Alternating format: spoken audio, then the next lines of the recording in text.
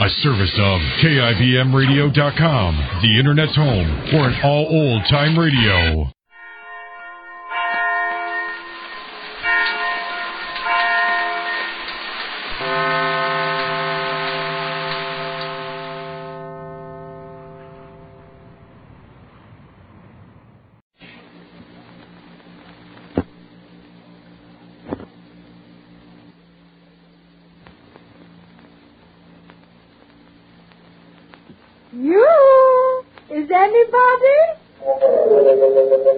There she is. That's Molly Goldberg, folks. A woman with a place in every heart and a finger in every pie.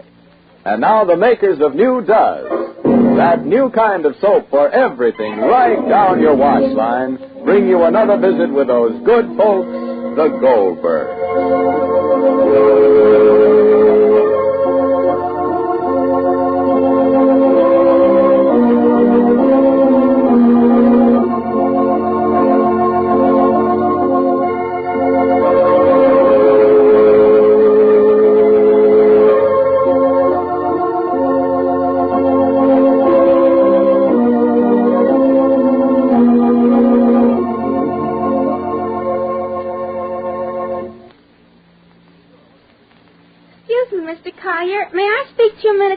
Sure, what can I do for you, little girl?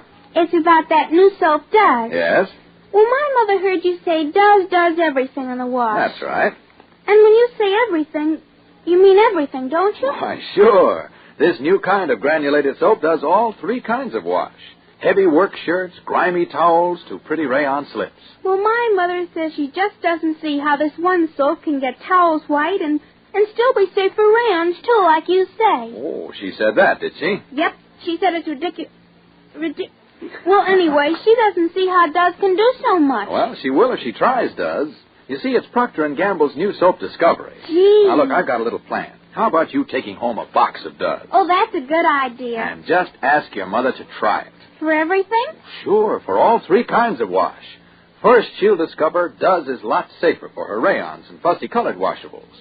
In fact, with Does, their colors stay bright far longer than with any of the four other leading granulated soaps. Oh. And your mother knows that's important in wartime, because now she wants such clothes to last longer. And then next, you notice when your mother washes your father's overalls in Does, she won't do any hard scrubbing, because no soap made gets clothes clean easier than Does. She'll like that. And third, wait till your mother sees how wonderfully white Does gets her sheets and towels. Oh, she's always complaining about her towels. Well, she won't complain when she sees how dazzling white Does does them. Why, she's never seen whiter washes than Does gives her. Oh, thanks, Mr. Does. Mr. Collier. I'll take home some Does right now. Fine. Just look for those letters D-U-Z. And don't forget, Does everything in the wash. And now the Goldbergs. Molly is matchmaking, and everybody's happy about it, except Sammy. There's misunderstanding about Sammy's feelings towards Emma, the girl who now works for Molly and whose future Molly is trying to settle. Sammy is hiding his real feelings, his confused, his hopeless attraction toward this girl. Right now, while Emma is off on a ride with Bruce, the Goldbergs are waiting for her return. And one look at Sammy's sullen face tells us that perhaps he doesn't care what happens, as long as he can have Emma. Listen. Who's going to play cards? Uncle David and Papa and me's going to play cards. So who? Rosalie. You? Mikey. Sammy. Well? Oh, you're here. Why don't I get an answer? You're reading? No. Family, you're not neither? No. Oh. Yeah. You're just sitting like that? Talking secrets? Oh. Excuse me? Rosalie, you going to play with us? Or in the kitchen because I'm watching something on the stove. Come in, darling, if you want to play. Well, Molly? Come in, darling, I'm here. You're better off that way, Sammy. Oh, listen, let's go out on the porch if you have to give me advice. Don't be a fool. How much longer are you going to be in Glastonbury? You'll be in the Army before you know it. If Emma can marry Bruce Hanley, it's the best thing that can happen to her. All right. You don't have to decide Emma's life. Did you? I didn't say I was. You know, she didn't mind going out with Bruce Hanley. She went because my mother wanted her to. How charming of her. How delightful. How obedient. Gee, you're not falling for that stuff, are you, Sammy? Emma never did a thing that she didn't want to, including falling in love with you. She's the kind of a girl who plans out a campaign and then follows through with every detail. She ought to be a general. You don't like her, and that's why you believe what you say. And you like her, and that's why you can't understand what I'm saying. Oh. I've watched her, Sammy. She's maneuvered into a position like a panzer division. Yeah, and you can't fight back with your bare hands. That's enough of that, Mikey. All right, okay. I admit she has appeal, Sammy. I admit it. Okay, plenty of it. Fine. It's enough to make a fella's skin crawl when her eyes start dancing around you. Okay, but it's one thing to feel attracted, and it's another thing to jump off. All right. Now I know how murders happen. All you need is a couple of suckers like you and Bruce Hanley and a handful of poison like Emma. You mix well, and what do you have? Well, nobody wants to play, Well, let's get out of this. We're going out on the porch if you want us. Oh, you're going on the porch? All right, that's Rosalie. Yes, You want to play, Rosalie? no more. You don't want to play? So then go on the porch with the boys. They're talking. So talk too. Well, you laid out already, Molly. The cart is standing. All right, darling. You tackled the cards already, Zane? Yes. All right, darling. I'm coming in 1 minute. I can't find your specs, dear. So I'll do without them. Rosalie, why don't you go to the movies or bowling or something? That they won't move away from the house, Sammy or Mikey. Why not? They're waiting for Emma to come home from the ride. Well, they'll be all anxious. Emma won't like Bruce Hanley. How do you know? He's not her type. Well, who is her type? Well, Molly, David is falling asleep already. All right, I'm coming. I'm coming, dear. Who is Emma's type, Rosalie? Mikey? Mikey, Rosie says Bruce Hanley is not Emma's type. Who is? Molly, if you don't come in this instant, the game is over. All right, I'm coming. But what is the hurry, my dear? But what is the hurry? I'm coming. Excuse me. We have time and to play. Excuse me, Mikey. We have time and to play. What's the hurry? Who do you think is Emma's type, Rosie? You want to play gin? No. Who do you think is Emma's type? You want to go to the movies? Not tonight. Bowling? No. She may be very late. Who? Emma. Oh, yeah. Does every girl have some special type to like her? Now, what do you think? Well, what's mine? You're looking at him. Am I? Well, you ought to know. Who's Emma's? That's what I'm trying to find out. But why are you so interested? No, I'm just curious. Curious enough to stay around and wait for it? Just curious, Rosie. Well, I'm curious, too. Are you? Yes, but not about the same thing. Well, what are you curious about? Maybe a girl's type keeps changing. Maybe the wiser she gets, the more the type changes. Maybe. Maybe. Rosalie. Well, ask Sam if he saw Papa's specs. Ask him. What's the matter? Nothing. What's the matter, Mikey? Nothing. What's the matter, Rosalie? What's the matter? Sammy. Yeah? You didn't see Papa's specs, Sammy? No. Did you look? Did you ask me to look? If I'm asking for the specs, that means that... Please. Well, what's the matter, please? What is the matter, please? I don't know. I don't know, but everybody with such longitude faces. And everybody with such a letter to it. Just because Emma went with Bruce Hanley for a ride? I don't know. Did I commit such an unforgettable thing? Yes. Why? Because Bruce Hanley... Hanley? What do you mean Bruce Hanley? Because you don't like Emma. But Bruce Hanley wouldn't buy a cat in a bag, Sammy. Don't worry. If Bruce Hanley will see the things in Emma that you see, then he wouldn't marry her. Don't be afraid, Sammy. Just because you don't like Emma. Maybe it's possible that Bruce Hanley will see things you don't see. What I see in Emma.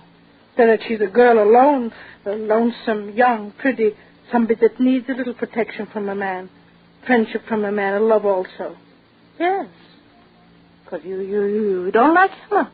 What's that? You don't like Emma? Well, why not? Well, why not? What, why not? Nothing, Jay, darling, nothing. We're just conversing, backwards and forwards, nothing, darling. Come, Rosalie, come. You'll make the fourth hand we'll play here. Come. Come, Jay. Keep it up, Sammy. It won't be long before your mother knows what's going on. If I have no objections to Mama making a match with Bruce and me, why should you object? All right, to me? Jay, darling. Do you want to take a walk? No. Just because you took a dislike to Emma? Please, come, we're playing. Let's go for a walk. I told you I don't want to go for a walk. Then go jump in the lake and cool off. Why don't Mikey think that Emma is so terrible? Only you. All right, Jay, please. Jay, sweet. All right. A lovely girl. What is Anything else is Emma. Jake, what's the Now, don't jake me. If Emma was a bad girl, you wouldn't be the only one to know it. There's nobody who has a quicker eye than your father. Good night. And your mother is not blind neither, Sammy. Of course, the Goldbergs are all wrong about Sammy's feelings toward Emma. It's not that she isn't good enough for Bruce Hanley, but that Sammy wants her for himself. Say, did you know that at last something's been done to bring dishwashing up to date? Yes, there's no more need to struggle with those old-fashioned halfway soaps. I mean bar soaps because they don't have real speed. And those tough granulated soaps because they fall short on safety for your hands. Well, the answer to such halfway soaps is new Does. Yes, that new kind of granulated soap for everything in your wash. And believe me, Does has everything for dishes, too. From whirlwind speed to extra gentleness for your hands. Notice how soft and smooth your hands feel after doing dishes with Does. Why, Does is far kinder to your hands than any of the 4 other leading granulated soaps. Yet Does speeds through dishes like a whirlwind. There's no hard scouring, not even to cut tough grease. Yes, Does has everything for dishes. Try it tonight, and let those busy suds tell you how different Does is.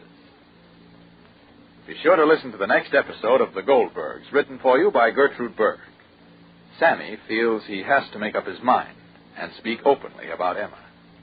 This is Clayton Collier wishing you good day for Procter & Gamble, makers of Does, the new kind of granulated soap for all 3 kinds of wash.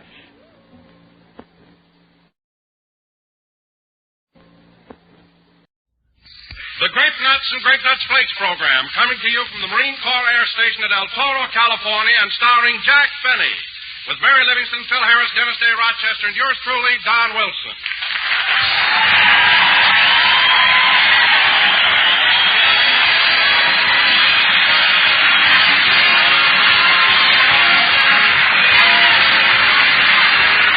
Here's a portrait of a man talking to himself. The scene is late in this man's office, and as he sits there shuffling papers, he says, now it's 11 a.m. Certainly seems like a year since breakfast, and it seems like another year to lunch. In fact, will lunchtime ever come around? Well, it serves that guy right, because that's exactly the way time does drag out if you start the day with a sip-and-run breakfast instead of the nourishing meal you need after a fast of 10 or 12 hours. What's more, dietitians tell us the adequate breakfast should include a cereal with whole grain nourishment. So feature Grape Nuts Flakes. Here are 2 distinctive, multi-rich cereals that certainly do supply whole grain nourishment.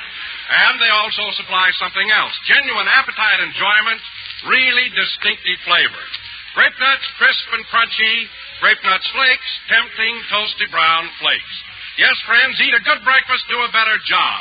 And don't miss out on those 2 swell-tasting cereals, Grape Nuts and Grape Nuts Flakes.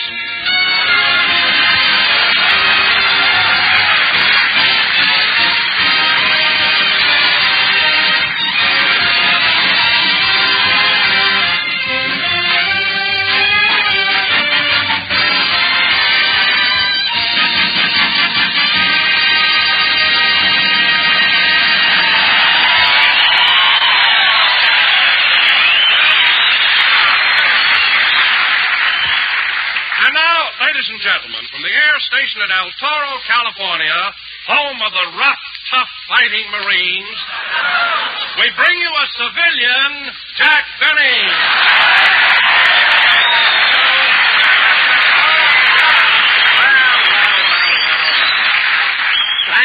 Thank you. Hello again. This is Jack Benny talking. And Don, where do you get that stuff introducing me as a civilian? Can't you recognize a Marine when you see one?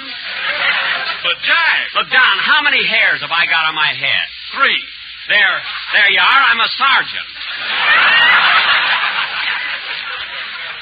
Count 'em. But, Jack, if you're a Marine, how come you're not wearing a uniform? Because this is Sunday and it's my day off. That's how come. Now, wait a minute, Jack. What are you talking about? There are thousands of Marines stationed here. Why haven't they got a day off? Don, they were offered a day off, but they saw the town of El Toro and voted against it.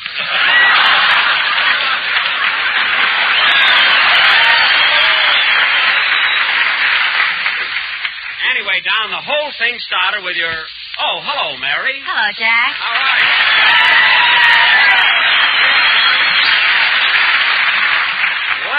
Well, listen to that. Say, Mary, Jack and I have been talking about the camp here. How do you like being at a Marine station? Oh, it's all right, but it's the last time I'll ever go up in an airplane with one of these aviators. Now, Mary, that isn't a nice thing to say. Oh, no? As soon as we got behind a cloud, he tried to kiss me. Well, what do you know? A flying wolf.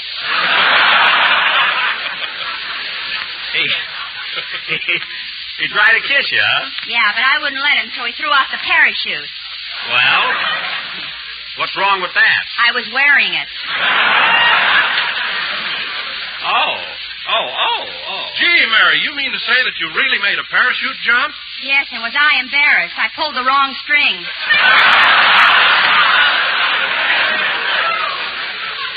Oh, my goodness. Well, anyway, Mary, you've got to admit that these Marine flyers certainly are romantic. I'll say. Even the automatic pilot tried to put his arms around me. Now, Mary, The minute I got in the plane, the needles on the instrument board spelled out, "You'll be sorry."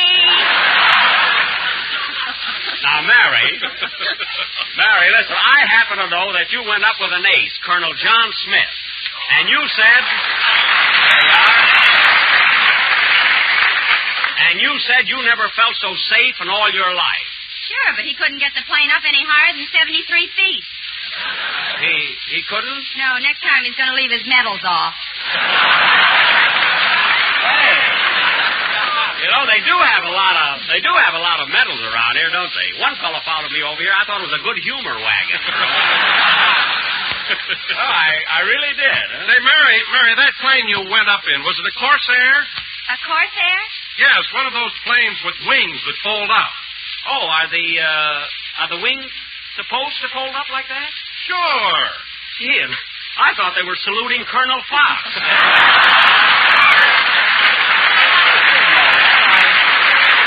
Say,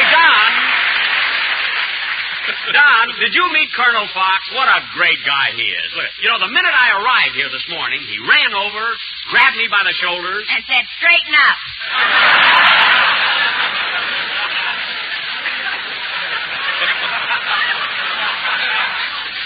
He did not. He said that when he put his knee in my back. Anyway, he's one of the nicest. Well, look who's here. Say, fellas, I know that Alice Faye is one of your favorite pin-up girls. We can't bring you the pin, but here's the guy she's stuck with, Phil Harris.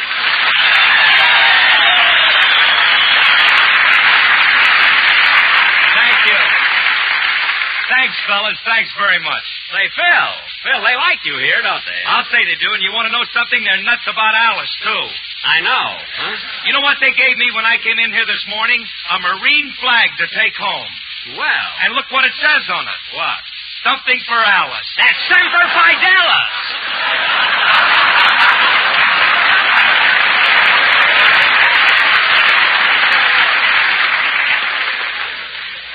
Something for Alice. Semper Fidelis, Phil.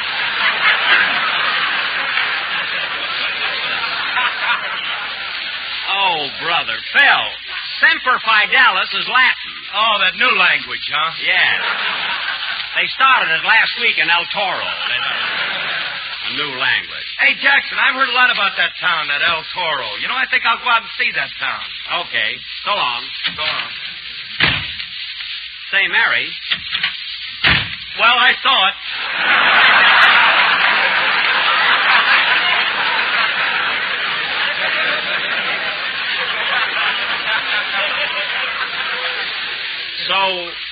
So quick? It's a pretty small place, isn't it, Phil? Yeah, I'd have been back sooner, but the wind was against me.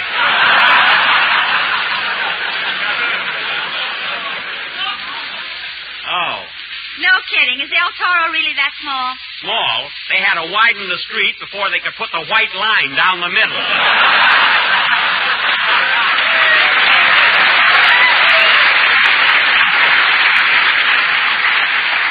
So I heard. Well, that's funny. It looked like an industrious little place to me. When I passed by, I saw Bottle Works. Bottle Works, nothing. That's where my boys threw their empties on the way in.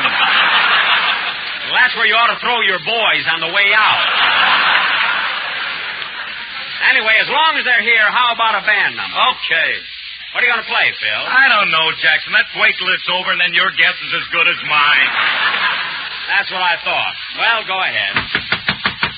Hold it a minute. Come in. Mr. Harris? Yes. Were you looking for something to take home to Alice? Yes, I was. Well, let's get going. I've only got a 3-hour pass. This must be his day off, too. Please.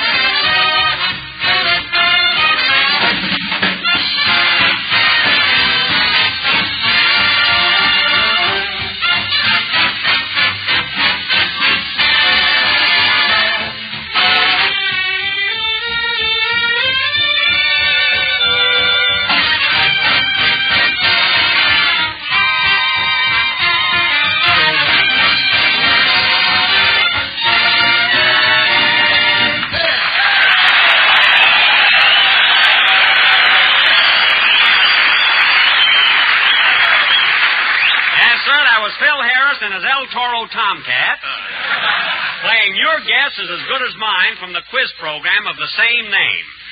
And now, fella... Hey, Jackson, look here. Now, why are you always panning my band? Because they don't know one note from another. Oh, what are you talking about? If those guys ain't great musicians, I'll eat their shirts. Oh, boy, do you protect yourself. You know they haven't got any. Great musicians. Yeah, great musicians. Now, you take Frankie, my guitar player. Now, he knows more about music than Oscar Levant. What? Yeah, Frankie was on Information Please twice. Now, when it comes to music, he can identify anything. Hey, Frankie, come up here a minute, will you? Okay. Now, get this, Jackson. Play something, Lou.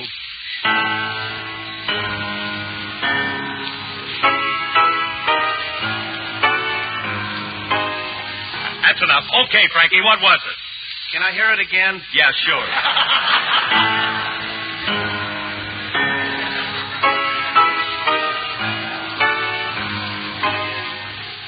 Okay, Frankie, what was it? A piano. Well, I'll be... Phil, what's so wonderful about him recognizing a piano? He plays guitar. Oh, excuse me. Phil, I found out how Frankie started his musical career. How? One day he was scratching his stomach and somebody slipped a guitar in his lap. That's how. Well, all my boys started from scratch. Oh, Philsy, you're too clever to be in the musical world. Phil, if you don't don't get shot after a gag like that. The Marines are out to lunch. So cut it out. And now, ladies and gentlemen, for our feature attraction... Oh, say, Jack. Yes, Don? I just thought of something revolutionary. Never heard of in radio before. Really, Don? Yes, a one-word commercial. Just one word? What is it? Grape nuts. Well, Don, do you think our sponsor will stand for a one-word commercial? See, that's the only part of the program he listens to. You know. But the word grape nuts is all you need. Everybody knows they're toasty brown and sweet as a nut. They know that without you even hinting about it, you mean? Sure, and they also know that grape nuts bring you concentrated nourishment, so it takes only 5 or 6 teaspoons for an ample serving. Well, then I guess one word is enough. Why, certainly. To say they're not rationed is superfluous. So why tell them about something they already know? Oh, you're right, Don. You're right, kid. One-word commercial is enough, isn't it, Mary? Yeah, but the way that one word spread, he ought to get a girdle for it. You said it. And now, fellas... Hey, Mr. Benny, I was just up in a plane with one of those Marine pilots. Oh, hello, Dennis. Hello.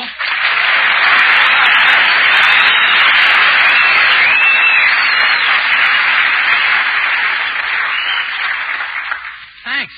Say, Mr. Benny, I was just up in a plane with one of those Marine pilots. How are you, kid? Oh, I'm fine. That's good. What were you saying, Dennis? He said he was up in a plane with a Marine pilot. Oh. It's dangerous to go up in an airplane. You know what happened to my uncle? What?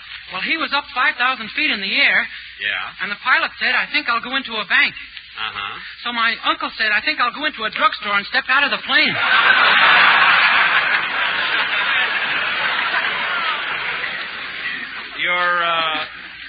Your uncle, huh? Boy, was he mad. Well, I don't blame him. Yeah, the drugstore was closed.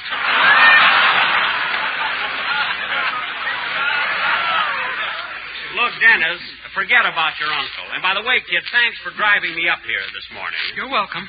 Dennis drove you up here? How come you didn't bring Rochester? Oh, I'm punishing him. He's got to stay in the house for 3 days. What did he do now? Well, he tried to sell my camel to the cavalry. He told him it was a horse.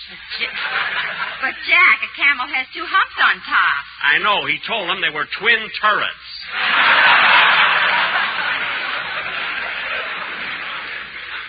Anyway, I'm not letting him out of the house till Wednesday.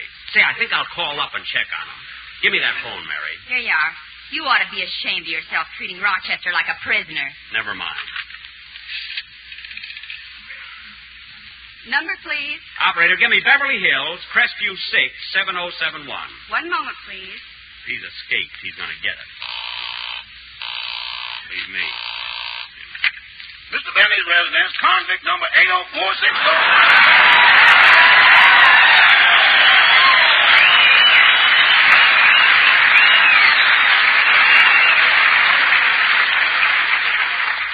Rochester, this is Mr. Benny. Oh! Hello, Warden. Rochester, what are you doing? 3 days, ain't that what you said? I certainly did, and I hope this is teaching you a lesson. Yes, sir.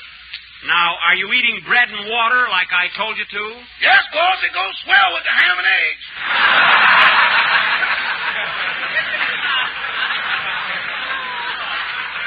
Ham and eggs? Rochester!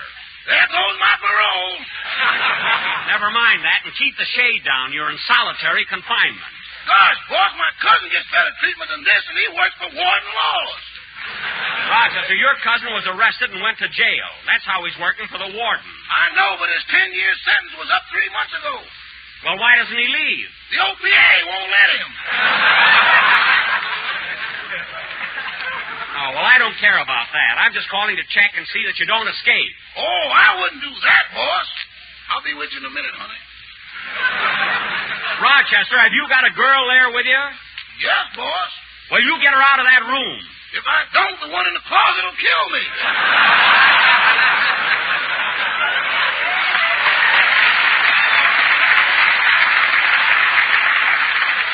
Rochester, how many girls have you got there? I don't know. Some of them jumped out the window when the phone rang. Well, I'll talk to you about that when I get home. Now, goodbye. Goodbye. Oh, say, boss. Now what? Can I go out for just a breath of fresh air? You don't have to, Rochester. There's an air conditioner in the house. I know, but it's fighting a losing battle with the camel. I don't believe it. Now, goodbye. Goodbye. You're going to stay in that house for 3 days, and that settles it. Sing, Dennis.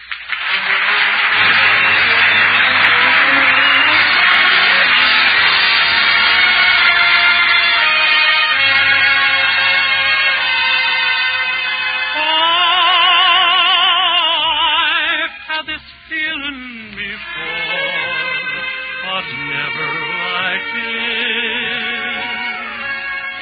Love had me reeling before, but never like this.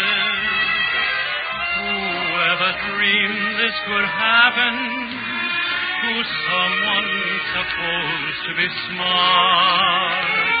I really must have been napping to let you walk off with my heart. My dreams, and I've had quite a few, were never like this.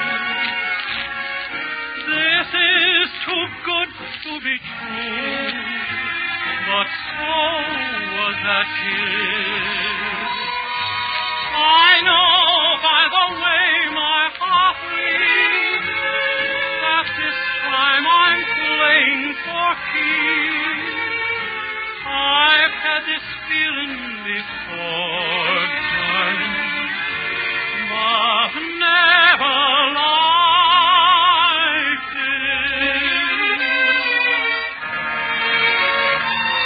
My dreams, I've had quite a few, were never like this. This is too good to be true, but so was that kiss. I know by the way my heart beats that this time I'm playing for keeps.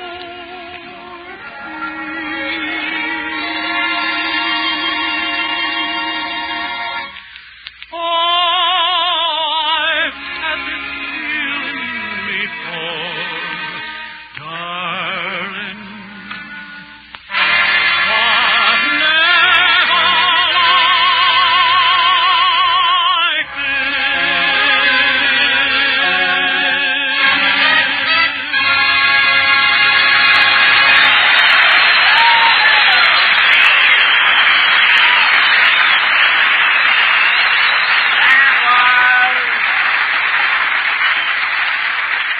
That was Dennis Day singing I've Had That Feeling Before, and very good, Dennis.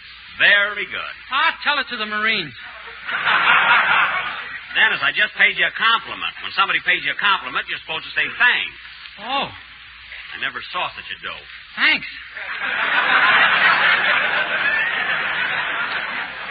Stop being so silly. Oh, Jackson, why don't you stop picking on the kid? I'm not picking on him. It's about time I got a little respect around here. After all, I'm the star of this program. Oh, sure. Thanks, Mary.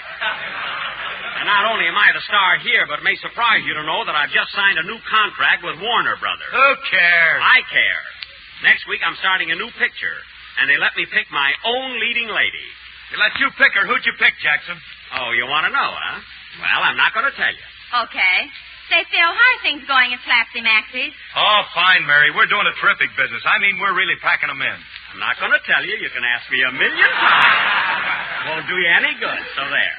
Say, Phil, I'd like to come over and catch your show some night. What time do you go on? Well, we do a dinner show, then we do one about 10:30, and then we do another one around 12 o'clock. You can ask me until I'm gray. I won't tell you. No, sir, I'm not going to tell you. I was over at Slapsy Maxie's last night, Mr. Harris, and the food is wonderful. Thanks, kid. I'm glad you enjoyed it. You're just wasting your time guessing.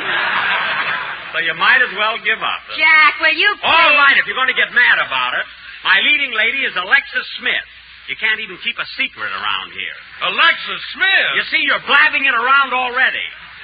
Anyway, fellas, is she gorgeous? Tall, blonde, and beautiful. Thanks.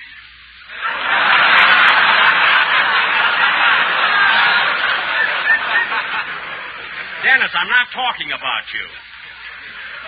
Anyway, I love to work with those tall girls. They're just my type. Well, Jackson, if Alexis Smith is your leading lady, you really got something there. Phil, I've not only got something there, I've got something here. I brought her with me. Fellas, I want you to meet one of Warner Brothers' most glamorous stars. You've seen her in The Constant Nymph, and she'll soon appear in The Adventures of Mark Twain. And here she is, Miss Alexis Smith.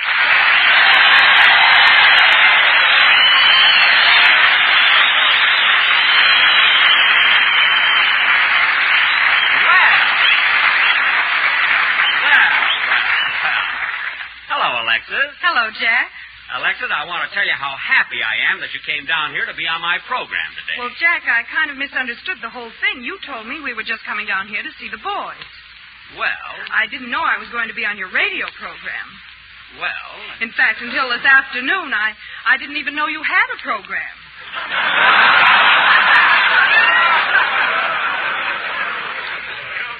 Well, that's strange. You listen to the radio, don't you? Yes. Well, do you ever listen to Fred Allen? Yes, quite often. Well, then you must have heard about me. Oh, are you the one that Fred Allen's always talking about? That's me. Well, if he's lying about you, you ought to see a lawyer. You said it. And if he's telling the truth, you ought to see a doctor. Isn't it funny, Alexis? I don't mind anything coming from you, and am I happy that we're going to make a picture together? I always wanted a leading lady who's tall and beautiful and... Hey, Alexis, look! Look at that Marine in the fourth row. See? What about him? He's looking at me.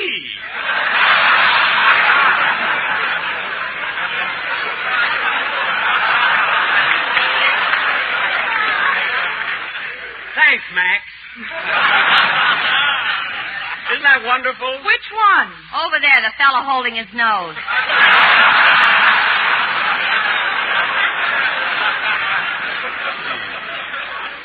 Oh, Alexis, I want you to meet my gang.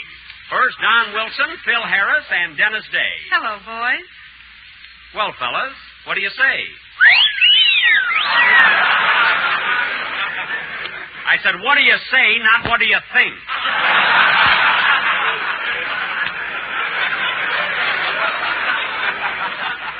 Now, pay attention. Oh, Miss Smith. Yes, Dennis? I think you're a wonderful actress. I've seen you in all your pictures. You have?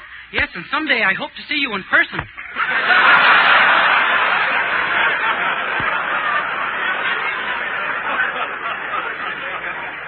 What a silly kid. But don't worry, Alexis, he's harmless. I know he is, Jack. He's just a sweet little boy, and I like little boys. Come here, Dennis, and I'll give you a kiss. Gee, those young kids get all the breaks. Oh, Dowdy, there's this great big race.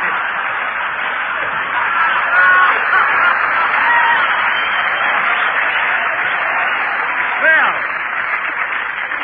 Dowdy, there's this great big way to give all us little boys a kiss. I want a kiss, I want a kiss. Roll down your pants legs. You're not fooling anybody. Oh, Alexis, I want to introduce you to our comedian. Mary, I want you to meet not only a great dramatic actress, but one of the most beautiful and charming personalities in Hollywood, Miss Alexis Smith. Hello, Mary. I'll bet you're as old as I am.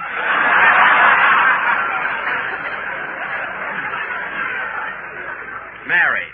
Alexis, don't mind her. She's always been jealous of my leading ladies. Even Theda Barra? Oh, Smitty, you little vixen, you. Say, Alexis, may I tell you how very much I enjoyed your performance in The Constant Nymph. You did a great job in that. Thank you, Don. Oh, yes, Alexis. I thought all the love scenes between you and Charles Boyer were quite thrilling. You know, originally they wanted me to play that part. Mr. Boyer's or mine? Mr. Boyer's, of course. I could have taken his place. You couldn't take his place in a mustard bath.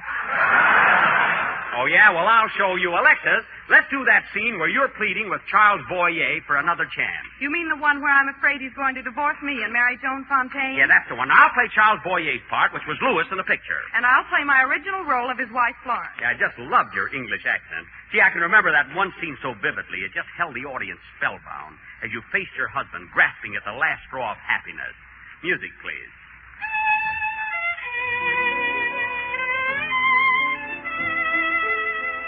That's a violin! Oh, shut up! Now, come on, let's try again.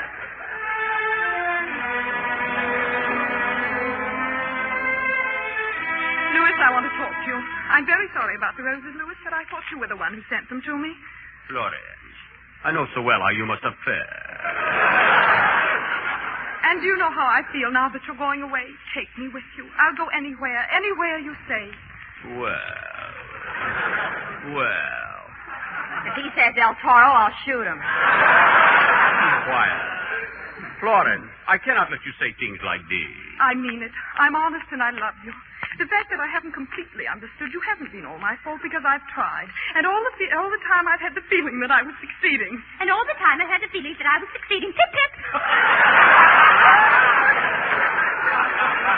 Mary, stop it.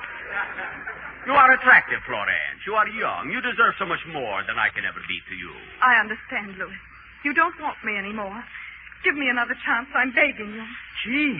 Look at me, Louis. Don't tell me what's in your mind just now. I don't think I could stand it. Gosh. Louis, you're going away for a while. You might miss me. I'll wait for you. And that will give us a chance to know how much we mean to each other. She's wonderful. It is no use, Florence. It can never be.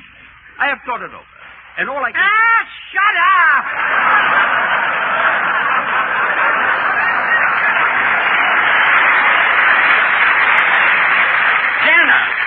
What's the matter with you? I am so sorry. I lose my temper. Now stop that nonsense. Phil, will you take that kid out of here? It will be a pleasure. What's the matter with you guys? I don't care what you think of my acting. We're going to finish this scene. Come on, Alexis. All right. But, Jack, you only have 10 seconds left. I don't care. Come on, Alexis. Make it quick. Louis, I want to talk to you. I'm very sorry about the roses, Louis, but I thought you sent them. Florence, I know someone. And you know how I feel now that you're going away. Louis, I'll go anywhere, be anything, do anything. Florence, I can't let you say things like that. I mean it. I'm honest. I love you. The fact that I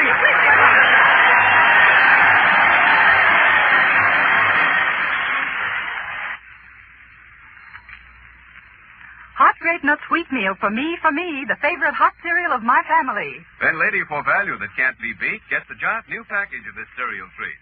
Yes, ma'am. Hot grape nut sweet meal. Now comes the giant new...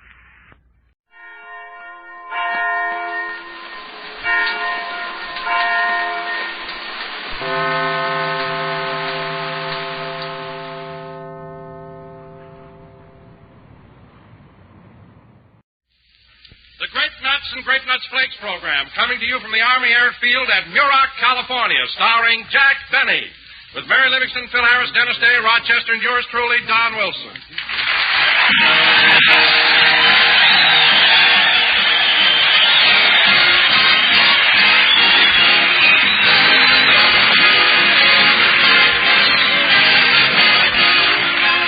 Say, folks, did you ever hear of the forgotten meal?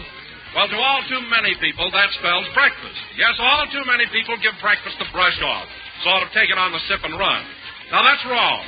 Nutrition experts tell us breakfast is the most important meal of the day, the time to stoke up after a fast of 10 or 12 hours. And these same experts tell us the adequate breakfast should include a cereal with whole grain nourishment. Well, both Grape Nuts and Grape Nuts Flakes are cram full of energy-giving, body-building, whole grain nourishment. And these two delicious cereals have that one and only malty rich flavor. Grape Nuts crisp and crunchy, Grape Nuts Flakes tempting toasty brown flakes. So don't let breakfast be the forgotten meal at your home. Eat a good breakfast, do a better job. Serve thrifty, nutritious Grape Nuts or Grape Nuts Flakes every morning.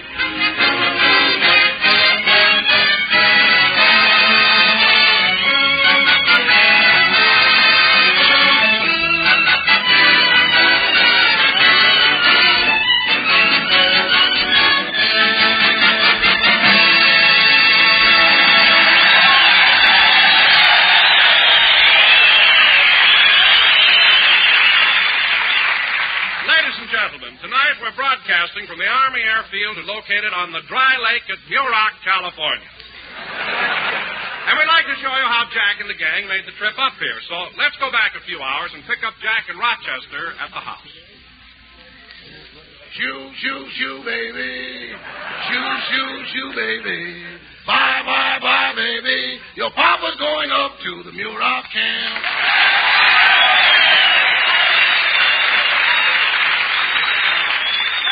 Rochester. Don't cry, baby. Don't sigh, baby. Bye, bye, bye, baby. They got a lake up there, and it ain't even damp.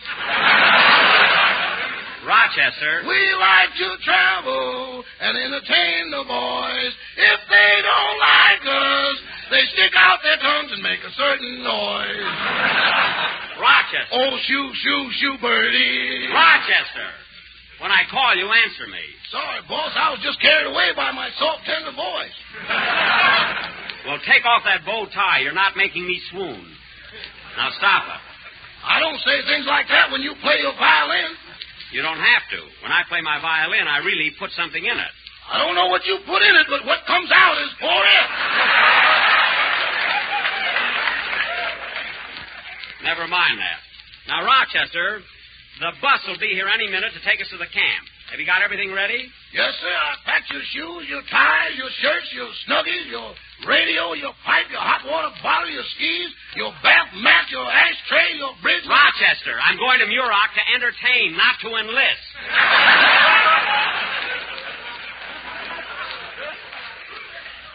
My goodness. Well, all I know is what happened to my cousin. What happened? He went to a camp to entertain. They gave him a gun and booked him into Guadalcanal. Your cousin? Yeah. Japan don't know it, but the rising sun's going to be hidden by a dark cloud.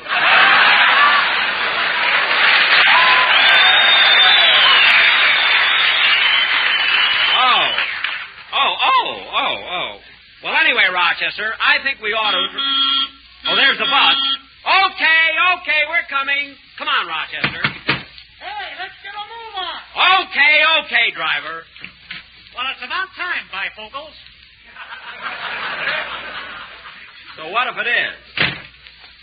Say, driver, did you pick up anyone else in our party yet? Yeah, Don Wilson. He's sitting right in the middle of the bus. He is? Yeah, this Greyhound wasn't swayback when I started. What an animal there. Yeah, it does sag a little, doesn't it? Huh? Oh, hello, Don. Hiya, Jack. Hello, Rochester. Hello, Mr. Wilson. Say, Jack, what kind of a camp are we going to? Well, it's the Army Airfield at Muroc. And you know, Don, there's a very exclusive place to eat there. Ma Green's. What a place that is. Wonderful food. All right, driver, let's get going. We have to pick up Phil Harris at 619 Spring Valley. Rochester, you sit here. Okay. Shoo, shoo, shoo, baby. Shoo, shoo, shoo, baby. Bye, bye, bye, baby. Your papa's going...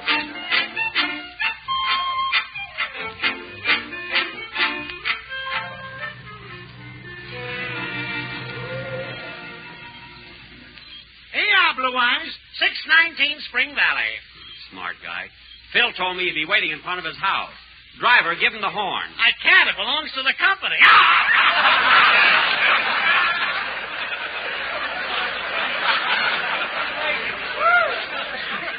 Now cut that out. Or go back to Allen.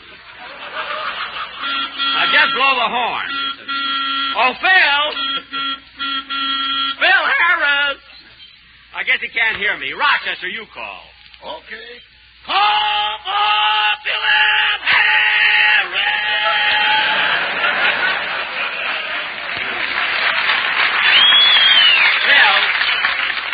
Phil was supposed to be ready when the bus arrived. I've told him time and again, when we make these trips, to curl his hair the night before.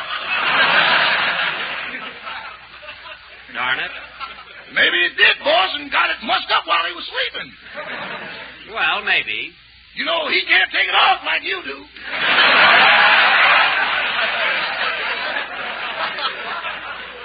Rochester, when I go to bed, I don't take my hair off. Well, you should. Every morning we have to shake out the blankets to find it. Rochester, if you don't stop making up things like that, I'll get... Well, here I am, Jackson, ready to go. It's about time, Phil. It's about time.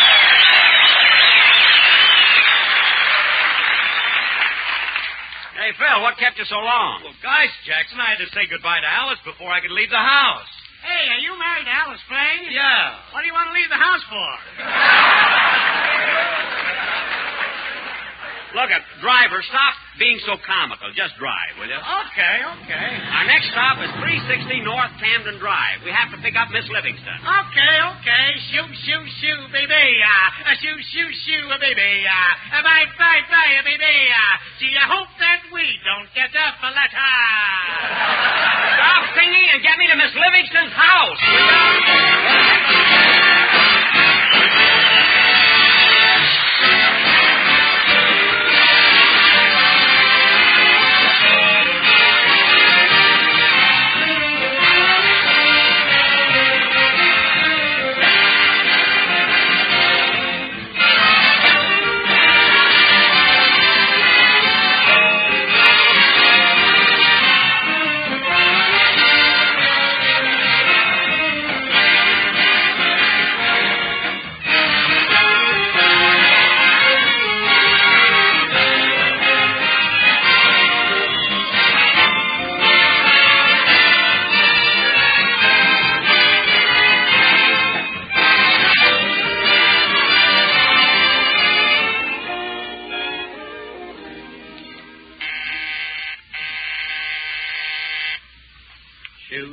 Shoo, baby.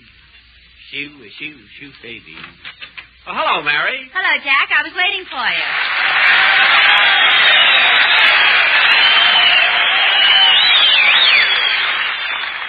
Well, are you all ready? Uh-huh.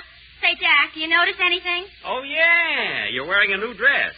Boy, that sure is a glamorous outfit. Thanks. Do you think the soldiers will like it on me? Mary, they'd like that dress on a second lieutenant. Or Harold Irwin. Anybody. Now, come on, let's get going. Okay. Say, Jack, are we going up to Muroc to visit the soldiers? Yes, why? Well, there's a switch if I ever heard one. Mary, you always talk about going out with soldiers, and the minute one of them asks you for a date, you run home looking for your mother. Well, they always ask me to bring a friend. What are you talking about? The soldiers wouldn't go out with your mother. Go on. 2 weeks in Muroc, and they'd go out with you.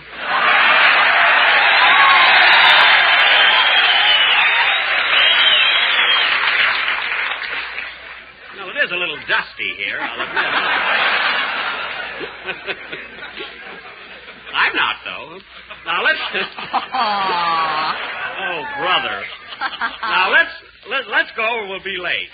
Just a second, Jack. I want to go out in the kitchen and speak to Butterfly. She's taking the rest of the day off. Okay. Shoo, baby. Shoo, baby. Shoo, bye, baby. Your mama's going down to Central Avenue. Butterfly, what are you doing? I'm cleaning out the icebox. Oh, why didn't you do it last night? I wasn't hungry then. Make it snappy, will you, Mary? Oh, hello, Mr. Benny.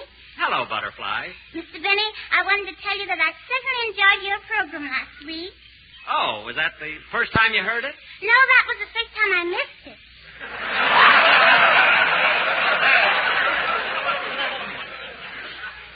Well, that's not much of a compliment, Butterfly.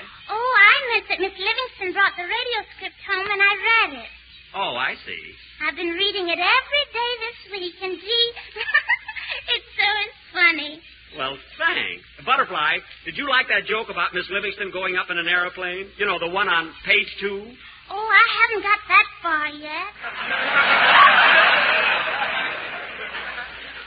I see. Well, we're going now, Butterfly, and I hope you enjoy your day off. Thank you. What are you going to do?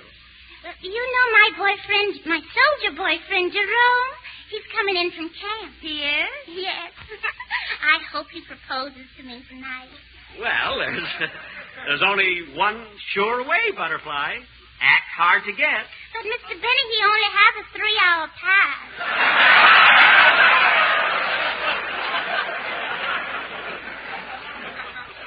Oh, I see. Come on, Mary, they're waiting for us. Goodbye, Butterfly. Goodbye.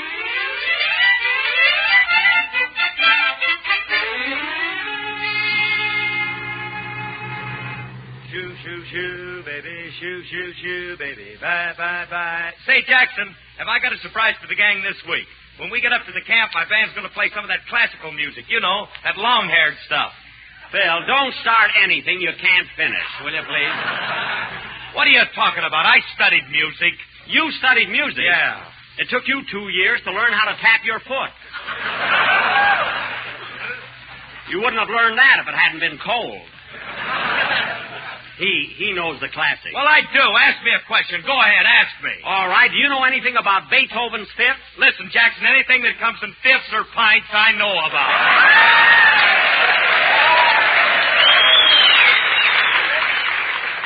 That's what I thought. Phil, when we get to Muroc, just play the one number you know and keep your fingers crossed. What a guy. Shoo, shoo, shoo, baby. Shoo, shoo, shoo, baby. Bye, bye, bye, baby. Your papa's Mary, off. stop with that song, will you? I'm sick of it. Well, I'm sick of Love and Bloom, too. Every time we go to a camp, you play it on your violin. The boys send in requests. I know, but you play it anyway. I play it because... Hey, driver! Driver! Yes, son. Pull up to the right. There's Dennis Day's house. Okay. You better double park the bus. There's no room there. Oh, I can get in between those two cars. I parked in a smaller space yesterday. Okay.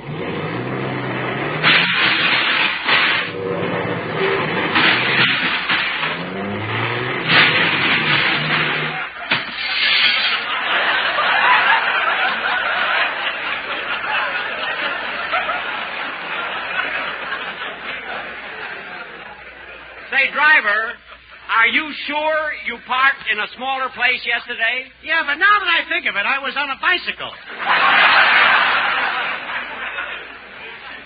Well, that does make a difference. Now blow the horn, will you? Oh, Dennis! Coming, Mother! Not your mother, it's me! Me, Dennis! Oh. Now hurry up, kid. Take it easy, you don't have to run. Dennis, look out! Hello, Mr. Benny. What's new? Dennis, didn't you hurt yourself? Oh, no. I trip over our garden hose every day. Well, why'd you take it off the path and put it on the lawn? Well, why should I go out of my way to trip over it? Well, that's the silliest thing I ever heard. Come on, get on the bus. Hello, fellas. Oh, hello, kid. Hello, Dennis. What a coincidence. What is? Seeing so many people I know on the same bus. Yes, it's a small world, isn't it, kid? Okay, driver, let's go. Say, Dennis. Yes, please? What number are you going to do on the program today? I thought I'd sing Smoke Gets in Your Eyes. Oh, yes, the boys will like that. Better rehearse it in the bus, will you, Dennis? Okay.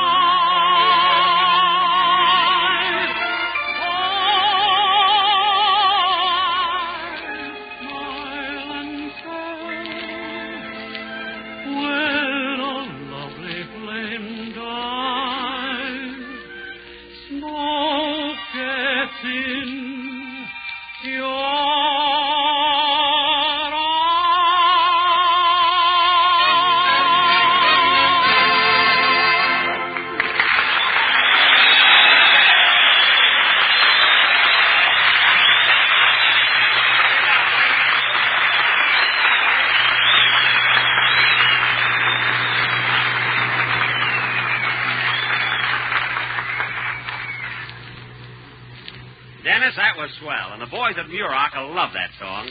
Your voice sounded like $1 million. That's what makes me mad. Why? You get it for practically nothing.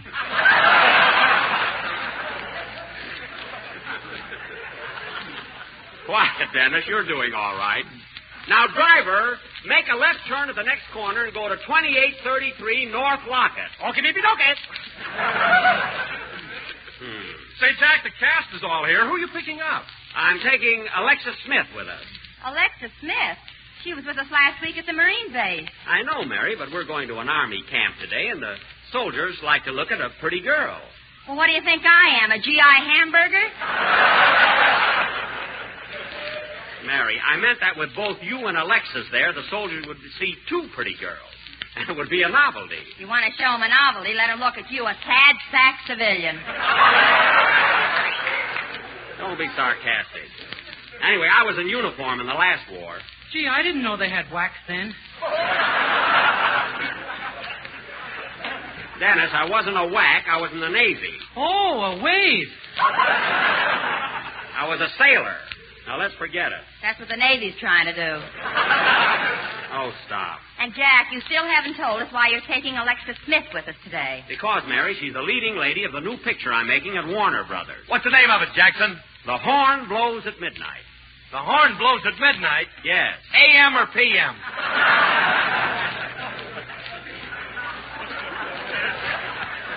Well, if it's midnight, how could it be A.M. or P.M.? Listen, Jackson, I just get the laughs. I don't explain them.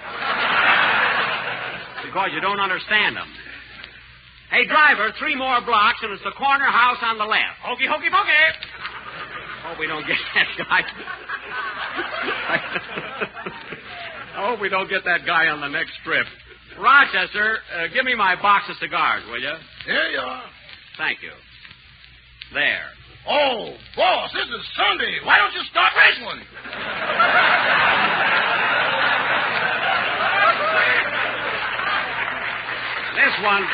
This one's only half gone.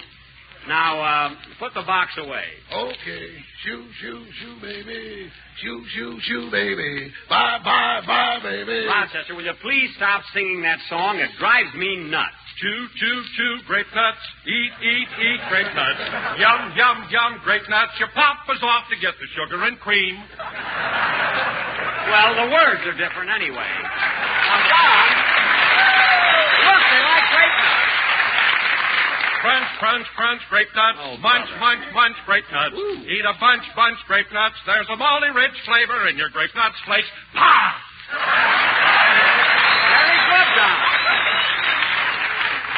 Very, very good, Don. Oh, driver. Yes, yes, yes, Pappy. Yes, yes, yes, Pappy.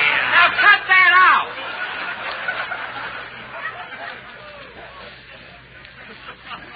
And pull over to the left. This is Miss Smith's house. I can park between those two cars. Never mind. Just wait right here. Driver, you didn't have to blow the horn. I'm going in and get her. You're not fooling us, Jack. The only reason you're taking Alexa Smith to the camp is so you can get to kiss her. That's not the reason at all. Then how come every time her name is mentioned, your lips pucker up? They do not. Hey, here comes Alexis now. Yeah, where is she?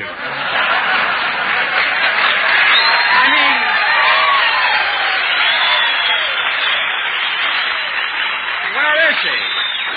Oh, hello, Alexis. Hello, Jack. Hop right in. Hello, Alexis. Nice to see you. Hello. Well, Alexis, we had a lot of fun at the last camp, but I'm sure glad you're coming up to Muroc with us. Oh, is that where we're going? Yeah, and believe me, the soldiers there will be glad to see you. Why? Why? Holy smoke, even I know the answer to that. Well, the kid's getting smart. Say, Alexis. They want her autograph. Quiet. Say, Alexis, besides doing our broadcast at the camp, we're going to do an extra show. And that's when you and I will do a love scene from our new picture. You know, where I kiss you. Now, wait a minute, Jack. Are you bringing me up there to entertain the soldiers or you? The soldiers, of course. Well, unpucker. We've still got 60 miles to go. I'm only rehearsing, kid. Anyway, Alexis, remember, we do our program first, then later on we'll do the love scene. You better do the love scene first. You're not getting any younger, you know. Mary, you keep out of it. After all, I've done love scenes with big stars before. You know, Alexis, I made a picture called George Washington Slept Here, and my leading lady was Ann Sheridan. I know, Jack. Annie told me all about you and your acting.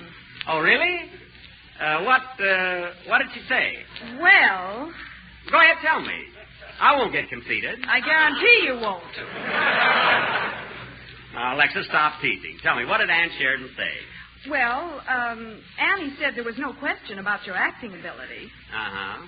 But if there was a question, she was too much of a lady to answer.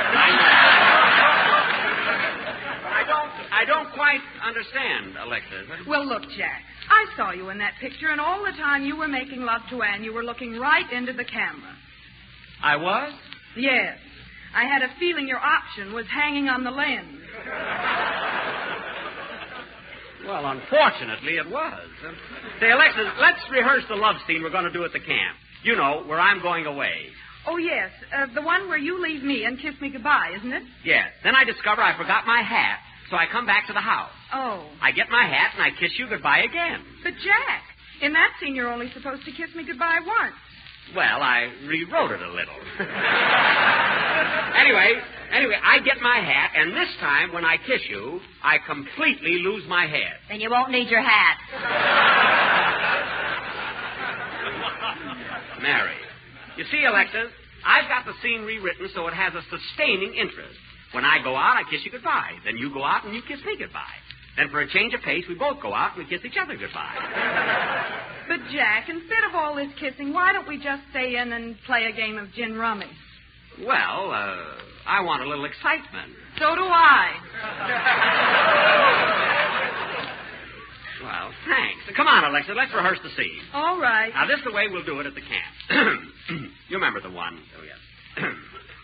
Ah, my darling, I must leave you now. I'm going to Lancaster for a small coat.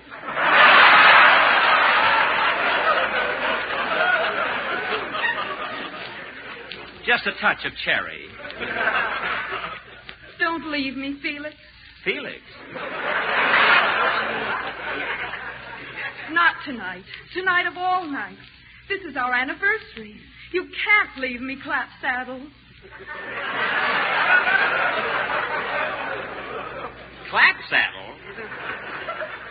This will be the first time we've been apart. Don't go, Albatross. Albatross? Alexis, stop changing my name. When she gets a jerk, she'll stick to it.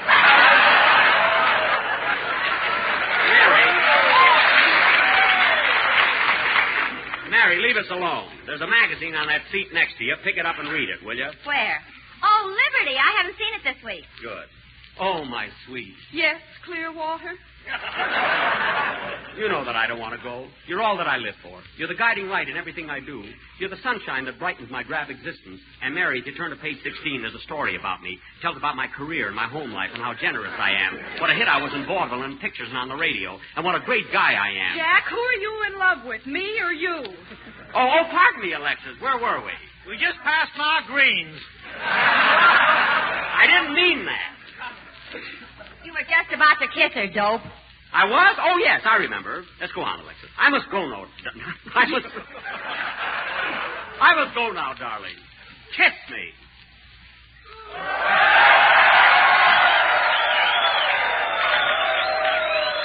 Well. Oh.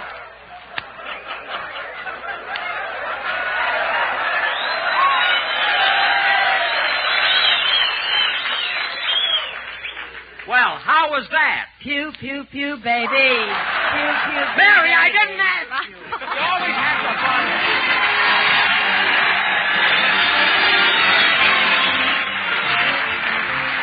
When you think of the word affinities, what does that call to your mind? Romeo and Juliet, Hero and Leander, Priscilla and John Alden? Okay.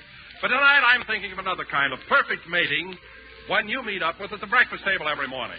That's a whole grain cereal, such as malty-rich grape nuts flakes and milk.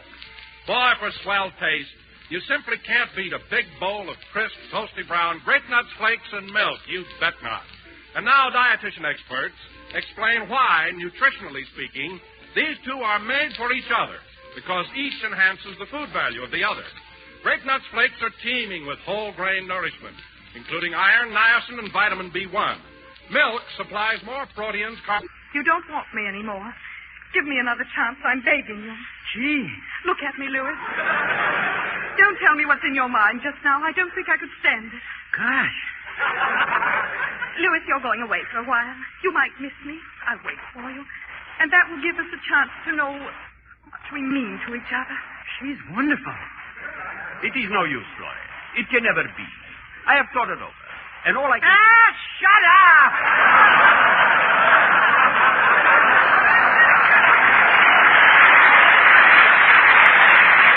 Jenna, what's the matter with you? I am so sorry. I lose my temper. Now, stop that nonsense. Phil, will you take that kid out of here? It will be a pleasure. What's the matter with you guys? I don't care what you think of my acting. We're going to finish this scene. Come on, Alexis. All right. But, Jack, you only have 10 seconds left. I don't care. Come on, Alexis. Make it quick. Louis, I want to talk to you. I'm very sorry about the roses, Louis, but I thought you'd sent them to Florence, me. I don't know what. And you know how I feel now that you're going away. Louis, I'll go anywhere, be anything, do anything. Florence, I around can't you. say things like that. I mean it. I'm honest. I love you. But Please.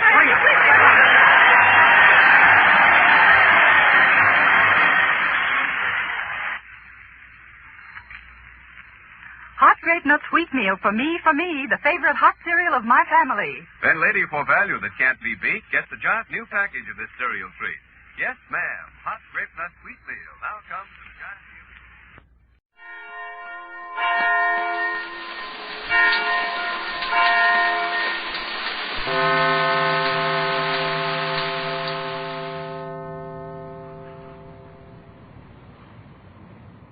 So what do you say we all get together and give a big warm welcome to the man who discovered the South, Phil Harris. Let's hear it.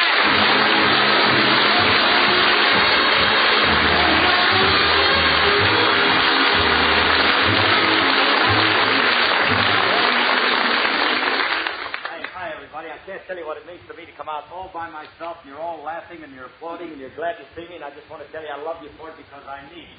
I've been Jack Benny for 16 years, and there ain't no money connected with that.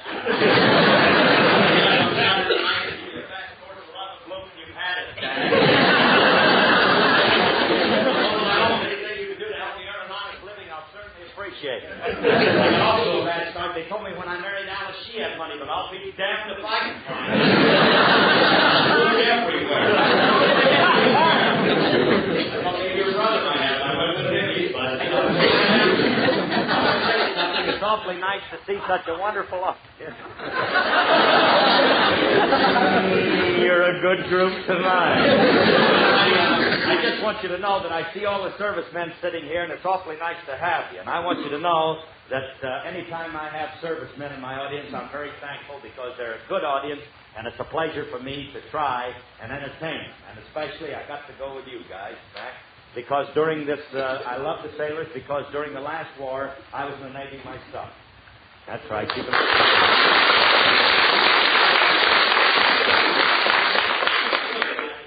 applause because I fought the battle of Catalina. Your last three was St. Lobster, right? I didn't need for weakness, right? But they had a very unique way that you guys could kick out of selecting their enlisted men when I went in according to what they've done in private life, Steve. So I went in with a couple of buddies of mine, one up with a street cleaner, and they put him on a mine sweep.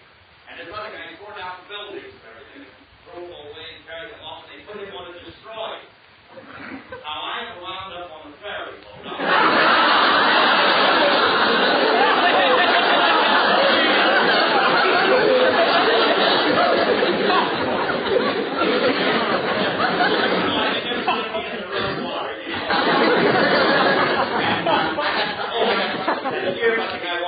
Shop said, how many you had of me? The barber says 3, and the guy walks out and he don't come back again.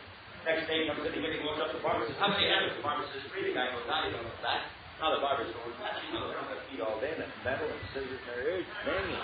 So the guy finally gets all worked up, and he walks over to the booth, like he says, hey, he says, every day a guy comes in, wants to know how many head I tell him, he goes out, he don't come back. He says, he does it tomorrow, follow him. I want to know. The guy came in the next day, walked up to the barber, says, how many head are there? The barber says, 3. The guy went out, the boot black followed him, came back in about 20 minutes. The barber says, where'd he go? Where'd he go? And the boot black says, to your house.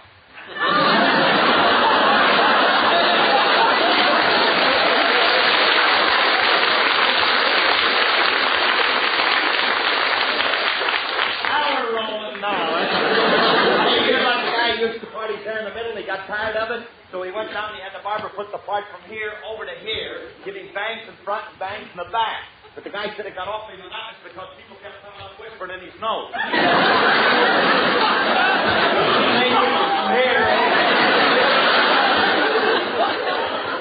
Hear about the guy blind drunk fell out of the 12-story window? This guy is stoned, and he falls down on the street. There's a big crowd around. He gets up, brushes himself off. Fellow walks up, says, what happened? He says, damn fine, I just got here.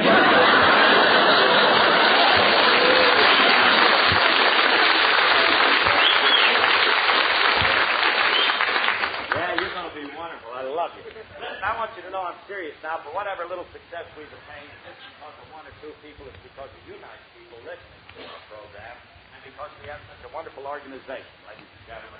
I'm very happy because we have a very competent unit. Everybody does. Well, to give you an idea, everyone you see sitting on that stand does an outstanding job on his or her particular instrument.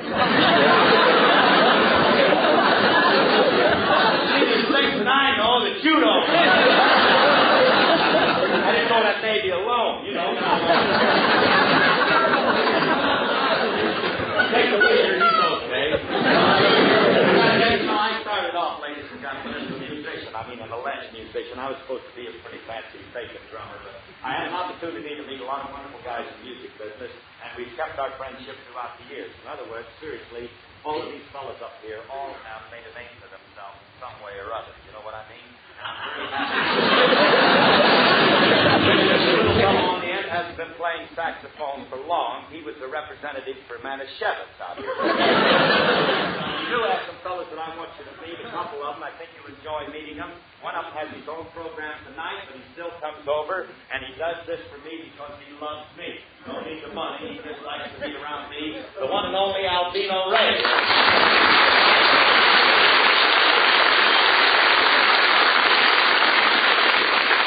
Sitting up in the back row is a guy that's been a friend of mine for, well, a few years.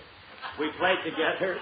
We played together in the same bands. We ran all over the country together. We've been friends since that time. He's gone out into the world, and he has become a tradition, ladies and gentlemen, in his phase of the musical business. Inasmuch as records that he made not too many years ago become collector's items, and the records that he'll make, that he is still making, will wind up to be some of the greatest that has ever been done in the Dixieland field. The one and only Red Nichols of Red Nichols for 5 cents.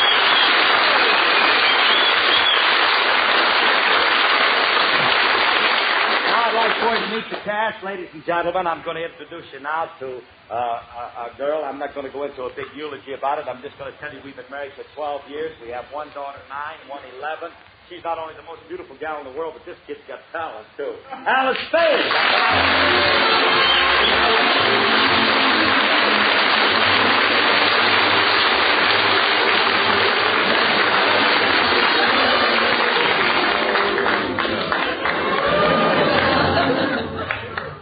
About me. You're a good audience. When I get home, I get to count her money. So. Here's a fellow that's been with us, ladies and gentlemen, steals our show every week, and we're very happy about it because we not only love him, but he is talented and deserves it. He plays the part of the grocery boy, Julius Abruzio, Walter Tetley, ladies and gentlemen.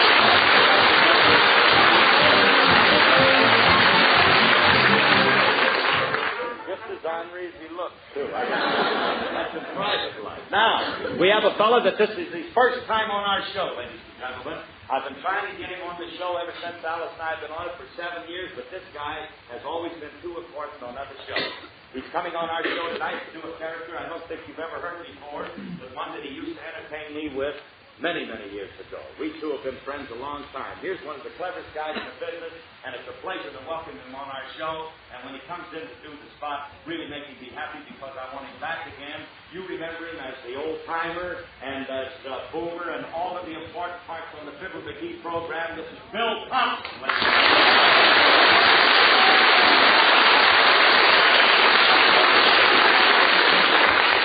We have four boys that have been with us ever since we started. They were over on the Benny program with me ever since I can remember. They were responsible for all the cute commercials. They're now a big act in their own right. And when you see them on the marquee appearing around in the country, go see them. You'll be royally entertained. The Sportsman Quartet.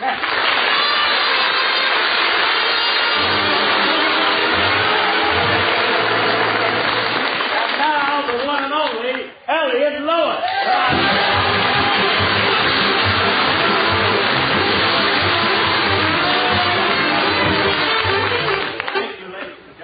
Coming. It's a pleasure to have you all here. I hope you enjoyed the show, and thanks for being so nice to me. And in just leaving for a moment, for God's sake, laugh. Mirror, mirror on the wall, who's the fairest of them all? I was only asking. RCA Victor, world leader in radio, first in recorded music, and first in television, presents the Phil Harris Alice Faye Show.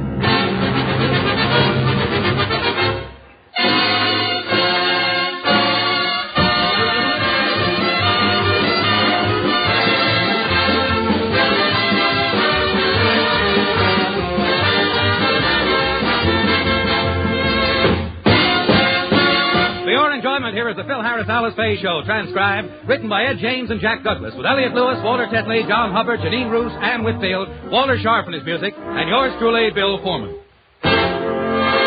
Tonight we bring you a rare little treat titled A Trip to the Moon, or I Must Have Taken the Wrong Turn at Pomona.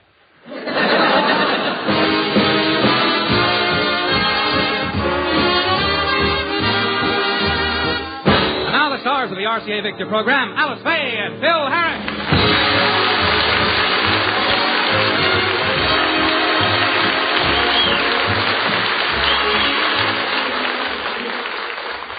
There's one thing you can say about Phil Harris. Actually, there are a lot of things you could say, but this is radio. So, there's one thing you can say about Phil Harris. When Phil heads down the stairs in the direction of his breakfast, he's a happy little character. Well, anyway, he's a character. There's a mansion in Encino, and that is owned by Alice Faye. But the poor girl's broken-hearted, 'cause I belong to RCA. Oh, beloved, let me love you. Oh, hi, honey. Breakfast almost ready? The Manlius School for Girls, Mills College, Wellesley, Vassar. Honey, I'm here. React.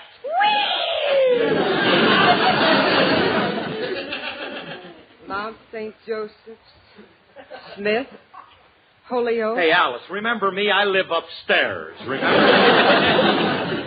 Now, look, Phil, this is very important. So's my breakfast. I know eating is a bother, but I've gotten a habit, honey, and I can't bust it. You'll have to wait. I've got to pick a school for Alice. She goes to school. Honey, I mean a finishing school after she graduates. Oh. When's that going to be? In 3 years. Well, I didn't know it was an emergency. Let's drop everything. You pick the school, and I'll run outside and stop the bus.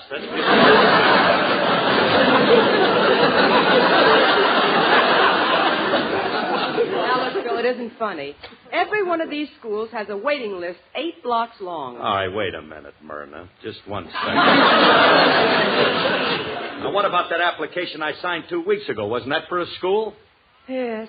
Miss Philpott's Foundation for Young Females. Oh, the most exclusive school in the entire country. That's right. So what happened? Our application was turned down. They won't take Alice because her father is an actor. That's ridiculous. That's what I told them. But they insist you're an actor. Now, look, honey, I'm not going to sit here and be... I'll get that. It's the door. How do you like that? They don't like actors. Some of my best friends are actors. Maxie Rosenblum, B.S. Pulley, Charlie Boy.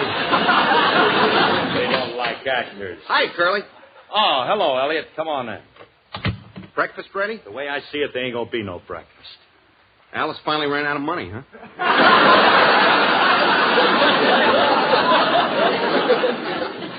No. We got problems. They won't let little Alice into Miss Philpott's foundation.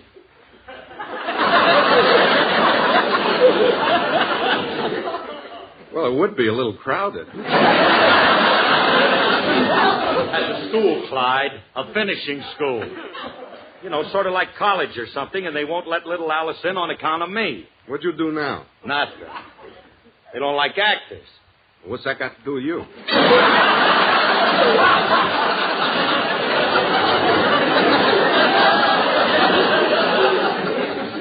Elliot, Alice already did that joke. She did, huh? Fine house you got here. 30 rooms, no straight man. Look, Elliot, will you be serious for just a minute? This is a big problem. This is a big thing in my life. Now, what am I going to do? About what, Curly? About my kids. They won't let them into none of them swanky schools just because I'm an actor. An actor, Curly. An actor. Okay. An actor. Better. But an good actor.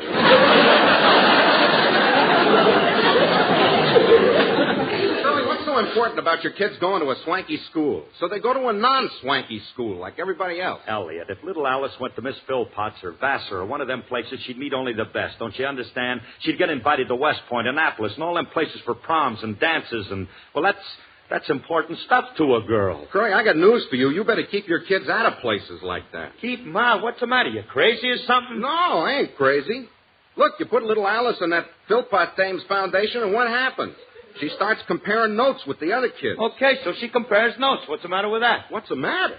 Don't you see, Curly? She goes out with all them kids from Annapolis and West Point, and their fathers are all generals and admirals, and what are you? A skin beater with the Dixieland doozy.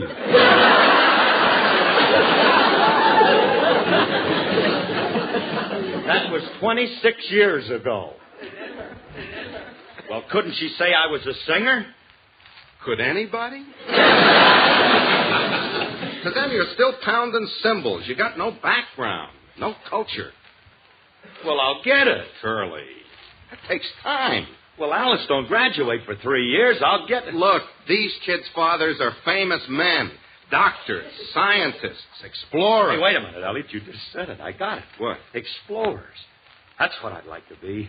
A famous explorer who goes out and discovers something. Boy, that'd make them admirals sit up.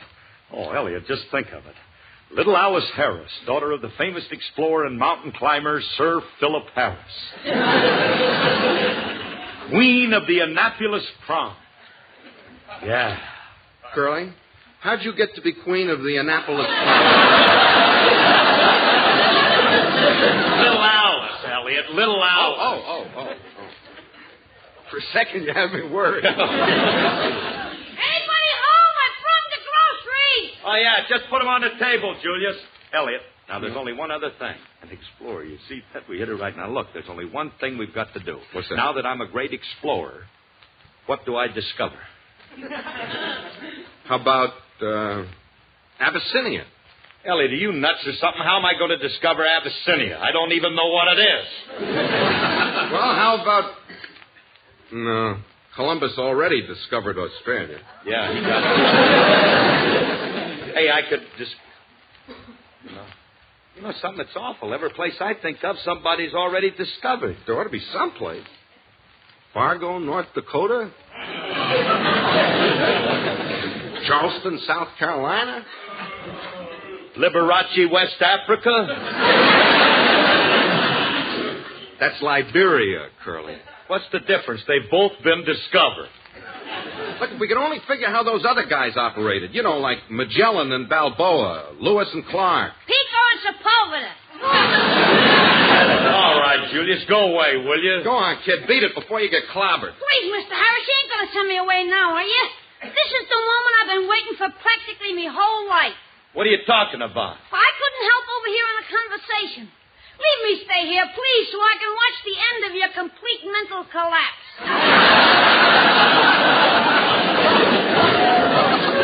It is on the brink. It is flipping. What is?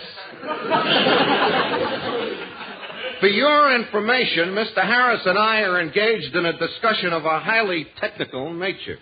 Yeah, and that cap you're wearing ought to be on Lloyd Hamilton.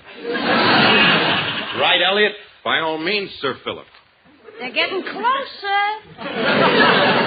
Curly, you got to discover something big, something you can stick your name on, like the Harris Ocean. Closer. Or the Sahara Desert. Closer. Or the Harrisippi River. Bingo! Look, Julius, would you be a good kid and get lost? Hey, wait a minute. There's an idea. He gets lost and I discover him. Curly, let's not be ridiculous. Things like Julius wash up on the beach every morning. Yeah, I'm like Red Skelton. I come in with the tide.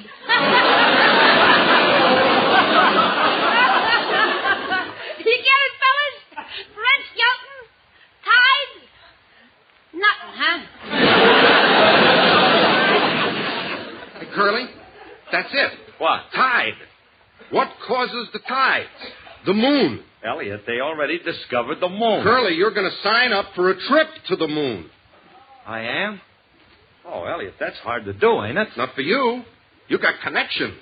Yeah? You got influential friends. You mean they can fix it for you? Sure. Well, then let's go see them. Let's get to operate. Curly, huh? you'll be a sensation. Yeah. You'll be the biggest thing on the moon since Vaughn Monroe. Well, reach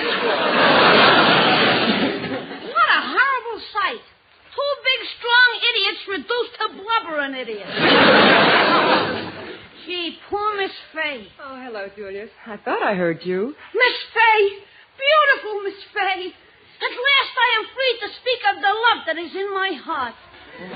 You'd better not, Julius. Mr. Harris won't like it. We won't have to worry about him. He's gone to the moon. Well, that's nice. As long as he gets back in time for dinner. He ain't kidding, Miss Faye. He really thinks he's going. Oh, don't be silly, Julius. I can't even get him to go to Glendale. Yeah. But maybe if somebody... What happened, Julius? I just got the most beautiful idea. Even for me. Julius? I don't like that glint in your eye. Don't worry, Miss Faye. We'll teach that character of yours a lesson. But Julius, aren't you going to tell me? Wait till you see the payoff. It'll kill you. I'll be seeing you, Miss Faye. I wonder what Julius is going to do to Phil.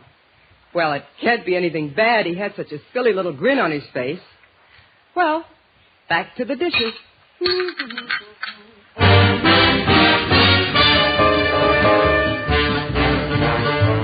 From this moment on, you for me, dear, only two for tea, dear.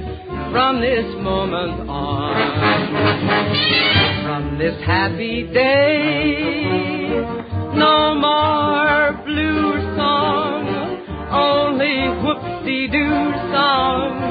From this moment on, for you've got the love I need so much, got the skin I love to touch, got the arms to hold me tight, got the sweet lips to kiss me goodnight. From this moment on, you and I, babe, we'll be riding high, babe. Every care is gone. From this moment on, you've got the love he needs so much. Got the skin he loves to touch. Got the arms to hold you tight. Got the sweet lips to kiss you goodnight. From this moment on, you and I, babe, we'll be riding high, babe. Every care is gone. From this great moment, this big moment on.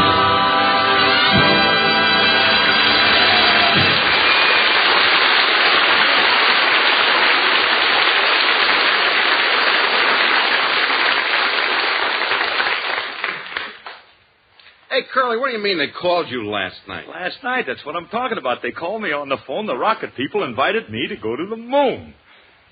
You mean on the level? Whatever way they go. All I know is, old boy, I'm signed up. I'm a member. Are you sure this ain't a rib? Elliot, I was down there this morning. I met the commander, and I met his assistant. He's a cute little guy, always laughing and smiling. You mean they're really going? When? I don't know. They never let you know them things, but they told me to be ready at any time. You see, I'm a very important member of the crew. I got this lever that I have to pull. And if I, when I get ready to, if I don't pull it, well, you can imagine how important it is.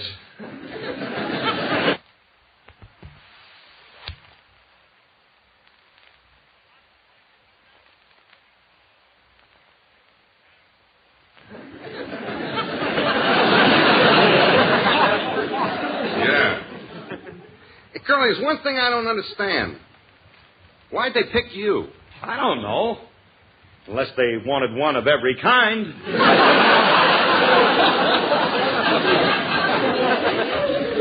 Sort of like a half-mast Noah's Ark, huh? Yeah, only this ain't no ark, you see. You never saw such equipment. Hey, Elliot, they got them rocket guns, them space guns, and they've got... Hey, look, I've even got my own uniform. No kidding? Elliot, this is a big operation. Look, you get a pressurized space helmet, pressurized space suit, pressurized BVDs. Yeah, man, with a pressurized escape hatch. Oh, this thing really rolls. I can hardly believe it, Curly.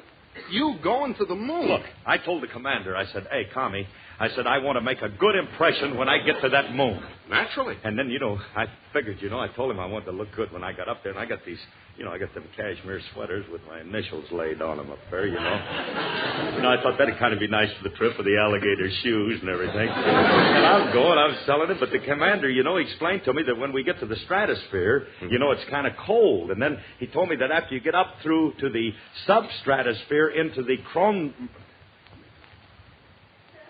stratosphere. What's the matter, Curly? Stratosphere. Is that off the ground? Oh, sure. Much? 300 or 400 miles. 300 or 400? Right. Miles? Right. Oh, let's sit down. Right. Elliot, what am I going to do? About what, Curly? I can't go to no moon. I forgot it was off the ground. Curly. Now, wait a minute, Elliot. You know how scared I am of high places. I get nervous looking at a giraffe. So you don't take any giraffes along? But, Elliot, I can't even get up on a step ladder. I get dizzy if they put extra soles on my shoes. Curly, it's going to be a breeze. Like falling off a log. Sure. But if I fall off a log in the stratosphere, that's quite a drop, Homer. Why do you do things like this to me? Me? Why do you let me get into these things? I wasn't even here. Sure, my friend. Whenever I need you, where are you? I'll be floating around thousands of miles in the air, and where'll you be? In a nice, warm pool room. Now, wait a minute. Now, let's not get hysterical. Let's approach this problem scientifically. I'll never make it, Elliot. I'm never going to get used to high places. Don't you understand? I even get dizzy when I'm wearing thick socks. Yeah, I know. I've heard of that. It's called Argylophobia. Don't say it again, but whatever you call it, I got it. That's all I Yeah, but look, you haven't met my friend yet. I don't want to meet her. I've met some of your friends. Remember? It was part of the cure.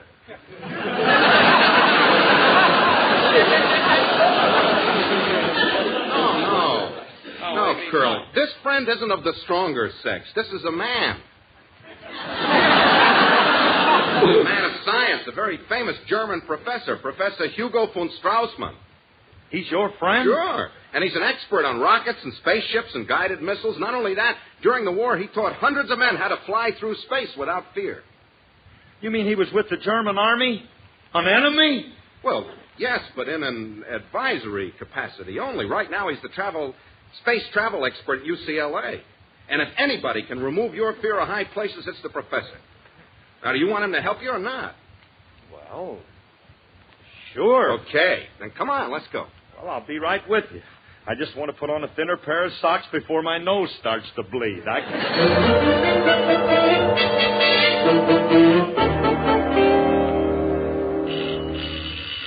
Now, while we're waiting for him to come to the door, do you think it's all right just dropping in on Professor von Straussman like this? Maybe we should have called him first. Relax, Curly. All great men are very friendly. I just hope he's home. Ah, wie geht's, meine Herren? Welcome to Hasenpfeffer Heaven. Jawohl, auch der liebe Augustine and all that sort of Liederkranz. Won't you step inside? Come and setzen Sie in the living room. That must be the play.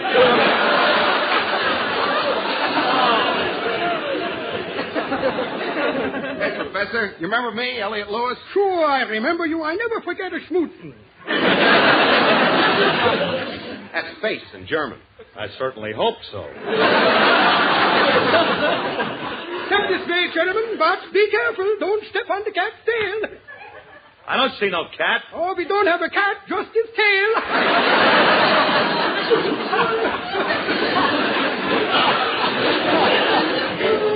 That's an old German folk joke. Hey, Elliot, are you sure Curly, this next. guy... Wait. Professor von Straussman, my friend Mr. Harris here is very interested in space travel and rocket ships. Well, slip my schnapps. Welcome to the club. Well, you see, Professor, what my friend is trying to tell you, I'm terribly afraid of high places. Ach, du Lieber, that's natural, mein boy. One of my colleagues, Dr. Kleinschmidt, he was afraid of high places until we sent him up in the X-69 V2-83. You sent him up in the... You mean to tell me you sent him up in the X-69 V2-83? Yeah, the first rocket ship. My, oh my, what a beautiful zoom it made.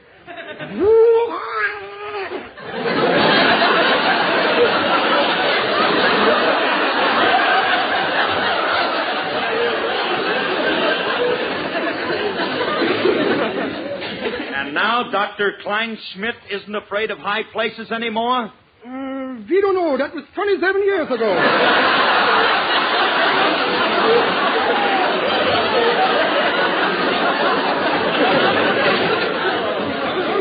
We'll find out when he comes down.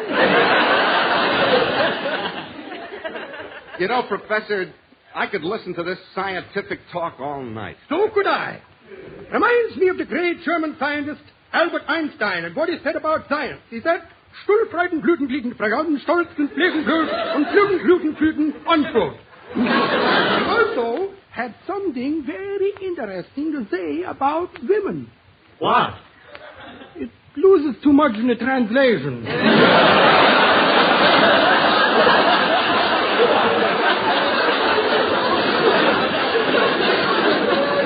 You wouldn't like it. Hey, Professor, do you really think you could help Curly here? Oh, jawohl, jawohl. I've been helping the fledgling space flyers since I was knee-high to a hopdresser. That's grasshopper. You Americans. Professor von Straussman, Curly is going to take a trip to the moon. Ach, du Himmelstraße, a trip to the moon. Oh, you'll love it up there, boy. What a magnificent view. No oxygen, but a magnificent view. Professor, I keep telling you, I can't stand. I'm afraid of high places. Curly, look, you got nothing to worry about. Professor von Straussman is world famous as a space traveler. He's the greatest. All his life he's traveled in space. Just by looking at him, you can tell that. Yeah, I've been noticing. His feet don't even touch the ground. Professor, how am I going to go all the way to the moon if I'm afraid of the height? The answer to that is so simple. Conditioning. We start you off slow and gradually we increase the height and pretty soon it don't bother you. Hey, that's a great idea. Gee, that sounds wonderful, Professor. What's the first thing we do? Well, how do you look in high-heeled shoes? He looks great, but it makes Alice look awfully short. All right. Wait a minute. What kind of conditioning is that? Stay out of this, Elliot, a minute. Now, look, Professor, how about this? The commander, you see, this is a very big thing for me. The commander and his whole group and my two lovely daughters, well, they're dependent on me. Now, help me. How are you going to teach me not to be scared? Oh, of course, mein boy. Here, you come over here and sit on the windowsill. Well, wait a minute, Professor. We're about a story and a half high here. I don't know whether I got the courage to... Fine, boy. We got the courage right here in this little box. Brave pills. Brave pills? Sounds like fun. You mind if I try a handful, Professor? You're too brave now, my boy. Here, Mr. Harris, take this pill. It will give you the utmost courage. Well, Go on, Curly. Surprise your stomach with something dry for a change.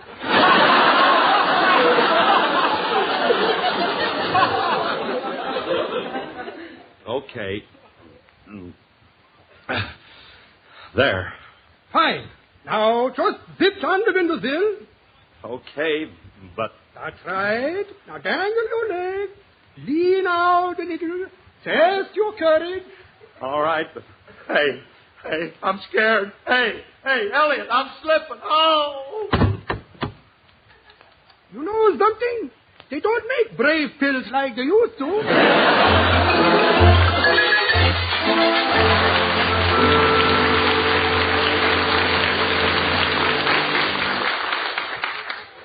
Phil, you haven't the faintest idea when you're going to leave. Why do you have to pack? Alice, I have to back. The first rule for a lever puller is on a rocket ship is preparedness. You've got to be prepared. Now, help me pack.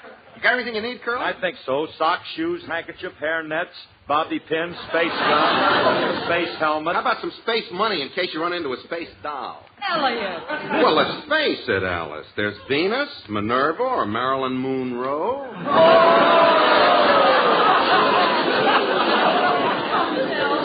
Why are you so sure they'll be here tonight? Honey, I just got a feeling. Call it anything you want. Superstition or intuition. And anyway, they told me that they'd be here tonight. Well, all I know, I haven't seen one thing in the paper about Naturally, honey, naturally. This is all hush-hush. This is top drawer. This is your life. And speaking of life, Curly, if anything happens, don't you worry about Alice. I'll look after everything.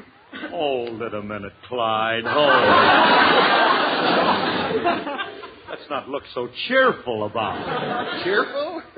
Was I looking cheerful? Now, wait a minute. Look, Alice, I want you to remember one thing. If I don't come back for a while, if I don't you start running around, see?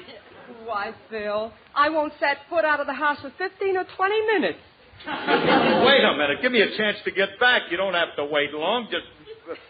Give me 8 or 9 years, that's all. Curly, be reasonable. I'm being reasonable. What if we're floating around up there in the stratosphere and I'm pulling them levers and stuff and we blow a gasket? Oh, they don't have many gasket stations up there. Take me a while. Phil, wouldn't you like to call the whole thing off? I can't, Alice. The children of America are dependent on me. Well, how about your own children? They're dependent. My little deductions.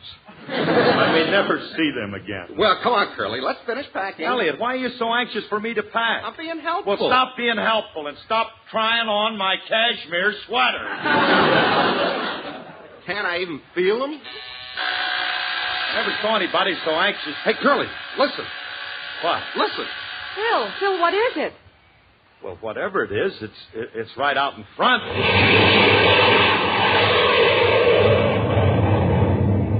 Hey, you don't suppose they brought the rocket here, do you? It's very possible. After all, I'm a big man on this expedition. You know, it ain't every day that you can find a good cheap lever puller.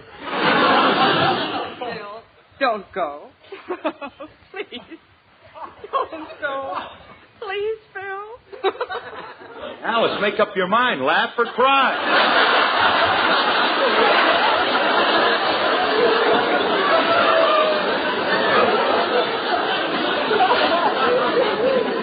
You're putting Katharine Hepburn out of business. You can't do both, you know. Look, Phil, this whole thing is very silly. Why don't you call the whole thing off? I can't. I gave my word. Oh, but they probably didn't believe you. They know how you lie. Alice! Time to shove off, sir. Goodbye, Alice. I'll think of you always. Goodbye, Phil. Goodbye, Elliot. Don't try any more 3-horse parlays. Goodbye, old man. It's been fun. Goodbye, everyone. Hiya, Mr. Harris. Julius, what are you doing here? I want you should meet a couple of friends of mine. Come on in, fellas. Okay. Commander! Hello, Phil. Hi, everybody. Folks, meet Commander Corey and Cadet Happy of Space Patrol.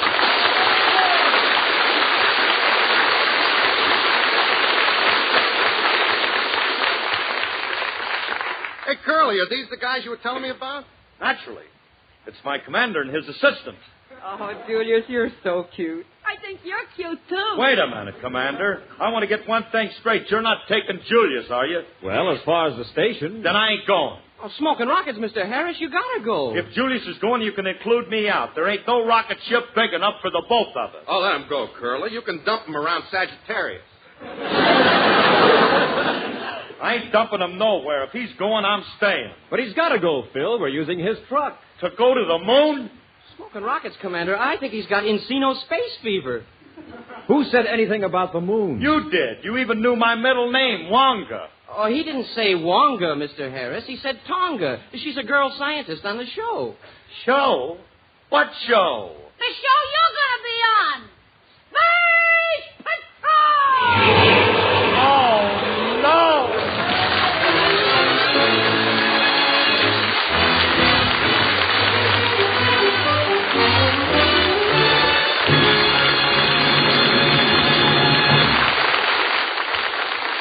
Alice and Phil will be back in just a moment. Lady, are you caught in the kitchen traffic jam when you serve a big meal? Must you choose between cold biscuits and a cold roast? Well, you know, the new RCA Estate range solves your problem of getting everything at once. You can now serve everything. Meat, biscuits, vegetables, sauces, coffee, steaming hot at their peak of savory perfection. Dependable performance, easy operation. The new, the wonderful, the sensational RCA Estate gas and electric ranges. At your dealers now.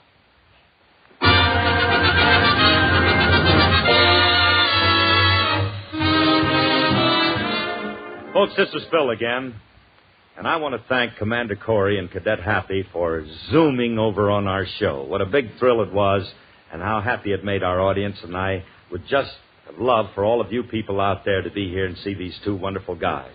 I also want to tell you that they entertain our kids every Saturday on another network. So please listen. Good night, everyone. Good night, everybody.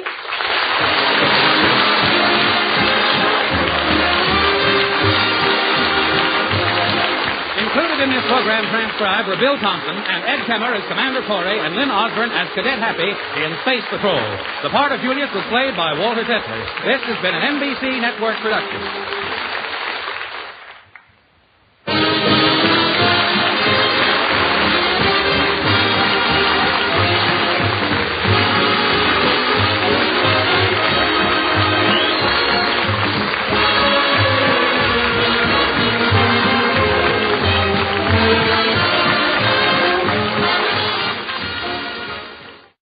Middle of page 5.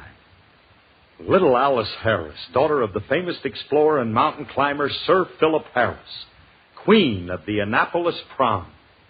Yeah. I thought it was better to say how about. I says, now, Columbus already discovered Australia. I said, yeah, he's got that.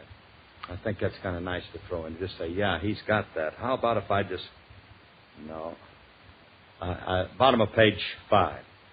Yeah, he's already got that.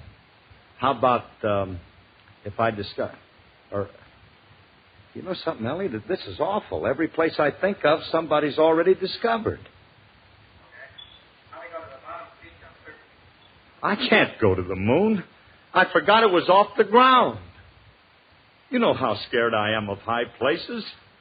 I get nervous looking at a giraffe. I think I did that all right before. Well, see, this is a little bit I've got to... Now, wait a minute. What kind of conditioning is that? Stay out of this, will you, Elliot? Now, how about it, Professor? The commander and that... See his... what kind of conditioning is that? I'm starting all over again. Now, wait a minute. What kind of conditioning is that? Stay out of this, will you, Elliot? Don't you realize, Professor, the commander, and I didn't want to say cadet. That's what's throwing. Now, wait a minute. What kind of conditioning is that? Stay out of this, Elliot. Look, Professor, listen to me. The commander and my two lovely daughters are dependent on me. Now, are you going to teach me to not to be... Now, wait a minute. What kind of conditioning is that? Stay out of this, Elliot. Listen to me, Professor. The commander and my 2 little daughters are depending on me. Now, are you going to teach me not to be scared or not? Bottom of page 19. Alice, the first rule for a lever puller on a rocket ship is preparedness. I'll list for you, or will you remember? Folks, this is Phil again. Letters from home are more important now than before the fighting ended in Korea. Remember, letters from home help to keep the spirit and morale of these boys high. So if you have relatives or friends in the armed services, remember to write a letter to them now and then. Thanks. Good night.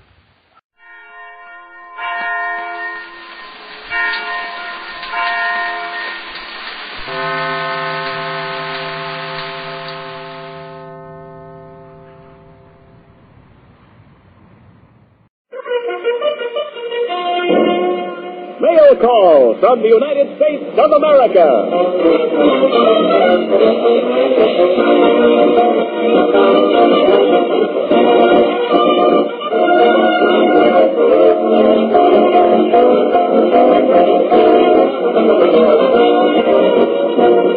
Stand by, Americans. Here's Mail Call, one big package of words and music and laughter delivered to you by the stars from whom you want to hear, in answer to the request you send to Armed Forces Radio, Los Angeles, USA.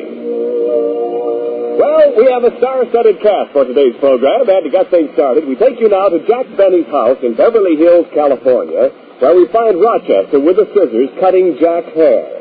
Take it away, Beverly Hills. Yes, sir, I'm getting to be a pretty good barber. I'd better take a little more off this side. A little more off this side. And a whip off the top. Hey, that looks pretty good now. Oh, hello, Rochester. What are you doing?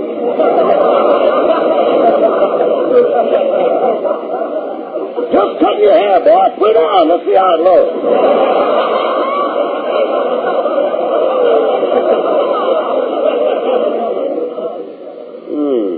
Say, those bangs look awfully cute, especially when I roll my eyes up.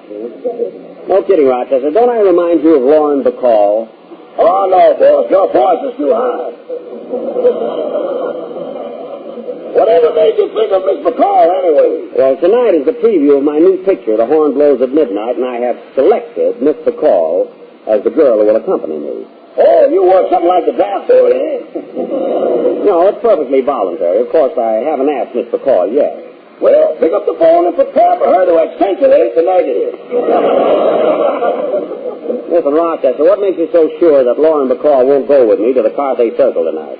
Reason number 1, she's in New York. Reason number 2, she goes with Humphrey Bogart. There's another reason? Well, there are plenty of other pretty girls in Hollywood who'll be tickled to death to go with me. Where's my little red book? You mean the one you got from the Lonely Hearts Club? Don't be smart. Some wise guy just happened to send in my name for a gag. I know. I mailed the letter. All right. But the names in it are all my girls. Let's see who I've got under A. Well, let's see who I've got under B. Bryce, Fanny.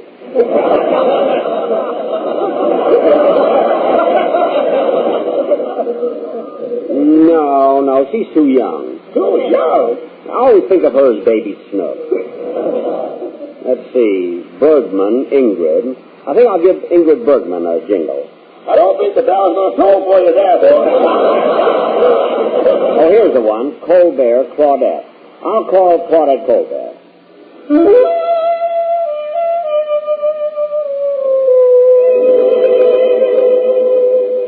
Hello? Miss Colbert, please. Miss Colbert speaking.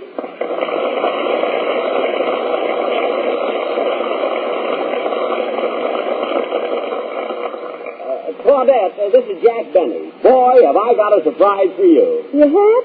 You mean my umbrella's fixed already? No, I haven't had a chance to work on that yet. It's awfully hard to get those metal stays now. Claudette, what I called about was, are you doing anything tonight? No. Good. How about going out with me? I'd like to, Jack, but I've already planned to have dinner at home. Good. I'll come by your house for dinner, and then we'll go out afterwards. But I don't feel like dancing tonight, Jack. I'd like to do something quiet, like go to a movie. Say, that's swell. How'd you like to go to the preview of my new picture? Well, I'd rather go to a talkie.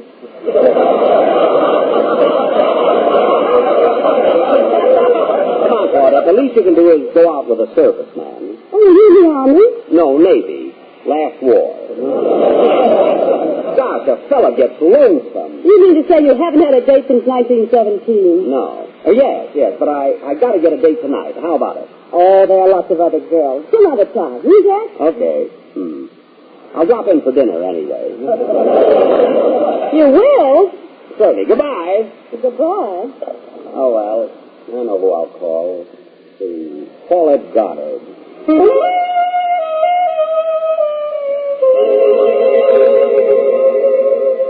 Hello? I'd like to speak to Miss Goddard, please. This is Miss Goddard speaking.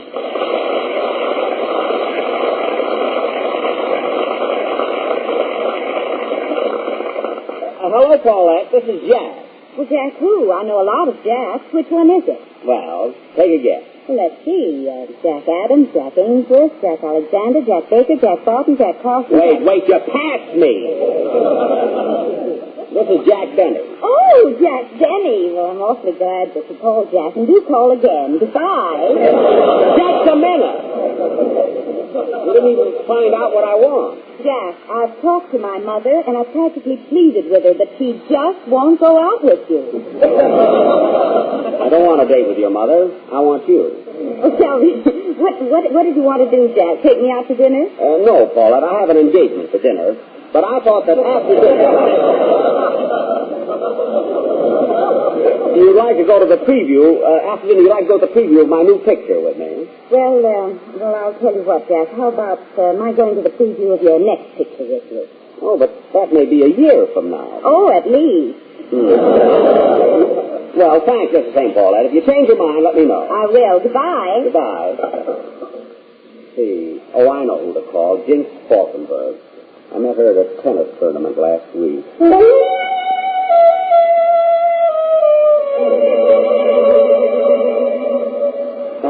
I'd like to speak to Jinx, please. This is Jinx speaking.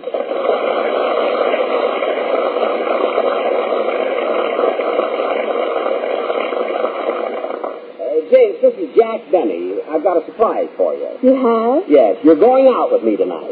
Jack, after running around a tennis court all day, I'm tired out. That's the way I like a girl. No resistance.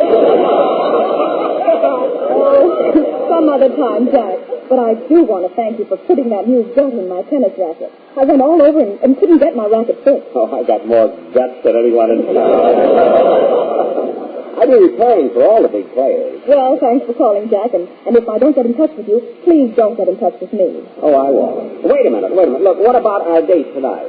Well, Jack, I don't know you very well, and to tell the truth, I'm a little bit afraid of you. All right, bring your tennis racket with you. If I get fresh, smash me. Oh, it's too involved, Jack. Let's just drop it. All right. Well, I'll bet the next time you bust a gut, you'll be glad to see me, huh? Goodbye, Jane. Goodbye, Jack. Boy, am I all in. Oh, well, I got to take my tuxedo downtown to be pressed. Where's the tuxedo, Rochester? There it is, boss. Right there on the chair. Stop crying. I'll get a date. I'll be back in an hour.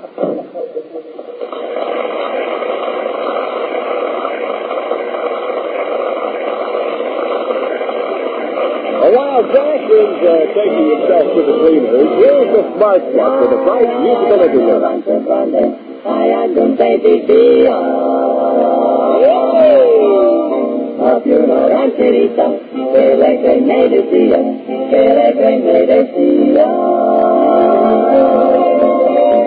love to roam out yonder by the buffalo, down yonder, Rancho Grande, Rancho Grande.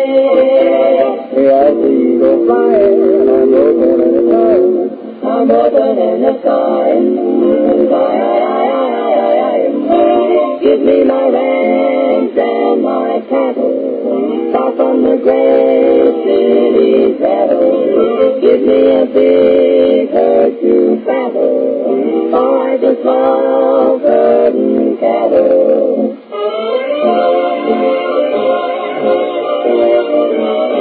We really love to go a-roaming, way out west in the buffalo in the gloaming.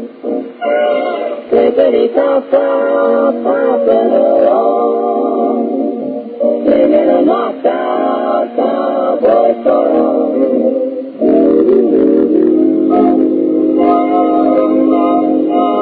Riding all day,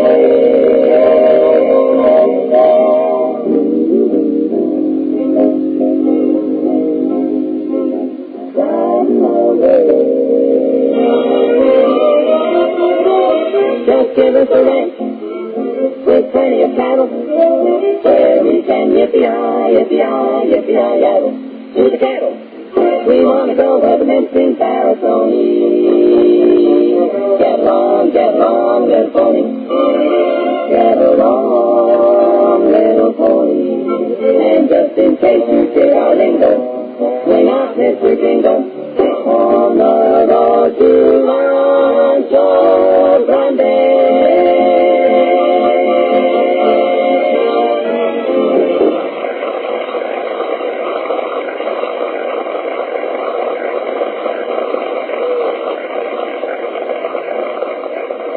We now pick up Jack Benny on a bus somewhere in Los Angeles.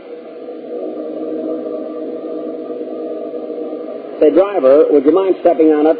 I got to get this suit pressed, get home, get a date, and go to my preview. Listen, Daddy, this ain't a taxi. Pipe down. Hey, there's a cute girl getting on. Watch your step, miss. Oh, those steps are certainly high. Wow. She's really pretty. Wow. Oh, I beg your pardon. I didn't know the seat was occupied. It isn't. That's just my tuxedo laying there. Oh, I thought it was Frank Sinatra.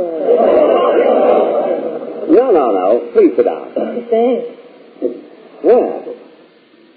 Hello. Hello? I'm taking my tuxedo down to be pressed. They're having a big preview of my picture tonight. At a tailor shop? No. At the Parfait Circle. My name is Jack Benny. Oh, gee, Jack Benny. Jack Benny. Don't get nervous. What's your name, miss? I'm Jean Crane. Oh, Jean Crane.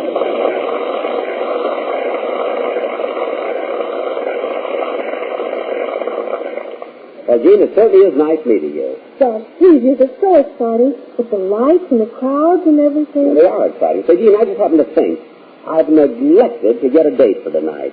How would you like to go to the theater with me? That would be wonderful. And just think, I'm the first girl you ask. You are? I mean, you are. Yes, you are. Jean, where do you live? At the Brentwood Gardens. Well, I'll pick you up right after dinner. Hey, we're not going to eat, huh? Some other time when your folks have more notice. Besides, I already have a dinner engagement for tonight. Well, after the theater, we'll probably go out and have a bite to eat. Look, kid, I'll pick you up, we'll go to the movies, and after that, we'll see what happens. Oh, I'm getting off here. See you later, Jean. Bye. Bye-bye. Bye-bye, you old knacker, you. Oh, shut up. Bus driver. Over. Hey, come back. Come back. I left my pants in there. Oh, I'll sue that bus company.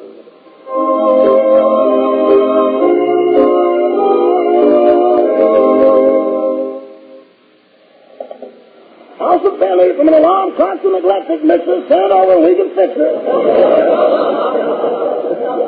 Hello, Rochester. This is Miss Colbert. Mr. Benny phoned me earlier this afternoon for a date. I've decided to accept. Are you feeling all right, Miss Colbert? Of course. You're going to the preview with Mr. Benny? Yes. Now, you be sure and tell him. Goodbye. Goodbye. All right. Miss Colbert is going out with Mr. Benny. The age of miracles is definitely not there.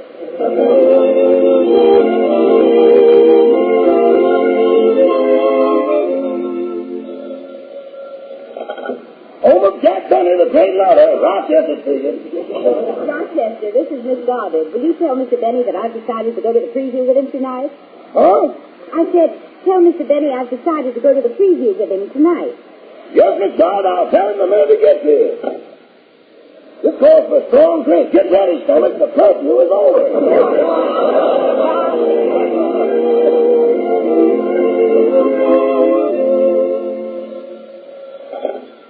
Hello, House of Love. Cupid told him. Rochester, this is Jim Falkenberg speaking. I'll tell him the minute he gets in. Thank you. My. The old gray boss, he ain't what he used to be. Ain't what he used to be. What now? Mr. Benny's resident. Let me have it. This is Miss Crane speaking. Miss Crane? Yes. When Mr. Benny comes in, will you tell him that I have his pen? His pen? That's all, girl. That's all. That's what the lady said. That's what she said. She said that.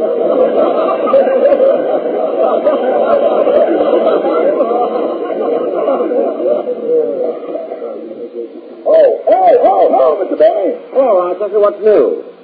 Oh, what's the matter? What are you staring at me for? Don't talk, boss. I just want to stand here and admire you.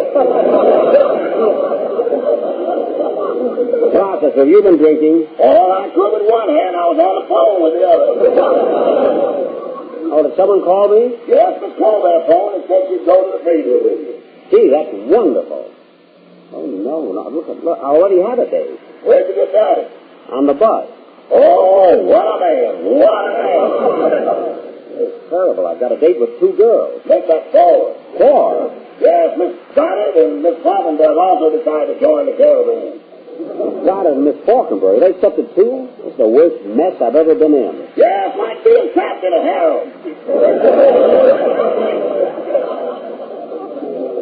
Oh, well, thank goodness I have enough charm to go around. I might as well get to bed.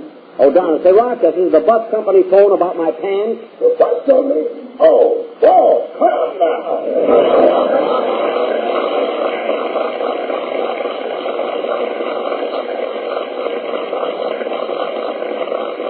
While Jack is getting as dressed as he can before going to pick up his date, another paragraph is added to your mail call letter by the great singer of Afro-Cuban songs, Miguelito Valdez.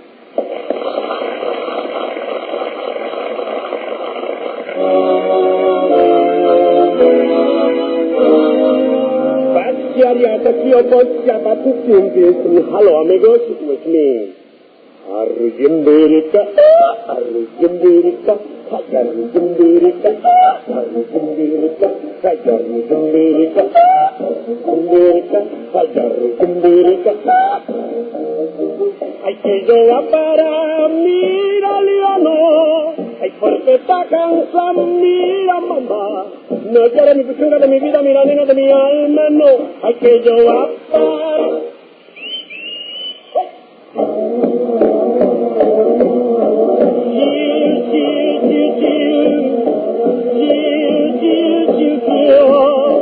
Mira que la vida es triste y tu cantar me alegra el corazón.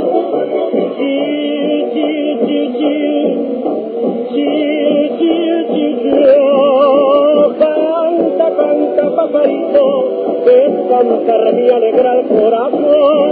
Con tu cortejo, con tu trinar, despierta el alma, la noche ya se va. Con tu cortejo, con tu trinar, despierta el alma, la noche ya se va.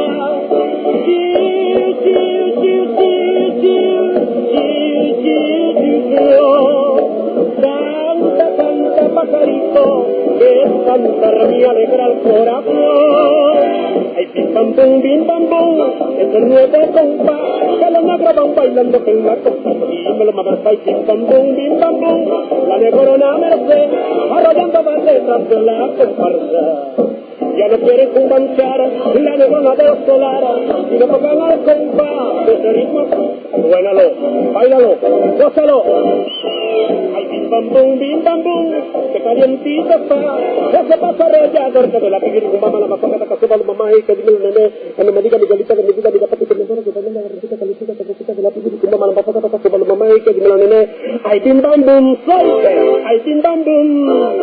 Sama baila mi negro na keng la y me lo mamá ay, bim bam boom.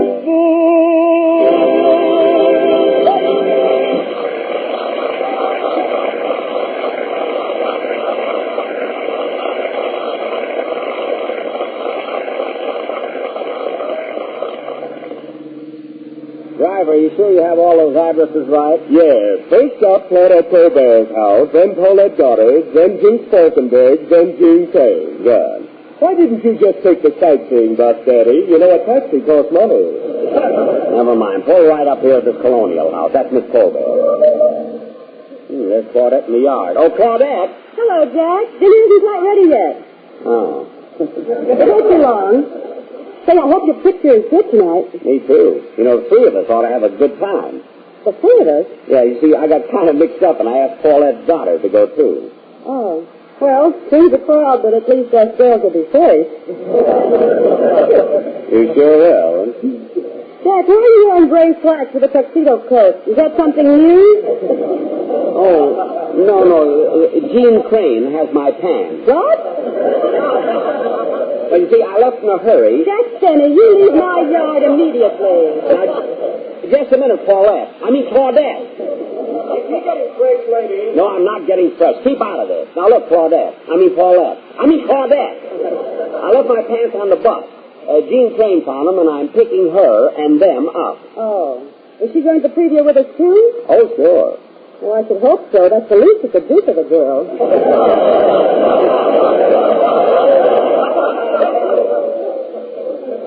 Say, Claudette, as long as dinner isn't quite ready yet, I think I'll run down the street and be back, say, in about 10 minutes. Okay. Yeah, see you soon. Too bad you ought to come back for that word, but it's all right. Snoopy, let's drive on. Paulette Goddard's house.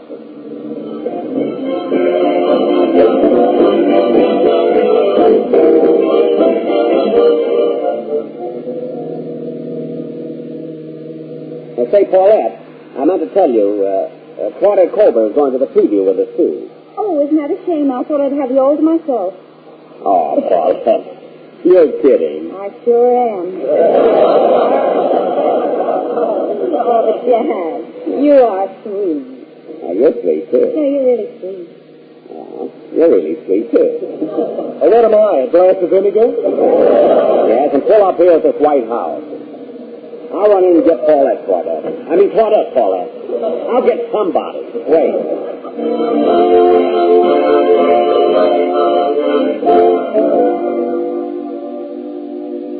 Driver, I think I'd better go in and see what's detaining Mr. Dennis. After all, he's been in Miss Colbert's house for 25 minutes. I can't wait to see his toupee do a flip-flop when he sees the meter. Oh, Paulette, here we come. Well, at last. Yeah. You girls know each other, I presume. Jack Denny, has Colbert been sitting out here all this time while we've been eating? Now look, Claudette. Eating? Were you having dinner? Now look, Paulette, I thought... Are you out of your mind? Now look, Claudette, And take that napkin out of your collar. No wonder you made me gulp my food. Well, I gulped, too. Now look, Paulette, get in, will you? Please, don't push me. Now, please. Let's get going. Now to Jinx Falkenberg's house, driver. Jinx Falkenberg? Are you having dessert there? No, she's going to the show with us. You might as well face it, girl. Jean Crane is going, too. Also your pants. I should hope so.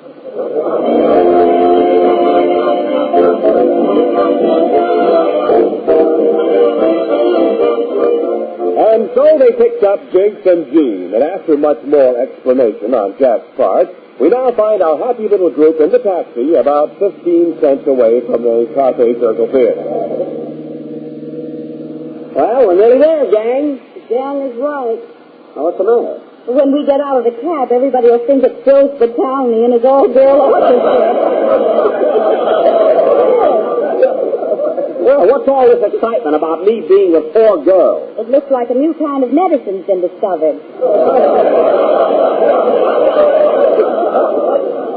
That's so. Gee, Mr. Benny, I just can't get over it. I thought you were going to take me out alone. I like everybody, but I'm kind of disappointed. Oh, there'll be other nights, Gene. Here, Gene, take my tennis racket and hit him over the head. Yeah, and I fooled you too, Gene Falkenberg, bringing that tennis racket for protection. You thought you were going to be alone, too. Hey, Jim, what do you need a tennis racket for? You can beat him off with a fly swatter. Listen, driver, just pull in front of the theater. That's all you're here for. All right, kiddies. Everybody hop out. Just a minute. Which one of you ladies is paying for this? I'm paying for it. Here, keep the change. Gosh, look at that crowd. Well, here I am, everybody. Here I am, Jack Benny in person. Thank you. Jack, will you stop that shouting? Yeah, come on. Let's get inside. Okay, get in line behind me, girls. I'll stand next to Mr. Benny because he asked me first. Some honor. Hey, ticket, please. Here you are, Bud. Here's 2 tickets. You see, I'm Jack Benny. Thank you. I'm bringing three extra people with me. Well, I'm sorry, Mr. Benny, that I can only have 2 people in on 2 tickets. Well, I know you're on a spot, son. Call the manager. Well, there he is there, Mr. Brown. Oh, Mr. Brown, a word with you. Yes? I'm Jack Benny.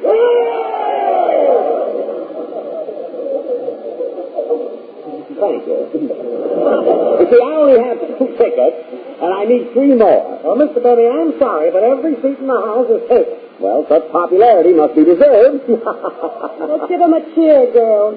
Never mind. Well, if we can't get tickets, how is this for an idea? I'll hold Jean on my lap and Claudette. You hold Paulette on your lap. What am I going to sit on? My tennis racket? Oh, that's right. Now, Mr. Benny, will you and your party step aside and let these other folks through? I'm not stepping aside until this is straightened out. Now, listen, Mr. Brown, don't be ridiculous. You must have 5 seats inside that theater. There are 5 seats, but you'll never be able to see the picture from there.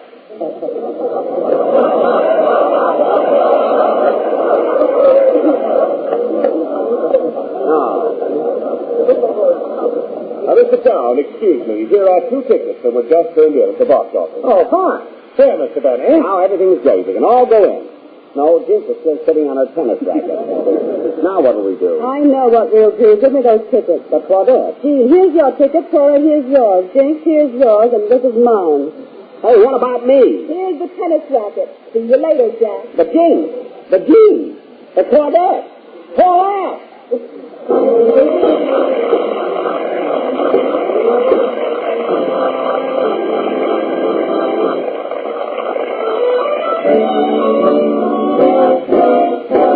You know it's fun that you were getting on to their best friend.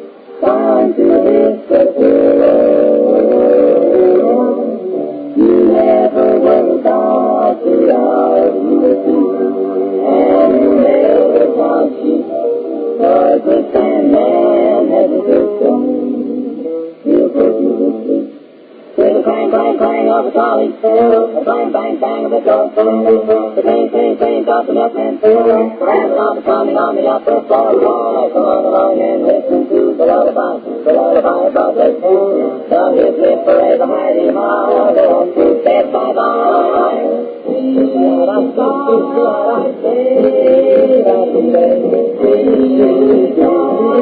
Let's call it a day. The great white way. It's the mighty high, the lullaby of Broadway.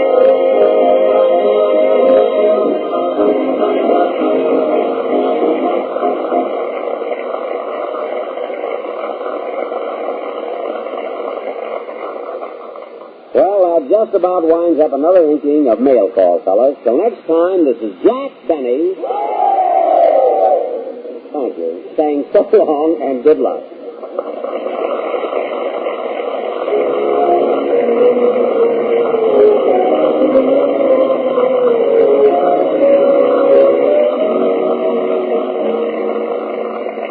Well, that's it, fellas. The end of another mail call letter.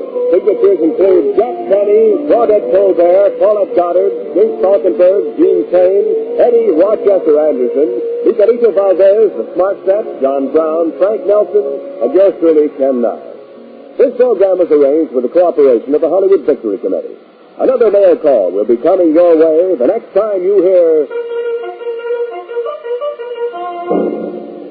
This is the Armed Forces Radio Service.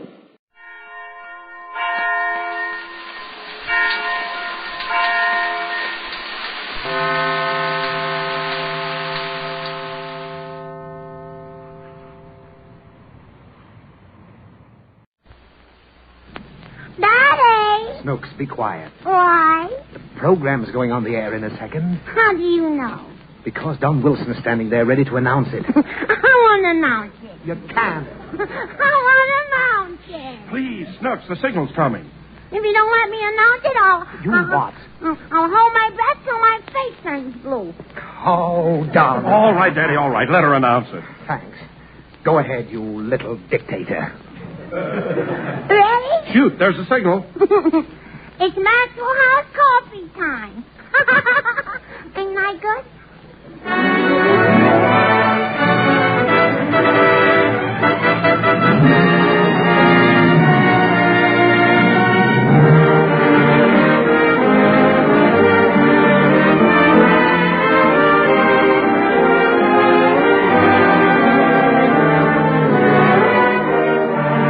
And tonight, the first thing on our menu is Maxwell House coffee. Yes, this is coffee time.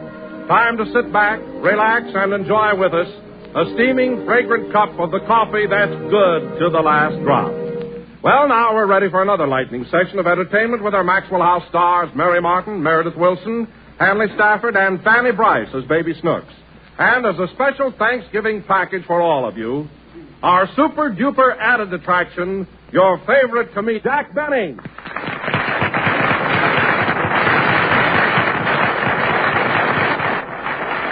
All these wonderful personalities in addition to your regular host and smooth-singing master of the festivities, that engaging young Merry Andrew, Dick Powell.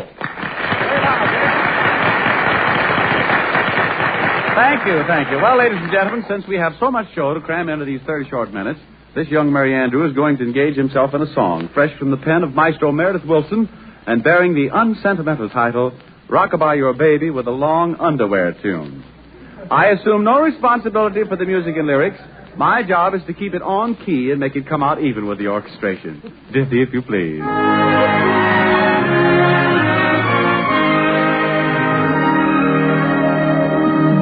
Rockabye your baby with a sweet classical tune.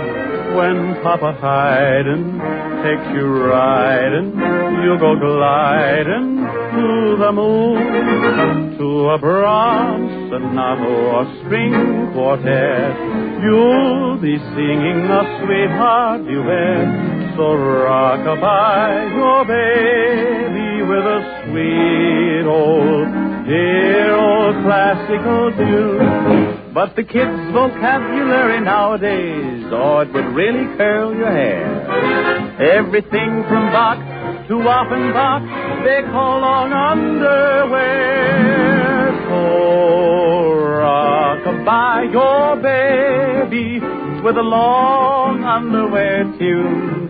When Papa Haydn takes you riding, you go gliding to the moon. Johannes Brahms sonatas and string quartets make you harder for sweetheart duet.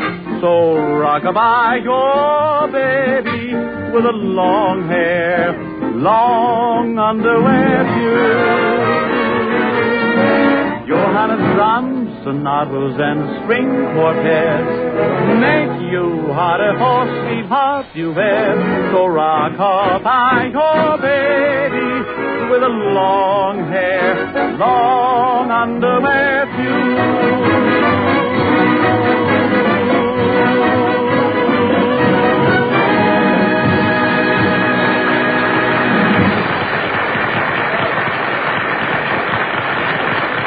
Thank you, and now here's Don Wilson, who tells me his Thanksgiving dinner tasted just a little bit better this year than ever before. What happened, Don? Did you eat both drumsticks? Come to think of it, Dick, I believe I did. But the real reason Thanksgiving dinner tasted extra good this year was because... Oh, I get it. You had a double portion of pumpkin pie smothered in whipped cream. That's right, Dick, I did. But what I'm trying to say is just this. I especially enjoyed Thanksgiving dinner this year because it was topped off with a cup of the richest, most superbly delicious coffee I ever tasted. But surely, Don, this isn't the first Thanksgiving you've enjoyed Maxwell House coffee. No, indeed. But never before in all its 50-year history has Maxwell House coffee been so rich, so full-bodied, so downright delicious as it is today. You see, friends, the new Maxwell House blend is extra rich in Highland-grown, extra flavor coffees.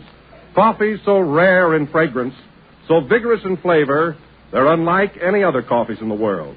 Naturally, these coffees have always been limited in their availability. But now we are able to obtain the great quantities we need. That's why today, every pound of Maxwell House has a richer body, a more delicious flavor than any coffees you may have ever known before. And yet, with all this extra goodness, right now Maxwell House is selling at the lowest prices in history. So this weekend, get acquainted with the new Maxwell House coffee. Join the thousands who have already pronounced it coffee at its best. Well done, Don. And now, ladies and gentlemen, going ahead... Dick, hello. How are you? Hello. Why, Jack Benny.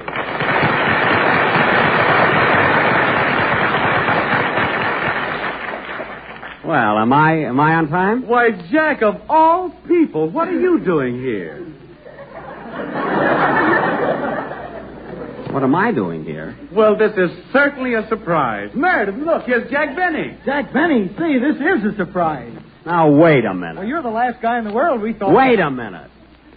Look, fellas, last week on this program, you announced that Jack Benny would be your guest here tonight. I announced it on my own show, and not 2 minutes ago, Don Wilson started off the program by introducing the cast and Jack Benny. Now, who'd you expect up here tonight? Jeannie with the light brown hair?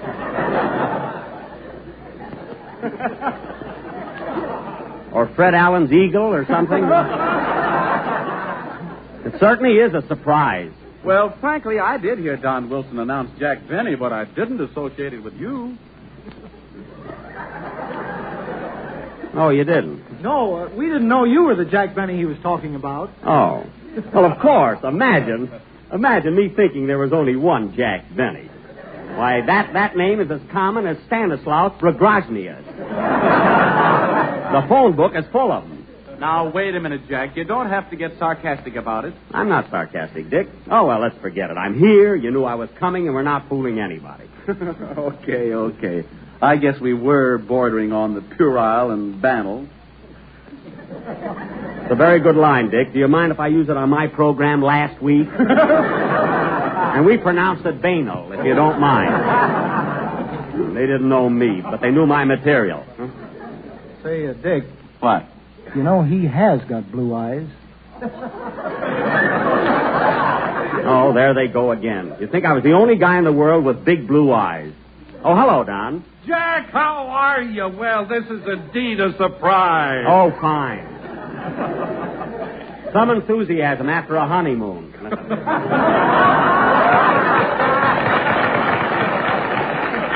You know, Don, I just went through all of that with Dick Powell. That was our opening routine. He didn't know which Jack Benny to expect tonight. Oh, I see. Well, Jack, I'm sure that Dick didn't mean to imply that your name isn't important. I think he was just preoccupied. You don't have to defend him, Don. After all, when you get right down to things, not everybody's name is Jack Benny. Not even yours. Now cut that out. You know very well, Don, my name has been Jack Benny ever since I've been in show business. Well, what was it before that? All right, listen, Don. I could use my right name, but how would it sound if I said Jello again? This is Radcliffe Montague talking. Who would believe it? Nobody in Waukegan. All right, Don, just for that last remark, when you hang your stocking up this Christmas, don't expect it to be too bulky.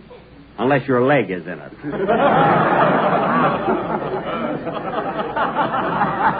If you get what I mean.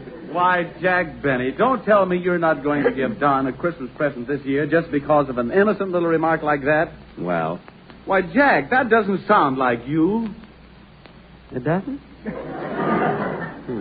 Well, Dick, you know I've been kidded a lot about being thrifty and not over-generous, but you can believe me, it's nothing but malicious slander. Oh, it is, eh? Yeah, you know how those things are, Dick. Once a story's spread that the fellow's tight, it's very difficult to live it down. Especially when you live up to it. Yes. Now, for instance... Hey, wait a minute! If I'm going to be called cheap, I can stay on my own show where I can lie my way out of it. In the first place, I came up here just to see Mary Martin. You did? What about, Jack? About the premiere of our picture. I want her to help me get it set for Waukegan. Say, that's the picture you and Mary made with Fred Allen, isn't it? No, that's the picture we made in spite of Allen.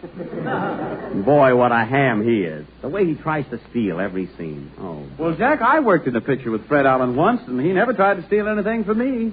He didn't, eh? No. In fact, he was very considerate.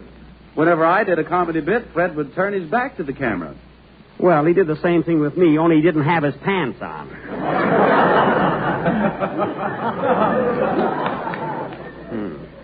He and his creton shorts.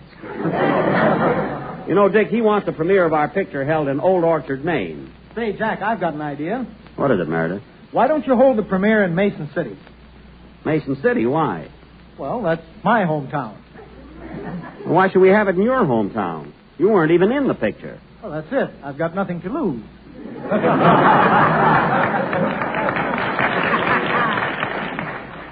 Quiet. Say, Don, where's Mary Martin? Well, she should be here any minute now, Jack. Meanwhile, sit down, Jack, and have a cup of steaming hot Maxwell House coffee with your Jell-O. Boy, what a plug. Don, you're about as subtle as Olson and Johnson. And remind me to change that to Abbott and Costello for the second show, will you? So Mary ought to be here soon, eh? Yes, Jack. Sit down while Meredith Wilson plays a number. You might as well listen to a good orchestra for a change. Yeah, you said it. What are you going to play, Meredith? Brown Eyes, Why Are You Blue? Oh, stop with that. Now, the next one on this show who says I've got lovely blue eyes will get a stare out of them for the next 10 minutes. Hey, Jack, here's Mary Martin. Mary, here's Jack. Why, hello, Mary. Hello, Jack. How are you, honey? I'm fine. Gee, you look swell, Mary. No kidding. You're a sight for blue eyes. I mean, sore eyes, huh? Yes, sir. Well, Jack, I'm certainly surprised to see you here. You are? Yes. Isn't this dialogue right off the cob?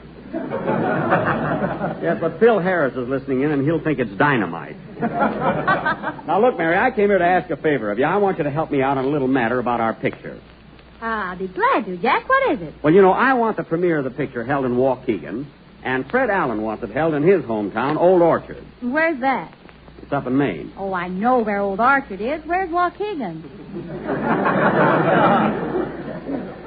Listen, Mary, Waukegan was Waukegan when Old Orchard was just a couple of stumps, and Allen was one of them.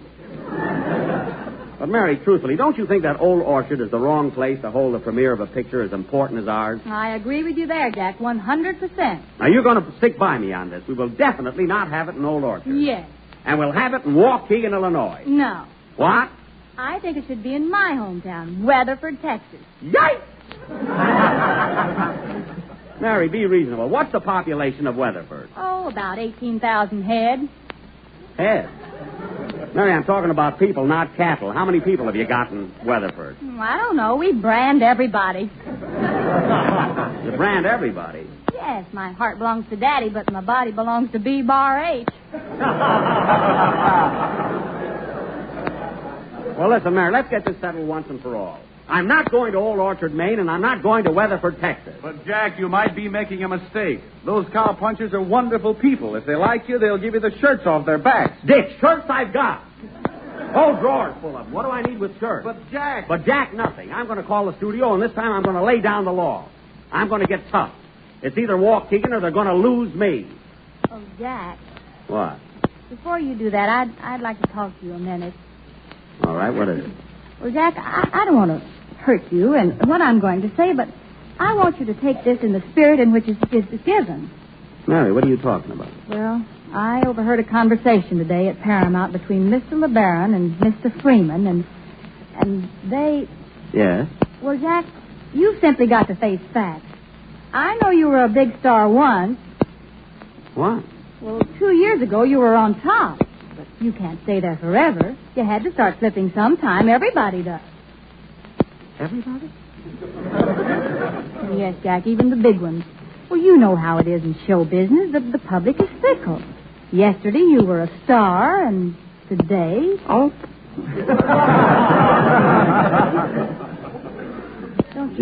Don't you see, Jack, you can't get tough now. Why don't you be satisfied to go along and make the best of things? Well, maybe you're right, Mary. Maybe I shouldn't call them up. The public is fickle and every nickel counts. Say. And then...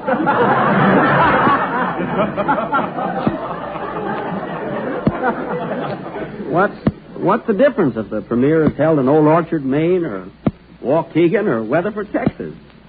Say, say if those cowpunchers like me, maybe they'll give me the shirts off their backs.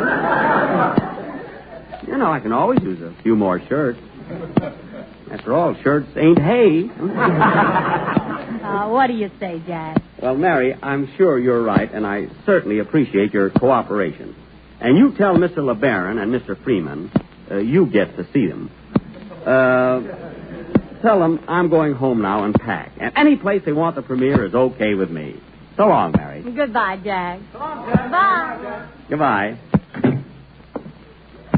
See, show business is funny. One day you're up, and the next day I'm down.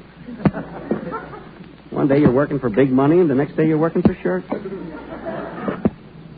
If they like you. Oh, well, I still got my blue eyes.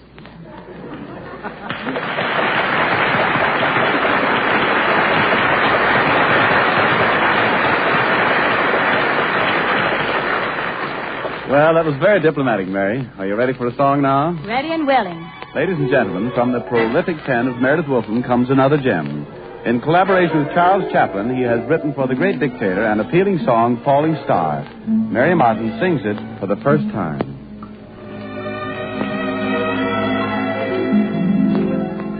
Falling star, you heavenly messenger from above, find me the one to love. Falling star, near or far, I gladly would follow your welcome beam into a land of dreams, my star.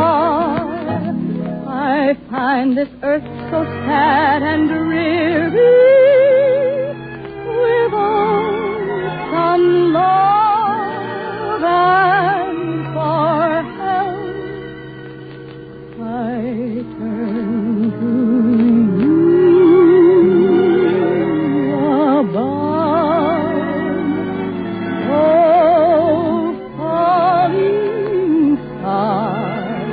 While searching for someone who's lonely too, I'll ride alone with you.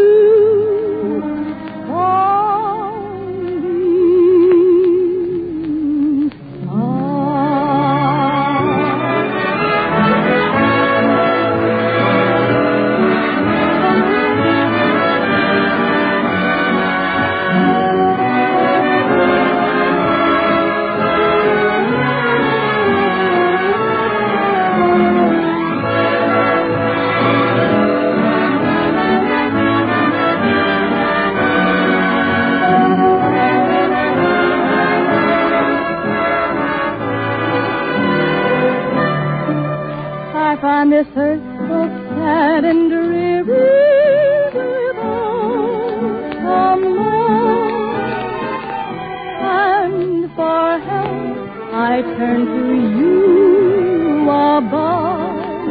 The falling star, while searching for someone who's lonely too, I'll ride along with you.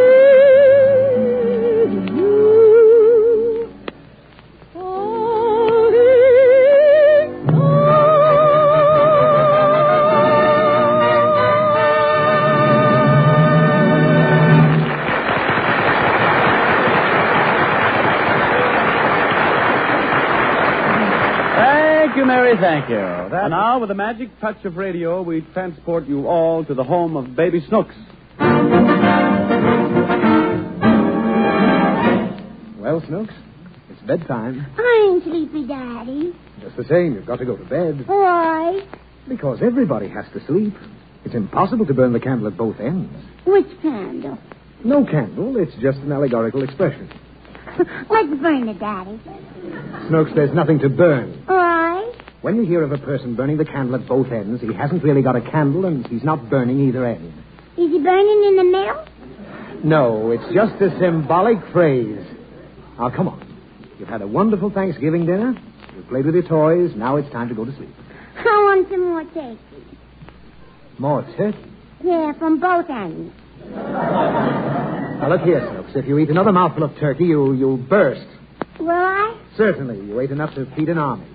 One more piece and you'd positively explode. Well, give me a piece and hide behind the door. No more turkey. I want some turkey. It'll poison you. I want some poison. Now, don't try to bribe me. Come on, get your things off. I don't want it. Please. Here's the wishbone. You can have this. There's no turkey on it. Well, you can make a wish with it. You take one end and I'll take the other. And whoever gets the largest piece gets a wish. Now, come on. Pull. All right. I got it, Daddy. Fine. Now you can have whatever you wish for. Can I? Yes. What did you wish for? More turkey. All right, you little glutton. I'll give you some more turkey. Will you give me some white meat? Yes, I'll give you some white meat. I don't like white meat. All right, then, I'll give you dark meat. No, dark meat. Well, for heaven's sake, what do you want? Cranberry sauce. Now, that's enough, Snooks. I'm not going to let you drive me crazy tonight. Why? Because this is one day of the year I don't want to have to spank you. It's Thanksgiving, and we should all be joyful. When's Christmas? After Thanksgiving. I want Christmas to come first. Well, you can't change our holidays around. What holiday? Well, people make holidays to celebrate big events. George Washington's birthday's a holiday. Lincoln's birthday's a holiday. How did they get born on holidays? They didn't get born on holidays. Well, you said they did. No. They were born on ordinary days, but they became so famous that people celebrate their birthdays as holidays. Oh. Take George Washington, for instance. Mm-hmm. Now, why do people celebrate his birthday and not mine? Because he never told a lie. No, because he was a famous president, and I'm just a nonentity. I'm nothing at all. Just another drab, colorless human piece of flotsam. I think you're wonderful, Daddy. Thanks. Oh, well. At any rate, people make these holidays, and we all celebrate them. And it gives little girls like you a chance to stay home from school. Is that clear? It's clear. Daddy. What? I ain't going to school tomorrow. Why not? Because I just made a holiday. You made a holiday? Mm-hmm. What are you going to celebrate? My pussycat's birthday. Oh, that's ridiculous. A national holiday is only for a great event. What did your pussycat do that calls for a holiday? She had 6 kittens. Well, there's nothing remarkable about that. Could you do it? Now, listen, Snooks. I'm trying to explain to you that a national holiday must be some great occasion, like Thanksgiving Day. What? Well, if you get undressed and get into bed, I'll tell you the whole story. All right. Well, to begin with, some states celebrate Thanksgiving a week earlier than others. Why? I don't know. You'll have to ask the president. Call him up, Daddy. No, not now. Thanksgiving used to be the last Thursday in November. That's the day when the Pilgrims landed in America. They landed last Thursday? Yes. I want to see them. Oh, you can't see them. Why? Because they're all dead. They started out for America over 300 years ago. And they just got here last Thursday? No, they didn't get here last Thursday. They got here in 1760. It was over 300 years ago that they arrived. Who did? The Pilgrims. So now we celebrate their arrival by killing a turkey. And everybody's supposed to be thankful. The turkey too? Turkeys don't know about Thanksgiving. We use the turkey as a symbol because that's the first food the Pilgrims found. Who's the Pilgrims? The people who first came here. They landed on Plymouth Rock. The turkey? No, the Pilgrims. On Plymouth Rock. Who's he? Who's he? Yeah. Plymouth Rock. The rock they landed on. Who did the rock land on? The rock didn't land on anybody. They landed on the rock. Who landed? The Pilgrims. Why? Because they'd been traveling on the ocean for over 6 weeks. And they were... Who traveled? The Pilgrims! That's why they were happy when they landed at Plymouth Rock. That's over 300 years ago. And the name of the boat was the Mayflower. Were you with them, Daddy? Oh, of course not. Do I look that old? I don't know. Well, I wasn't with them. But I'm proud to say my forefathers were. Did you have forefathers, Daddy? Why, certainly. Everybody has forefathers. Me too? Yes. Where's the other 3? Oh, don't start that. I'm talking about my ancestors. My forebears. Your ancestors had 4 bears? Sure. How many bears did your uncle have?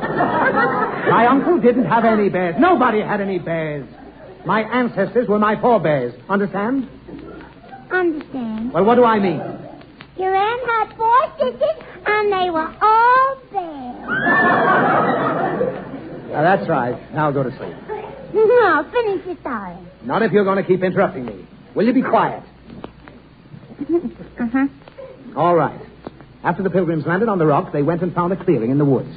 They built cabins, but pretty soon all their food supplies gave out. They were about to starve when one of the Pilgrims rushed in with a thing we all eat now for Thanksgiving. Do you know what that was? Uh-huh. The rock. Some notes. Could it be possible you don't know where Plymouth Rock is? Could that be? Could. Well, I guess that makes you the only... That's really a distinction. You're incredible. Why, Plymouth Rock is in... Don't they teach you anything in that broken-down school? Well, where is the Plymouth Rock? It's in Maine or Denver or one of those eastern states. I think. Anyway, it doesn't matter. Now say your prayers and go to sleep. All right, Daddy. Dear Angel, I want to thank you for my wonderful daddy and my mommy and my little brother, and for all the turkeys here. And I hope all the poor little children get plenty of Thanksgiving dinner like me. And please, dear Angel, make Plymouth Rock be in Idaho. Why, sure. What kind of a strange request is that? Well, yesterday you had to write a composition about Thanksgiving. Yes? And that's what I put on my paper.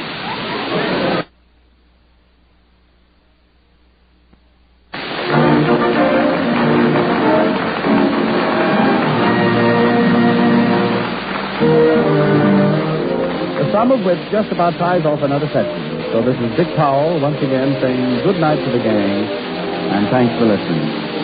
For another half hour of fun, just keep your dials set right where they are. Until next Thursday, then, this is Don Wilson saying good night and good luck for the makers of Maxwell House, the coffee that's good to the last drop. This is the National Broadcasting Company.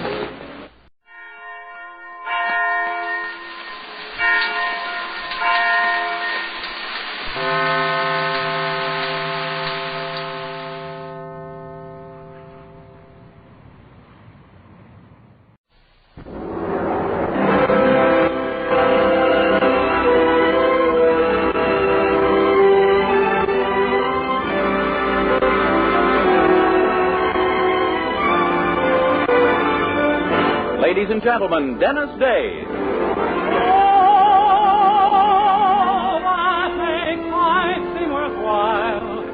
Wells in your eyes and the spell of your smile. Dennis Day is brought to you by Colgate Dental Cream and Luster Cream Shampoo. Colgate Dental Cream to clean your breath while you clean your teeth. Luster Cream Shampoo for soft, glamorous dream girl hair.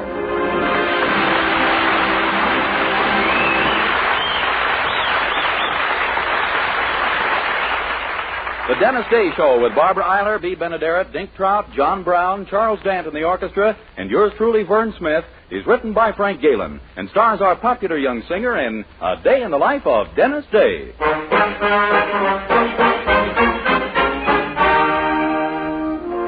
Here's Dennis with the story of the blue-tailed fly.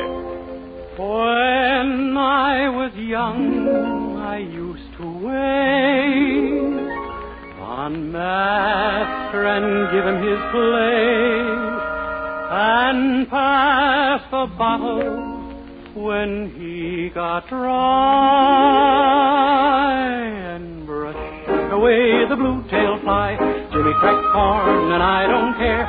Jimmy crack corn and I don't care. Jimmy crack corn and I don't care. My master's gone away.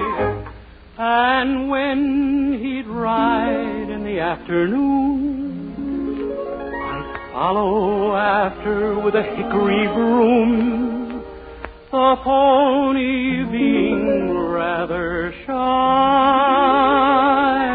When bitten by a blue-tailed fly, Jimmy crack corn and I don't care.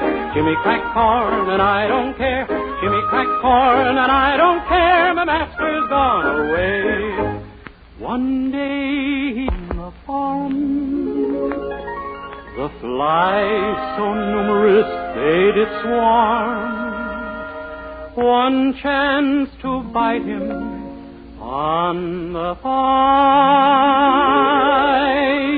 The devil take the blue-tailed fly. Jimmy crack corn and I don't care. Jimmy crack corn and I don't care. Jimmy crack corn and I don't care. My master's gone away. The pony run, he jump, he pitch. He threw my master in the ditch. He died, and the jury wondered why. The verdict was the blue-tailed fly. Jimmy crack corn and I don't care. Jimmy crack corn and I don't care. Jimmy crack corn and I don't care. My master's gone away. They lay him under a simmon tree. His epitaph is there to see. Beneath this stone shall I, victim of a blue-tailed fly. Jimmy crack corn and I don't care. Jimmy crack corn and I don't care. Jimmy crack corn and I don't care. My master's gone away. Jimmy crack corn and I don't care. Jimmy crack corn and I don't care. Jimmy crack corn and I don't care. My master's gone away.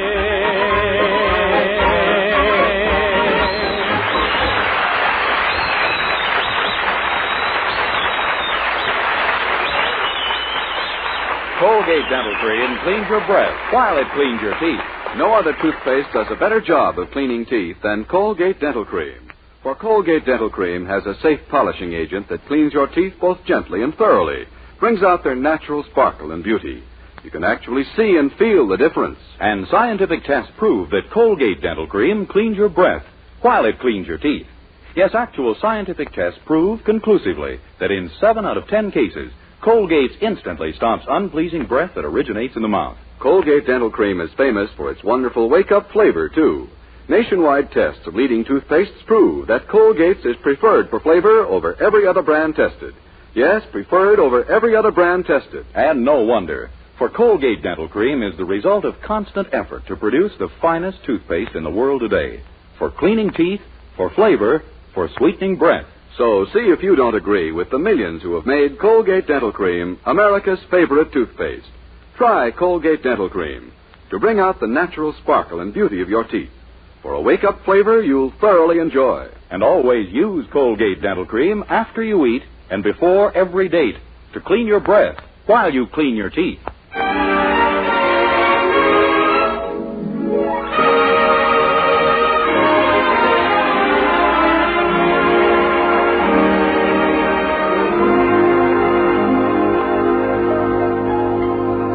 Well, as you all know, we refer to Dennis Day as our young hero, and it's true, of course, that he's young. but never has that other word been used more loosely. That is, until today. For today, we find our hero a hero in truth, with his picture on page 1 of the Weaverville Gazette. How come, you ask? Well, let's listen as we find him now basking in his newly won glory at the breakfast table with Mildred and her mother. Oh, Dennis, it's just the most marvelous thing in the world. Dennis, how did it happen? Well, I was walking down Elm Street through the ice and snow, and suddenly I saw Mr. Nicholson, the postman, lying on the pavement. Right away, I suspected something was wrong. Why? Well, his right arm seemed to be coming out of his left shoulder blade, and his left ankle was doubled under his right ear. Oh, golly. So I said to myself, this man may have had an accident. That's what I call quick thinking. Well, what did you do then, Dennis? Well, I walked up to him and I asked him what was new. I imagine he told you, didn't he? Oh, yes, ma'am. He went on for quite a while. And then I asked him if I could do something for him, and he said no, he was in bad enough shape already. Do you know each other, or did he just make a lucky guess? Oh, I don't know, but I did realize maybe someone had a burst appendix or something and had written for a doctor. Well, Dennis, when people need a doctor in an emergency, they generally don't write a letter. Oh, Mildred, when you're being heroic, you don't have time to think of things like that. Oh, I see. Well, go on. Well, I picked up Mr. Nicholson's mail bag and slung it over my shoulder. And a few hours later, it was all over. The mail had gone through. Well, it was a wonderful thing to do, Dennis. And I'm sure the people along your route are terribly grateful. Yeah, you bet. Mrs. Dolan told me she never enjoyed getting letters so much in her life before. You mean that old gossip who lives on the corner? Yeah, I delivered somebody else's mail to her by mistake. Oh, don't you worry about it, Dennis. I'm sure... Oh, hi, Daddy. Morning, children.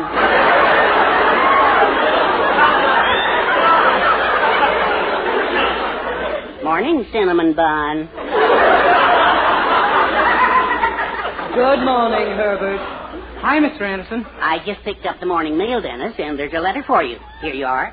For me? Gee, I wonder who it's from. I don't recognize the writing, but that may be because it's typewritten. Why don't you open it? There may be some sort of clue inside. Yeah, maybe you're right. Dear Mr. Holy smoke, it's from the post office department, and they've offered me a job. A job? A job? Yeah. It seems Mr. Nicholson has decided to resign, and they want me to take his place.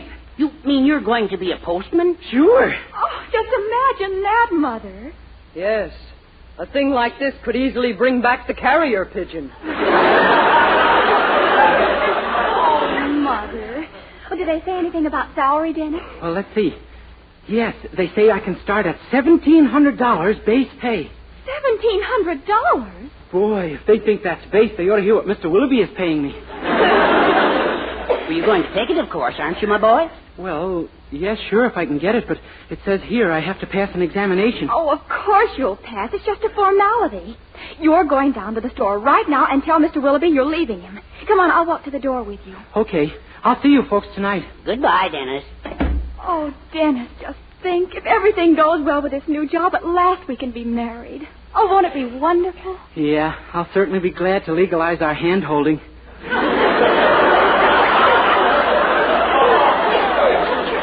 But right now, I'm thinking about breaking off with Mr. Willoughby. Gee, I've been with him such a long time, Mildred. Oh, yes, but I'm sure he'll understand. Maybe, but I'm afraid he'll take it kind of hard. You see, we're pretty fond of each other. There's never been a warmer master and slave relationship.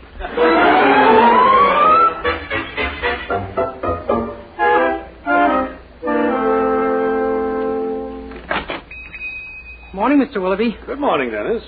I'm afraid there's something I have to tell you, Mr. Willoughby, and it won't be easy. We've always stuck together, you and I, no matter what. Yes, we've had some pretty horrible whats, too. Well, I guess you better prepare yourself for a shock, Mr. Willoughby. What would you say if I told you I've carried out the last pail of garbage for you? Dennis, you've joined a union. Oh, no, sir, it isn't that. I'm leaving you. What? Please, don't say anything. Parting is such sweet sorrow. Don't make it any more difficult for me. I must go. Gosh, really? Oh, It's grand of you to smile, grand. I don't think I could have stood seeing a tear trickle down your lovely old face. Dennis, I don't know what I've done to deserve this. You've done nothing, Mr. Willoughby. Oh, nonsense. It must be a reward for something. But there are some things I'm going to miss you for at that. I knew there were. Yes, those unfilled orders, the broken bottles, deliveries to the wrong addresses, customers who complained they were sold axle grease instead of cold cream. You brought me adventure, Dennis. I'm going to miss you. Can you stand it? I think so. Well, I guess this is it then, Mr. Willoughby. Yeah, I guess it is. I'll come back later, of course. What's that? Oh, just to visit and get my things. Oh, yes. Well, I'll see you at the door. Oh, no, I couldn't stand it. No lingering farewells. I just want to remember you as you are this minute. That big, firm nose, that receding hairline, those shifty eyes, that... Dennis, if you're going, go! Yes, sir. So long, old paint.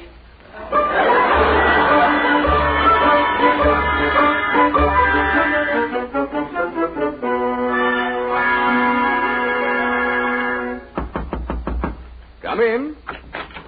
How do you do, sir? My name is Dennis Day. I got a letter from you saying something about a postal examination. Yes, so you're Mr. Day.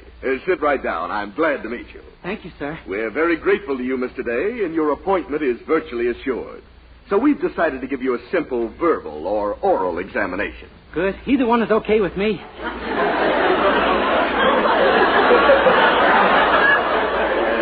Yes. And now then, we'll get busy on the form. Name, Dennis Day, of course. Any brothers or sisters, Mr. Day? One of each. Names, please. John and Marie. Marie is the sister. Yes, I had a hunch she was. And mother and father, Mr. Day? Also one of each. But what are their names? Oh, Molly and Patrick.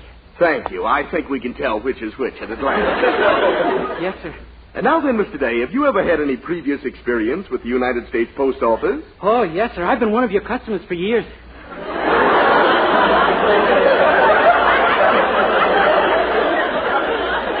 And we're intensely grateful to you. But you see, I'm trying to find out what you know about the Postal Service. Oh. For instance, have you ever heard of a mail frank? Oh, yes, sir. All the franks I ever knew were.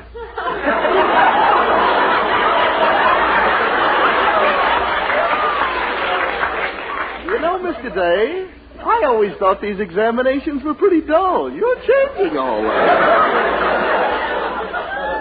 Shall we go on? You bet we shall. I'm going to a party tonight, and I just know I'll be the life of it.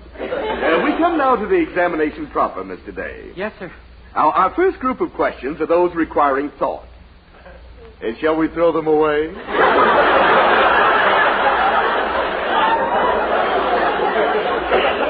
Oh, no, sir. All right, let's have fun. Question A is a geography question. Have you done any traveling around the country, Mr. Day? Yes, sir. Say, that was pretty easy, wasn't it?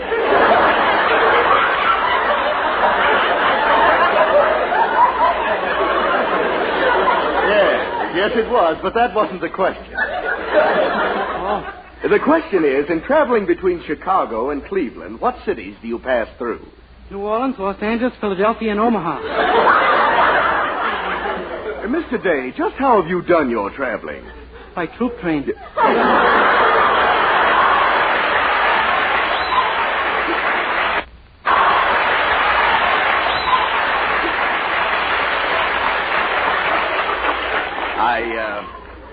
I beg your pardon. Your answer is accepted. Thank you. Now, our next question is one involving logic.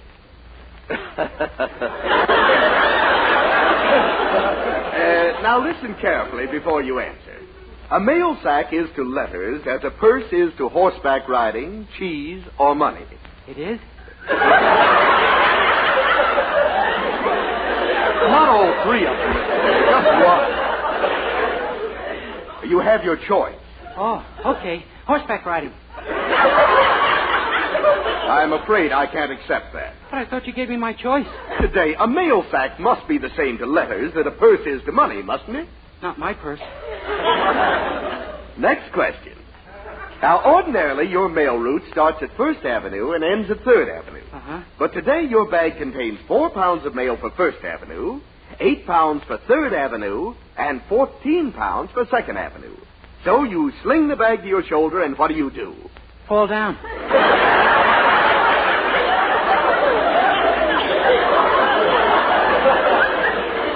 Mr. Day, I love you. Now, this last question is one you should take right in stride. Now, what's the difference between 1st-class mail and 4th-class mail? 2nd and 3rd? I knew you wouldn't let me down. And that, Mr. Day, concludes the examination. And I don't get the job? Oh, on the contrary. Starting Monday, you'll be one of our regular mail carriers. Oh, thank you, sir. Thank you. Oh, don't thank me. You're getting the job because of what you did for the department. But do me a favor, will you? What? Postman lying on the street. Give the post office a real break. Just let him lie there.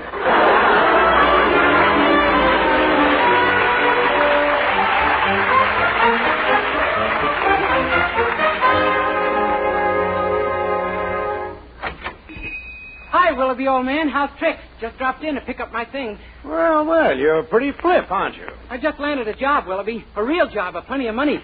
You're looking at a big man, pal. You mean there's actually someone who'll pay you more than I did? Are you kidding? They're starting me at $200 a month, and if I make good from then on, it's $25 a week.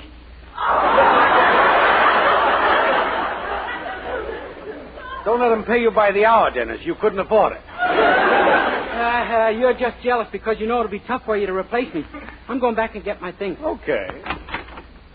Why, Mr. Nicholson, the postman. Well, hello there, young fella. Well, gosh, what are you doing here? Well, I'm working here. Willoughby said he just lost the fella he had, so I took the job.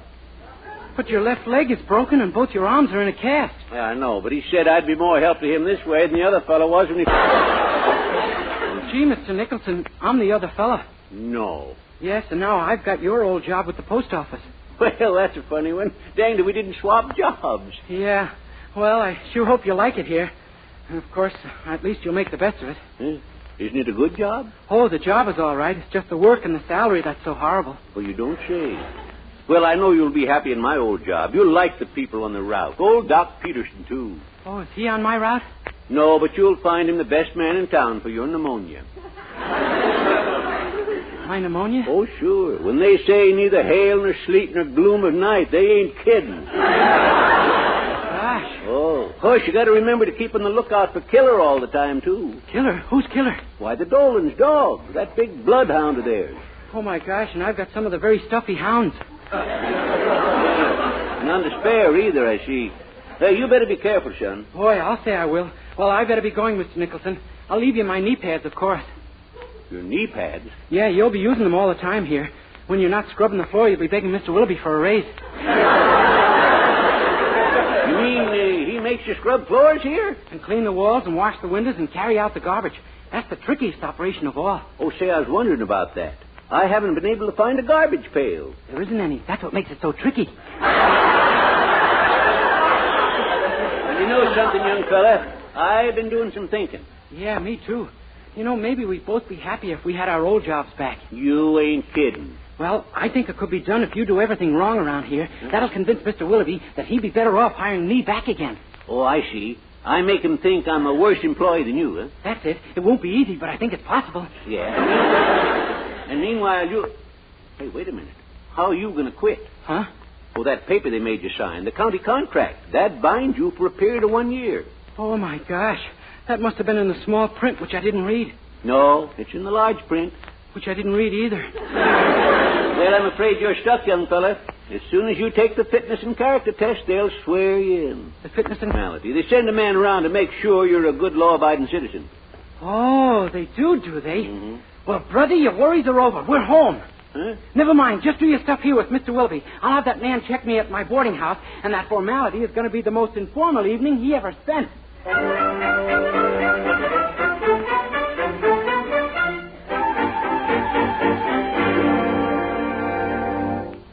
Dennis, you're sure we're doing the right thing? Oh, Mildred, you don't want me to get bitten to death, do you? Or die of pneumonia? Or maybe both at once.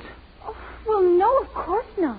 Then this is the only way. Now, look, the man from the post office will be here any minute. Oh, don't worry. Daddy and Mother and I know just what to do. Gosh, I can't get over it.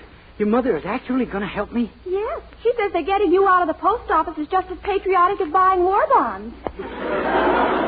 Well, as long as she plays her part right, I just hope that it... Oh, my gosh, there he is now. I'll take it. You duck into the parlor. Okay. Yes? How do you do? I'm Mr. Lester from the Post Office Department. I'm looking for a Mr. Dennis Day. That's me. Oh, good. This won't take a minute, Mr. Day. It's what we call our character test, just to make sure you're a good citizen. Fine. Now then, may I have your full name, please? First, middle, and last. Sure. Dennis Heinrich von Himmler, Gering, Schickelgruber von Fackelup, Liebtraut, Day. Day. Are you a foreigner? Why, if I ever gave you that idea.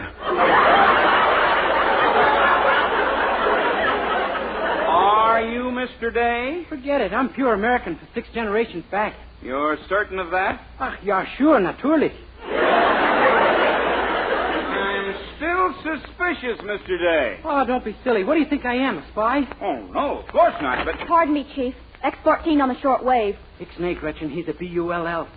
Oh, excuse me. And just who is X-14, Mr. Day? Oh, that's my aunt. It's kind of a pet name we call her. What about these Andersons you live with? What sort of people are they? Oh, just plain people. What nationality are they? Why, they're... Do-you-do!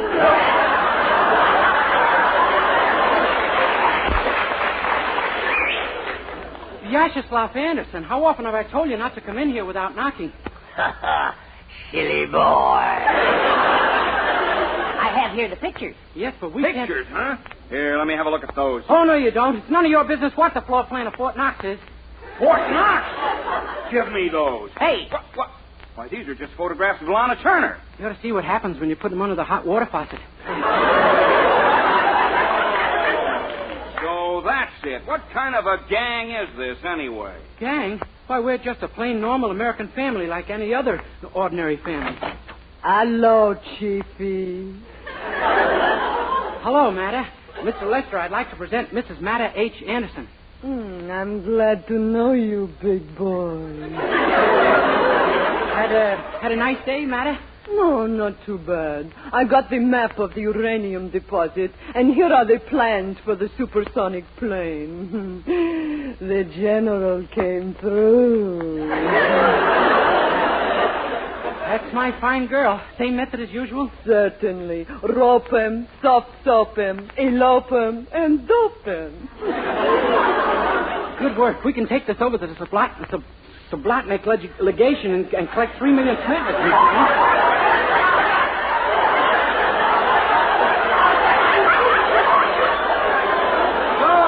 Mr. Day, you want to work in our post office, do you? Yeah, I thought a nice quiet spot among the registered mail might be nice. Oh, you did, huh? Well, let me tell you, after what I've seen tonight, you'll never work in a post office as long as you live. Goodbye, sir. Hey, we did it. He fell for it. What do you know? By George, he did it that. Aren't we devils? Boy, I'm glad I'm out of that mess. And it sure was nice of you folks to help me. It was rather fun. What do you think, Herbie, you great big old hunk of oomph, you?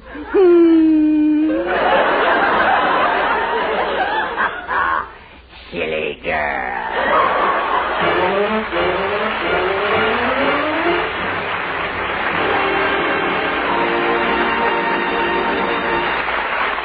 Dennis Day will be back in just 1 minute to sing A Few More Kisses. But first...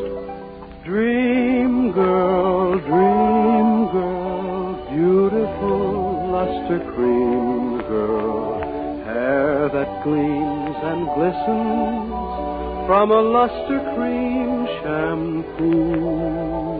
Yes, Luster Cream Shampoo leaves hair with new 3-way loveliness. 1, fragrantly clean. 2, glistening with sheen. 3, soft, easy to manage. Luster Cream is not a soap, not a liquid, but an utterly new, rich, lathering cream shampoo. A blend of secret ingredients plus lanolin. Try Luster Cream Shampoo. 4-ounce jar, only $1. Also in smaller sizes. Be a dream girl. A lovely Luster Cream girl. Dream girl, beautiful luster cream girl, you owe your crowning glory to a luster cream shampoo.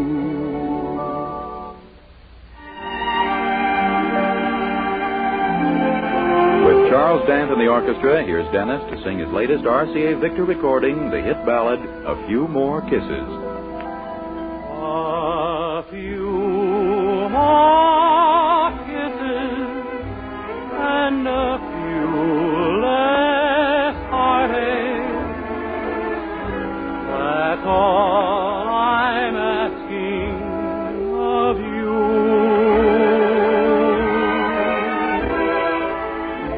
If something's happened, so I may be to blame, I love you more than ever and hope you feel the same. A few more sweet words and a few less teardrops. I'm sure they never would stop. If you just give me a few more kisses and a few less heartache, sweetheart.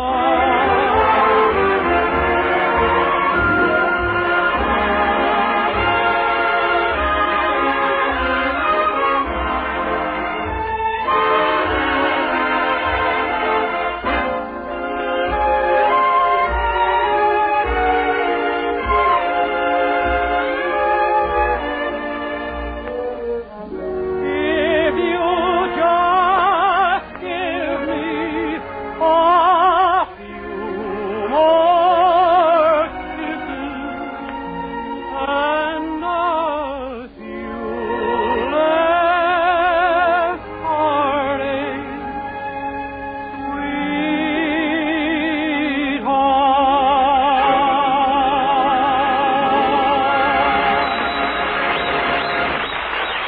Good night, everybody. Doctors prove the Palmolive plan brings 2 out of 3 women lovelier complexions in 14 days. For the Palmolive plan was tested on women with all types of skin. Dry, oily, even skin that was not clear. Yes, regardless of age, type of skin, or previous beauty care. Prove the 14-day Palmolive plan for looking complexions. So get Palmolive soap and start your 14-day Palmolive plan now.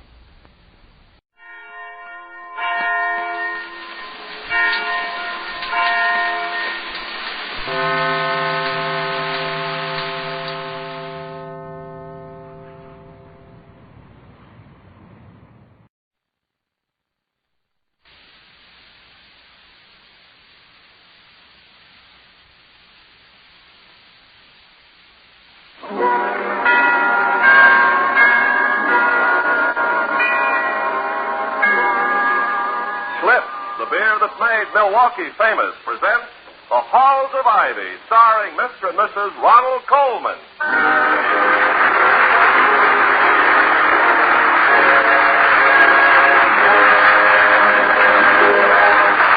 Good evening, this is Ronald Colman. And Renita Coleman. Inviting you to join us again on the campus of Ivy College as the guests of our sponsors, the brewers of Schlitz Beer. The taste of Schlitz, the taste so many people prefer, has made Schlitz Beer first in sales in the USA. If you like good beer, do as millions of people are doing all over the nation. Ask for Schlitz, the most popular beer in history. And now, the Halls of Ivy.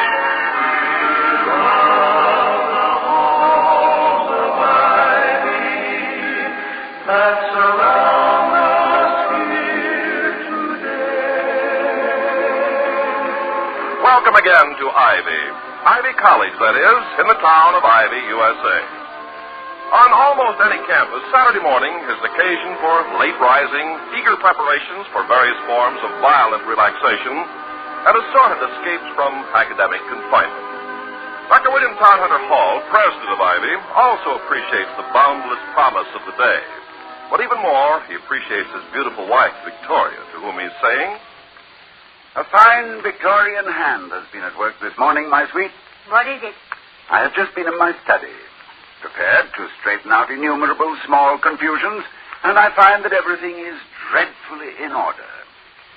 I shall be weeks recovering that chaos, which I always hope gives visitors the proper impression of midnight oil squandered and toil unremitting." Was I wrong to do it? It looked as though the wires had broken on a bale of waste paper. Yes, I know. It must be rather frustrating for a conscientious homebody to have a husband who conducts his official affairs with the happy abandon of a mouse in a wastebasket. What does that make me? A mousewife? Mousewife. Very charming. Yes, charming. But would you prefer to have a husband with a neat study and a disorderly mind? Or one with an orderly mind and a study which looks as though it was swept out each evening by an ill-tempered man on a bulldozer? I'll settle for the neat fella with the ill-tempered mouse. Now, shall I go back in and nasty up the tidiness? Oh, no, dear. Thank you. But, may I ask what brought on this outburst of domestic order? It's Saturday. Oh, it's Saturday. Is that an explanation or just a flat, irrelevant statement? Why, it's very logical. Saturdays I sort the laundry. Oh, of course, yes. Laundry. Now, let me see. Mental association. Clean sheets of paper, ergo, clean study. Of course, darling, the logic is inescapable. That's your logic, not mine. Well, what's yours, starting with this is Saturday? Well, very well. Now, this is Saturday. Saturday, I sort the laundry. And Mr. Jessup, who delivers the laundry, always reminds me of the little man we asked to take our picture on London Bridge. London Bridge. No, please proceed. I am fascinated by your mental processes. Well, it follows quite naturally. I was reminded of that picture, and all of a sudden I wanted to look at it again. And I knew you had it someplace in your study, so I went to look for it. And I bumped into your chessboard and I knocked off some of the pieces. And I felt so guilty, I thought I'd make up for it by straightening out your study. You see? Yes, of course. A simple chain of events easily followed by anyone. Particularly the seventh son of a seventh son, born with a caul, proficient with the Ouija board, and gifted with second sight.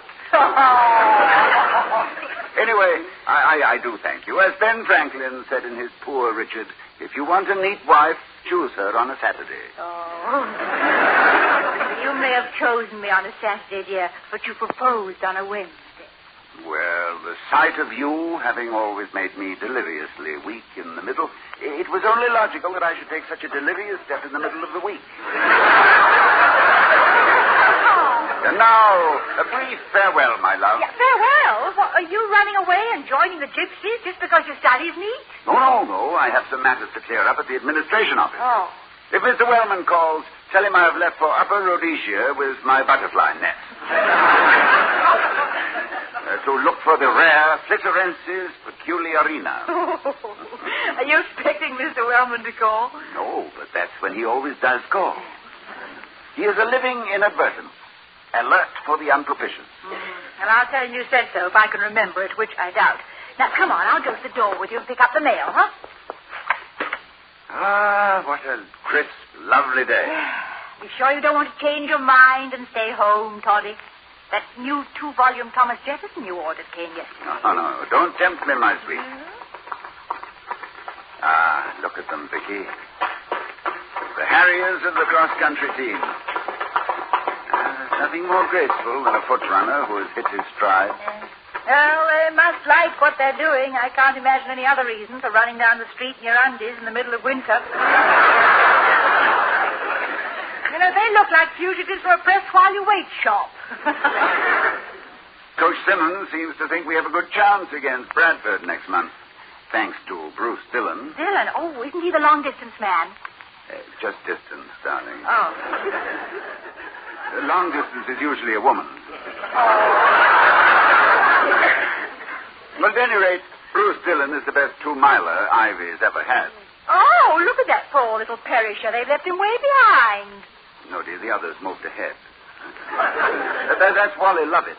Oh, yeah, I know him. Don't they call him Tag-along? Yes, but he makes up in eagerness and perseverance what he lacks in ability. Hello there, Wally. Oh. Morning, Dr. Hall. Hello, Mrs. Hall. Well, we didn't mean you to stop, Wally. Aren't you being timed or something? 5 minutes won't make much difference one way or the other. They don't use a stopwatch on me. Just an hourglass full of wet sand. Haven't got my stride yet. And my breath's a little short. Oh, it'll get better when you catch your second wind, Wally. That's what the coach is always telling me. But I'm still working on my first wind.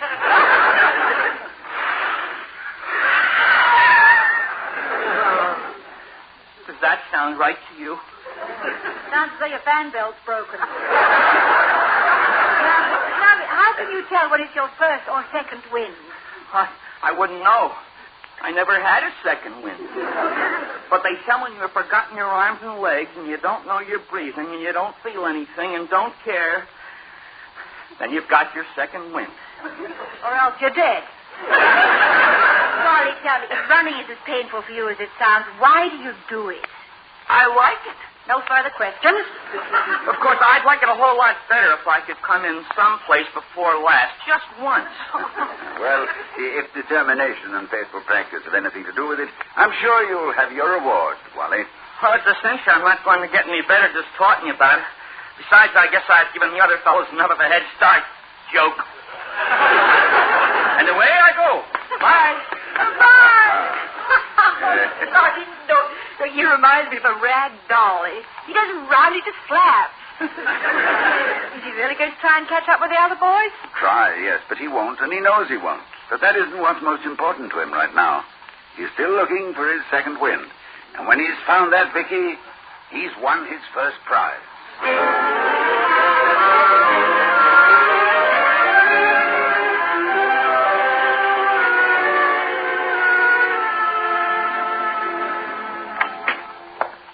Vicky, you home? Hello, darling. Have a good morning. Wonderful. And worked up a tremendous appetite. What do we have for lunch? Mr. Wellman, I'm afraid. Oh. How are we having him? Sautéed or scalloped? Well, he was scorched when he arrived, and by now I think he's burned to a crisp. He brought the track coach with him, and... I'm waiting, Dr. Hall. In fact, I've been waiting. Oh, I'm sorry, Mr. Wellman. Not to mention the fact that Coach Simmons has been waiting also. 2. Hello, Mr. Simmons. How are you, Dr. Hall? Oh, I'm fine. I'm sick.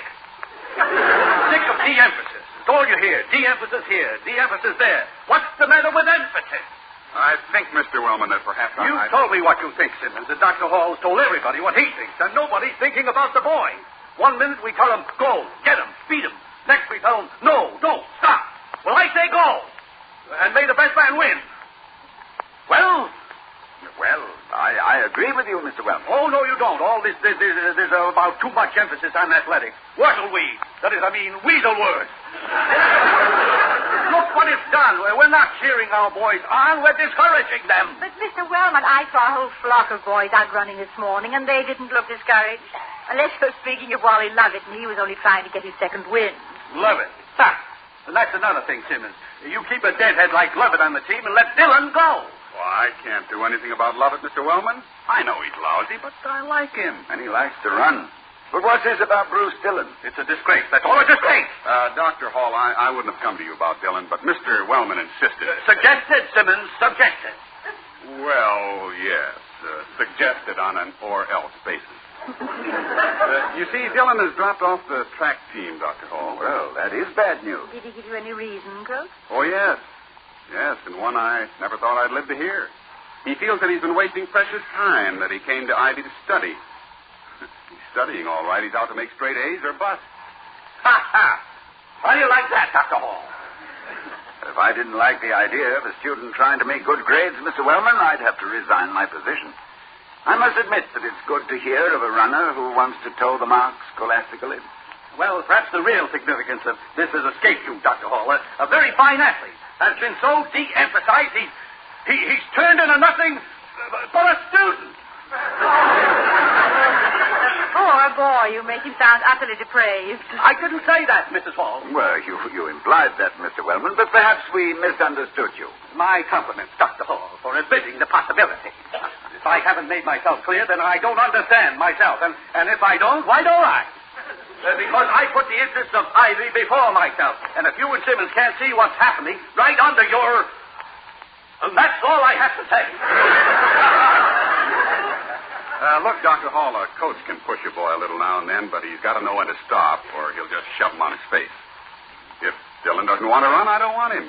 No matter how good he is, if he feels that way, he's still no good to me. Maybe not to you, Simmons, but don't stand there and tell me Bruce Dillon isn't good for Ivy. That he isn't the best man we've ever... That he hasn't a chance. I mean, he might even go to Sel Hinkey for the Olympic Games. Sel Hinkey, that is. No, I mean, Helsinki. Mr. Wellman, Dillon has made his decision, and I believe that each individual student must determine for himself his reason for being here. This is not a question of de-emphasizing anything. It's simply a matter of placing the emphasis where it properly belongs.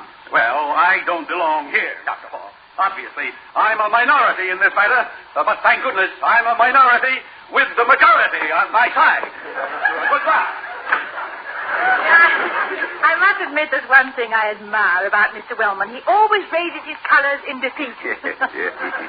He makes a hasty retreat sound like a rousing victory. Well, I want to thank you, Coach, for your enlightened attitude. Well, Dr. Hall, I want to win, but that's not all I want. Maybe that's why I'm coaching at a small college and loving it.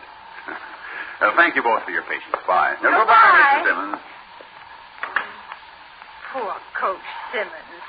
The first year he gets a really hot prospect, and look what happens. Bruce Dillon comes down with a case of athlete's brain. Well, athlete's brain is a disease unlikely to reach epidemic proportions. Some students are bound to take scholastic honors, and some are bound to earn marks for strength and agility. But it's a rare thing to find the honor-bound and the muscle-bound in the same package.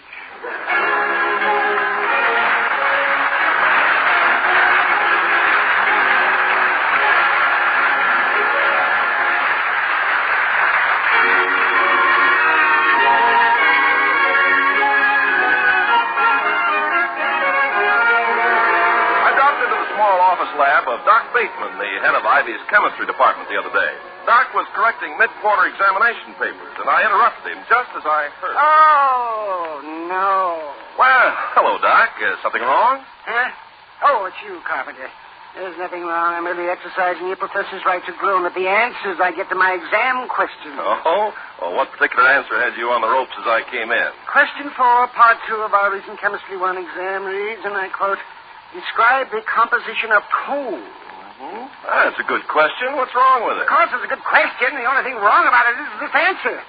And again, I quote, coal is composed of big chunks and little chunks and coal dust.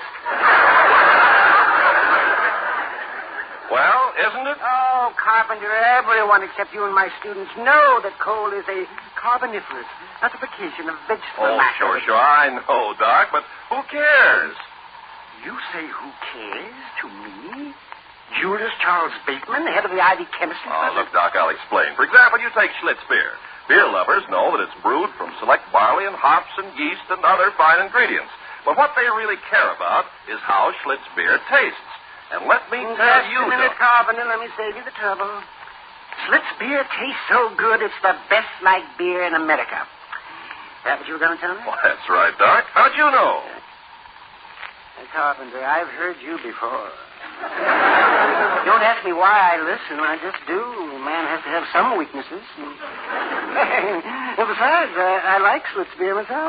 Good for you, Doc. Yes. Let's take a 10-minute break and take it big. You know if we can find a couple of bottles of Schlitz nearby? Doc, I just might. Let's be on our way right now.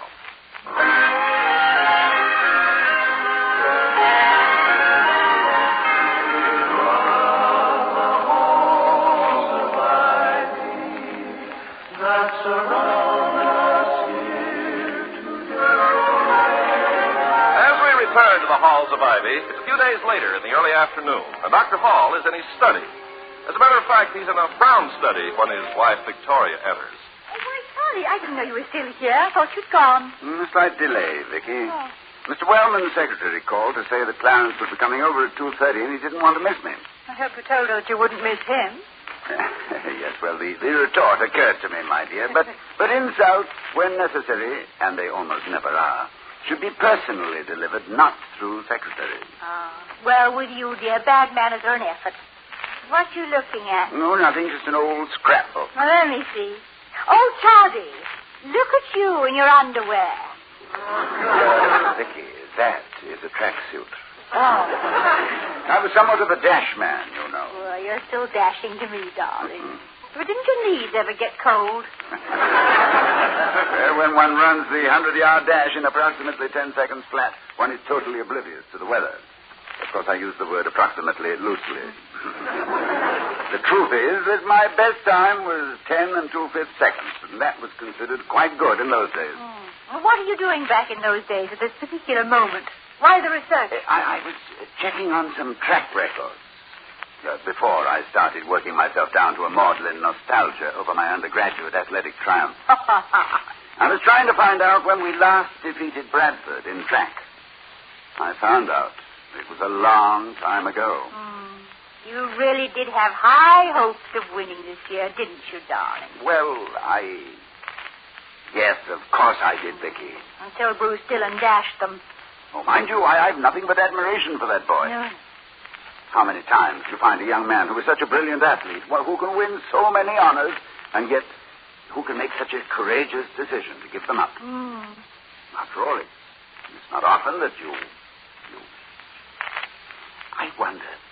And mind you, I wouldn't confess this to anyone but you, Vicky. No. But I wonder, was it really necessary for him to take such a drastic step? Well, do you think you could maybe talk to him and change his mind? Yes, I could talk to him and no, Vicky, how can I? How could I, as the president of the university, go to a student and suggest that he is overemphasizing his studies? Yeah, I can see where that might confuse him slightly. But why couldn't you suggest that perhaps he might more wisely distribute his time and energies? You mean, say, 2 hours in the library to an hour on the field? Yes, that's not a bad idea, Vicky. I could. No, I couldn't. After all, he's crossed his Rubicon, and I can only commend him for it. Besides, you can be very persuasive, darling, and you wouldn't want to influence him, would you? Oh, no. Nope, the issue is closed. Nothing to do but forget it. Of course, this was just a moment of weakness, Vicky, I could only indulge in the privacy of my own home. Yes. Thanks to your understanding. It isn't going to be private any longer. Almost the first, if not the only virtue you notice in Mr. Wellman is that he's always punctual. Dr. Hall is expected in this place. Thank you. Hello, Dr. Hall. Oh, hello, Mr. Wellman. Good afternoon, Mr. Wellman. You sound tired. Aren't you feeling well? Yes, it's not me that's sick. Dr. Hall, I know there are times when I seem to lose control of myself in my eagerness to serve Argylophobia. Which everybody knows you do with the greatest of energy and vigor, Mr. Wellman. Yes, and sometimes I may raise my voice and become... Well, you can't change human nature. But, Mr. Wellman, you've changed. I hardly recognize you. Thank you, Mrs. Hall. But it's too late. Well, good heavens, what's happened? It was just a matter of a few days before he would have to change his mind, which I never had any doubt of, that he would. Never for 1 minute did I believe that Bruce Dillon would stick to that ridiculous, that insane, that nonsense of his. And has he changed his mind, Mr. Wellman? He's sick, Dr. Hall. Dillon is in the infirmary. Oh, well, that's a shame. What's the matter with him? He itches day and night. They examine him thoroughly, and they can't find anything. He just itches. Well, Mr. Wellman, I think... It was bound to happen. A nervous breakdown, a fish out of water. A shoemaker should stick to his last, a grind to the millstone. His nose. Mr. Wellman, I think that you were only thinking about academic standards. Simmons wasn't thinking at all, but I was all the time. I was thinking about the boy. But, Mr. Wellman, what is it, Dr. Hall? Mr. Wellman, you've started me thinking that perhaps your news may turn out to be good news. Good news? Our best crackman in the hospital? You call that good news? Why, Dr. Hall, of all the inhuman, the heartless, the cold-blooded... Well, Dr. Hall, all I can say is that with what you're thinking, I hope you can sleep tonight. Goodbye.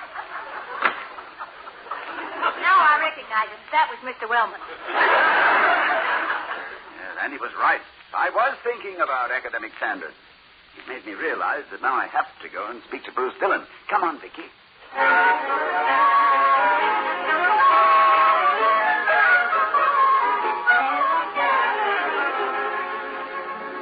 Well, it's certainly flattering to have the president and his wife come to see me, but, Dr. Hall, I didn't know I was that sick. Fortunately, you're not really sick, Bruce. Dr. Taysom has assured us that your condition is only temporary. And besides, Dr. Hall and I don't limit our sick calls only to those who are extremists. Has your itching stopped? It comes on me in waves, Mrs. Hall, but I'll try not to scratch while you're here. Ah, don't mind me. As the old saying goes, scratch where it itches, not where it looks the best.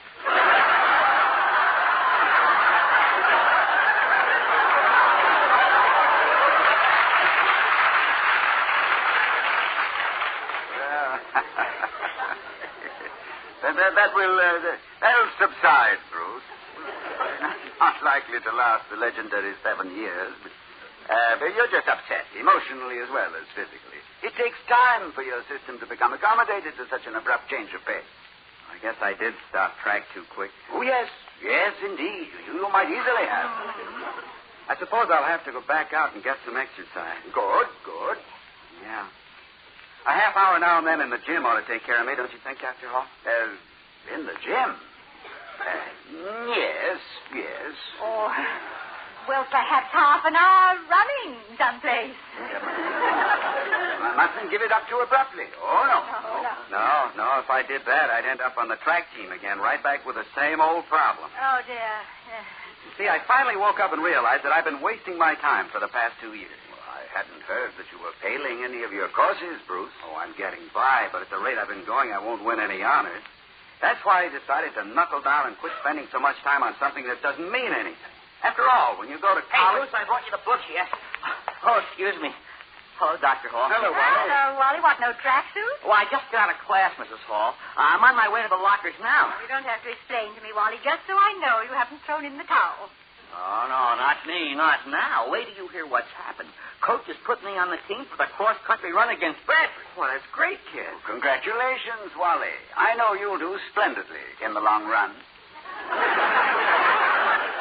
In the long run. Thank you, my boy. Oh, well, you see, Dr. Hall, the coach figured it this way. If I finish at all, it'll count for a point. Now, the fellows put it another way. They said there's always the happy possibility that one of the Bradford guys will drop dead. And there's also the chance that you'd stumble over the body, thereby ruining your own chances. So let's hope that your triumph will be over live runners. Well, I might surprise him if I ever get my stride. It's getting a little monotonous coming in last. I hardly know the rest of the team when I meet him face to face. Well, there's one consolation, Wally. I've noticed that the last man often gets more applause than the winner. That's the story of my life, Dr. Hall. All the other fellas lap me, and a half hour later, in comes Wally Reargarden to give me a big cheer. And all I want is just one tasty little silver cup. Listen, Wally, I've told you what's wrong. You're pressing too hard. Look who's talking. Who's itching? Bruce, you're getting mental, Bang. Your brains need a rub now. Well, I got to get out and practice. I'll see you. Bye, Dr. Hall. Bye. Goodbye, Wally. Oh, you know, Wally's my roommate, but I sure don't understand him. I don't think he's ever going to win anything, but he keeps knocking himself out. And for what? Oh, for the reason that people have been playing games since the beginning of time, Bruce. To take part in something. To try to win, yes, but most importantly, to take part in a contest of some kind. And it doesn't matter whether it's a potato race at a picnic or the Olympic Games. I was fortunate enough to attend the 1932 Olympics in Los Angeles. A little Japanese girl ran in the hurdle race. At the gun, she was left on her mark. Then she crashed into the first hurdle and took a bad fall. She picked herself up, ran and hit the next hurdle, and fell on her face again. She hit every hurdle on the course, but she got up again and again, and she finished with tears streaming down her face and down the faces of almost 100,000 people in the stands. We all recognized that the courage, which would finish a course strewn with failure, had won a phantom ribbon to wear on her spirit. You've made your point, Dr. Hall. I guess I'm just dumb. You just proved to me that Wally's got more brains than I have. He isn't overemphasizing overemphasis. Well, you're not necessarily dumb, Bruce. You both make good grades, and you both love to run. The only difference is that while Wally hasn't got his stride yet, he's never lost his balance. And spiked shoes or philosophy, if you keep a sense of proportion, you're running on the right track.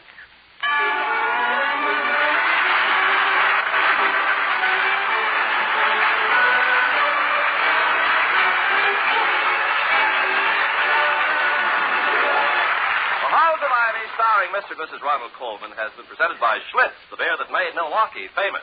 The taste of Schlitz, the taste so many people prefer, has made Schlitz beer first in sales in the USA. Why don't you two enjoy the most popular beer in history? Next time, every time, ask for Schlitz beer. And now, here again are Mr. and Mrs. Ronald Colman. Thank you, Ken. Ladies and gentlemen, one of our characters tonight was a boy who ran without any hope of winning. He ran because he liked to run. Most healthy boys do. But last year in America, there were an estimated 28,500 cases of polio. Boys and girls, men and women, who were taken out of the running by this crippling disease. 4 out of 5 of these cases are financed, at least in part, by the National Foundation for Infantile Paralysis, the March of Dimes. But polio is creeping ahead of the available funds. So please make as generous a donation as you can. Yours is the power to line with silver the dark clouds which threaten our children and our neighbors. Thank you. Good night. Good night from all of us. And from our sponsor, the Joseph Schlitz Brewing Company of Milwaukee, Wisconsin, and its thousands of friendly dealers throughout the nation.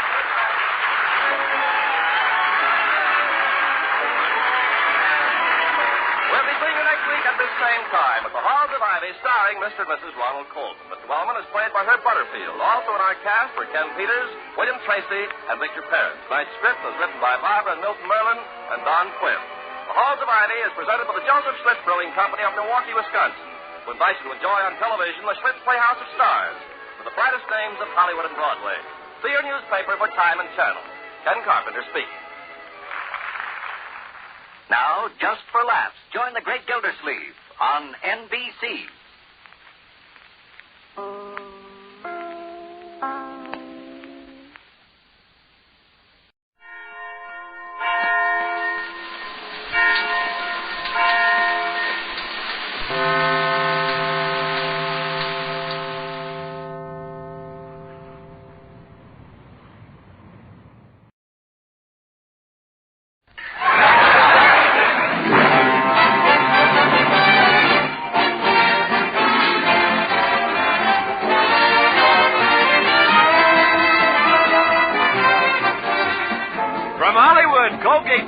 Presents the Mel Blanc Show, written by Mac Benoff with Mary Jane Croft, Joe Kearns, Hans Conried, Victor Miller and his orchestra, and starring the creator of the voice of Bugs Bunny. What's up, Doc? Yes, Colgate tooth powder for a breath that's sweet and teeth that sparkle brings you the Mel Blanc Show, with Mel playing his new character, Zookie. Hello, everybody. Hello, everybody. Hi.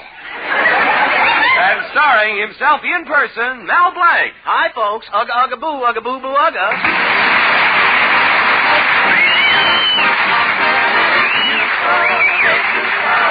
Keep smiling just right.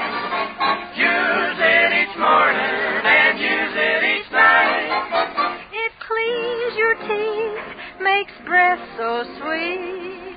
Use Colgate tooth powder. Want teeth that sparkle and dazzle, a breath that's fresh and sweet? Then try Colgate tooth powder, for the new all-purpose Colgate tooth powder cleans your teeth and sweetens your breath. Yes, this new all-purpose tooth powder produces an amazingly rich active foam that's marvelously effective. Every time you brush your teeth with this new all-purpose Colgate tooth powder, your whole mouth feels clean, sweet, fresh. Your teeth regain their natural sparkle. It's been proved in 7 cases out of 10 that Colgate tooth powder instantly stops unpleasing breath. And as for cleaning, you can depend on Colgate tooth powder revealing the natural brilliance of your teeth. Yes, Colgate tooth powder, the new all-purpose tooth powder, does everything you can expect or ask of a dentifrice. Try Colgate tooth powder today for teeth that sparkle and a breath that's sweet.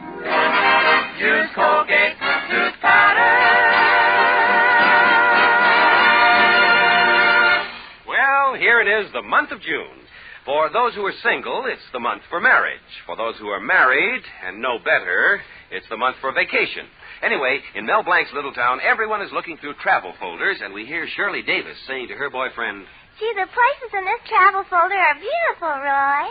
Shirley, I'll go right down to the travel agency and arrange a trip for us. And Mary Smendrick is saying to her boyfriend, Tom, Gee, the places in this travel folder are beautiful, Tom. Mary, I'll go right down to the travel agency and arrange a trip for us. And in Mel Blanc's Fix-It shop, Betty Colby says to her boyfriend, Mel Blanc, Gee, Mel, the places in this travel folder are beautiful.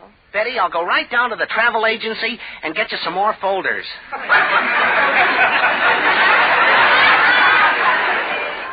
Mel, if we get married, we've got to go somewhere. Look at these places. Alluring Alaska, haunting Hawaii, mysterious Mexico. Betty, haven't you got anything like cheap Cucamonga? I can just see us now in Alaska. We could go tobogganing and dog sledding. Oh, it's so much fun to go dog sledding. You'd yell mush and I'd yell mush. Yeah, but while we're mushing, who's going to watch a sled? Oh, nothing doing, Betty. I can't afford any long trips. Well, here's a nice trip. It's only $200, and we can see the Hoover Dam. Betty, I know how to save the $200. How? Let's stay home and look at my Hoover vacuum cleaner. Oh, here's a wonderful place, Sun Valley. And the weather there is very unusual, you know. Sun and snow. Girl can put on a bathing suit and go skiing. Oh, gosh, that's nothing. What's really unusual is to see a girl put on a bathing suit and go swimming. What are you talking about? You can hardly swim yourself. Oh, is that so? You should see me swim and dive. In fact, I'm one of the best divers in the country. I do a half gainer, a jackknife, and a swan dive all rolled into one. Oh, what's that called? Belly flop. Look, Betty, let me handle one vacation problem. First, I've got to get that summer cottage for your father. Well, speaking of... Hello, Betty. Hello, Father. Hello, Mel. Hello, Mr. Colby. Say, Mr. Colby, I think I'll be able to line up a summer cottage for you. Well, I've been thinking, Mel, what I really want is to get away from it all. I want to live in the open, cook my meals in an open field with no roof over my head. I want to live like a hermit. Mr. Colby, you don't want to live like a hermit. You want to live like a veteran. Besides, you should be grateful for anything I can get you. If you think it's easy to rent something, just look at the ads in this paper. Let me see. Hotel Pineview, concrete swimming pool for the private use of the guests. Rates $10 a day. For guests wishing to sleep in the hotel, $20 a day. You see what I mean? And that's a good one. Listen to this. Dream house. The living room is a dream, the dining room is a dream, and the bedroom is a dream. What's the price? A nightmare. Well, Mel, maybe I should be grateful to you for getting me this cottage. That is, if you can get it. Oh, leave it to me, Mr. Colby. Now, let's get in my car and go down and talk to the old sea captain who owns a cottage.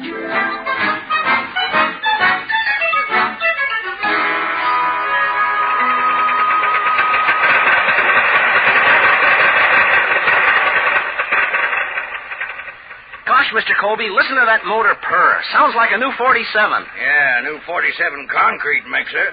What kind of a car is this anyway? Why, it's 2 feet higher in the front than in the back. Well, it's a racer, Mr. Colby. It likes to start from a crouching position. Oh. Mel, why don't you get yourself a new car instead of this old jalopy? Jalopy?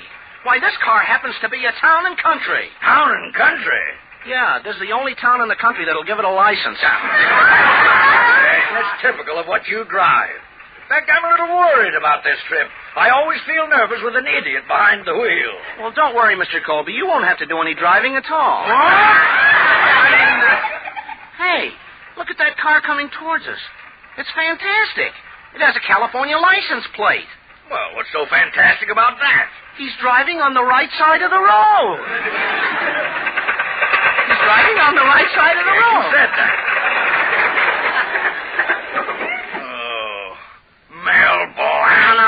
worry, Mr. Colby. I'll get it started right away.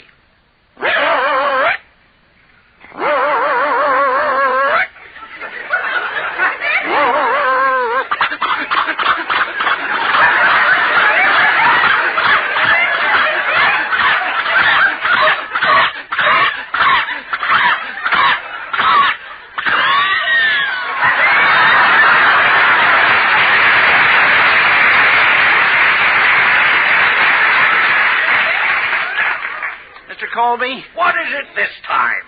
I think I blew a gasket.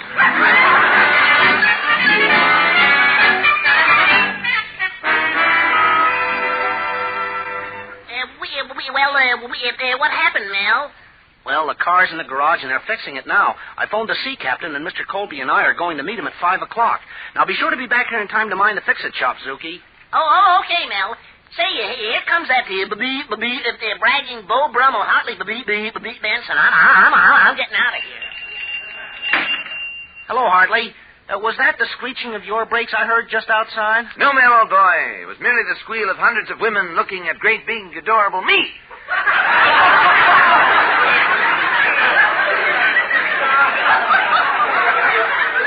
All through life, I've been disappointed. I can't kiss myself because I'm not double-jointed.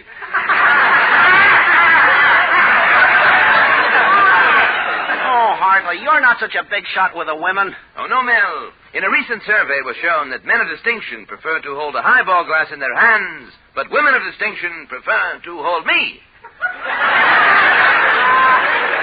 Look, Hartley, you don't bother me at all today. I'm renting a summer cottage for Mr. Colby, and if I can get in good with him, everything will be milk and honey. Mel, old boy, your milk has just curdled. I've just talked to the sea captain myself, and he has promised to rent the cottage to me. What? Yes.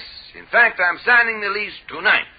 Hartley, were you out at the seashore today? Yes, Mel, and as usual, I was the center of attraction. Some of the girls wore one-piece satin bathing suits, other girls wore polka-dot midriffs, but all eyes were upon me. Well, what were you wearing? My rhinestone evening trunks. I covered myself with suntan lotion, but got an awful sunburn anyway. Well, that's odd. No, it isn't, Mel. My body is so beautiful, the sun fought its way through.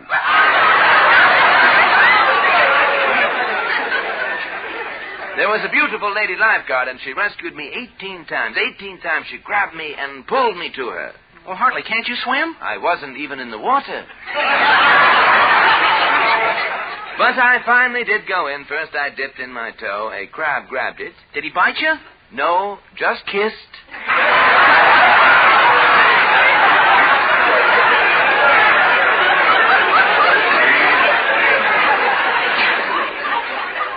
Gosh, Hartley, you must think you've got the most beautiful body in the world. Mel, you know how when some people pass away, they give their bodies to Harvard for medical research? Yeah? I'm giving mine to Vassar.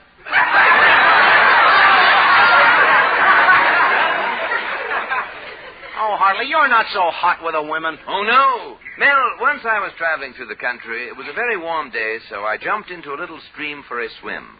Do you know what that place is called today? What? Hot Springs, Arkansas. As a matter of fact, Mel, now that the magazines are coming out with their beach editions, they may put my picture in Look or run it in Life. Well, if they put your picture in Look, it'll have to run for its life. Oh, Mel, you make me see red, so I must leave before Congress investigates me. And as for the cottage, you and Mr. Colby can come down and see me sometime and bring Santa Claus.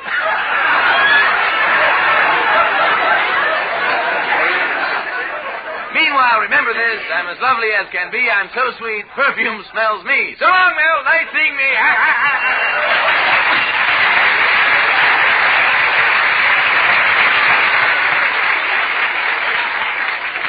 Holy cat, Benson getting the summer cottage away from me right under my nose. When Mr. Colby finds out he has no place to spend the summer, he'll kill me. Well, if he does kill me, I'll have one thing over him. At least I'll know where I'll spend my summer.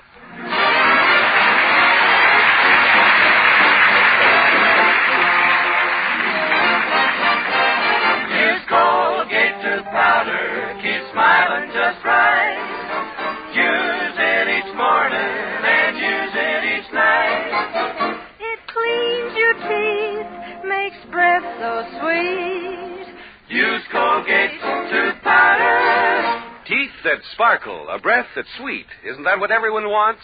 Try Colgate tooth powder, the all-purpose tooth powder.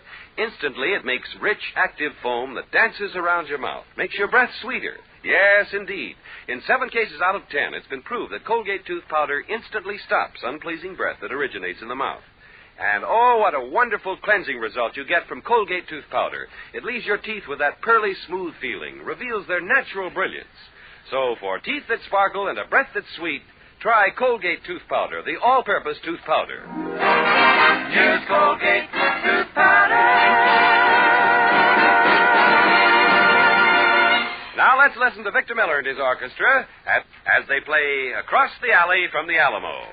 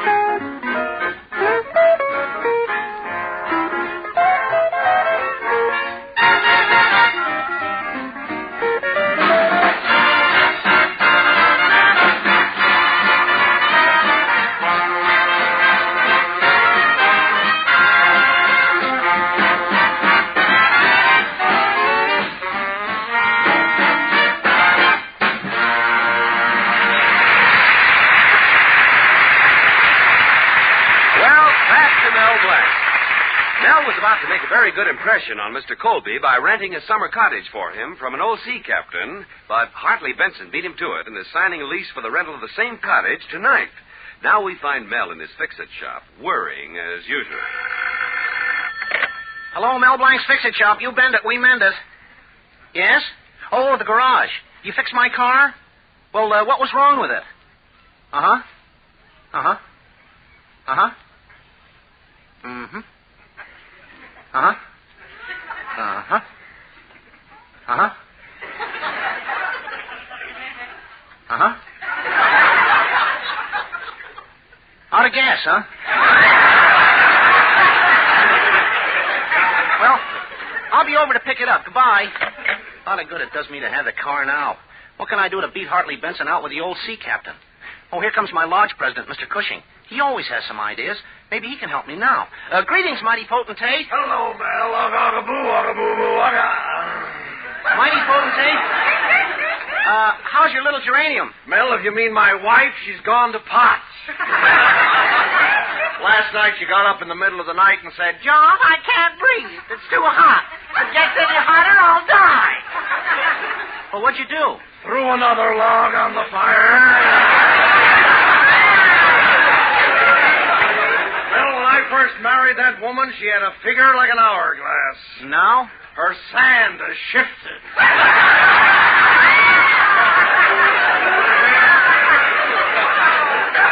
What a face. Why, the other day we went to the beach. I covered her almost completely with sand. The only thing uncovered was her face. What happened? The cops arrested her for indecent exposure. Oh, her face isn't that bad. Oh, no? When she went into the water, the tide went out. So what? The tide always goes out. This one never came back. Well, finally she got out into the water, and the fish saw her. Mel, that's the first time in history anybody ever heard a barracuda scream. She went out too far. There was a fishing boat there, and they caught her in a salmon net. Oh, that must have been terrible. No. At the cannery, they rejected her. Oh, come now. You're just making things up. Can you blame me? What a woman. Last week, we were on a hunting trip. I'll never forget it. I'd loaded the rifle. I was aiming it when my wife said, "Oh, John, I want to use the rifle. Let me have it. Come on, John, let me have it." God, what a temptation.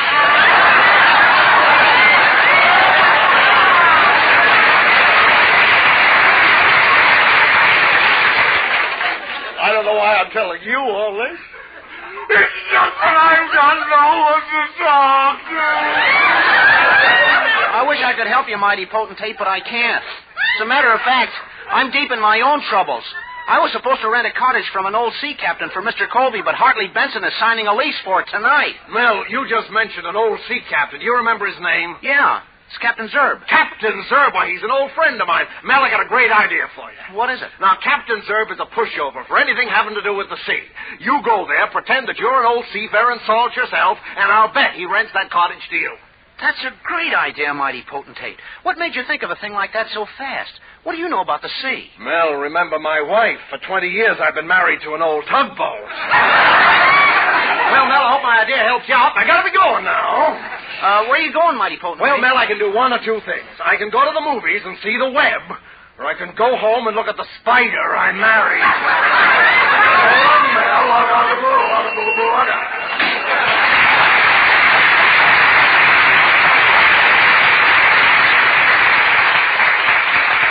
I can always depend on the mighty potentate to help me. Gosh, it's getting late. I'd better rush down to Mr. Colby and tell him the idea.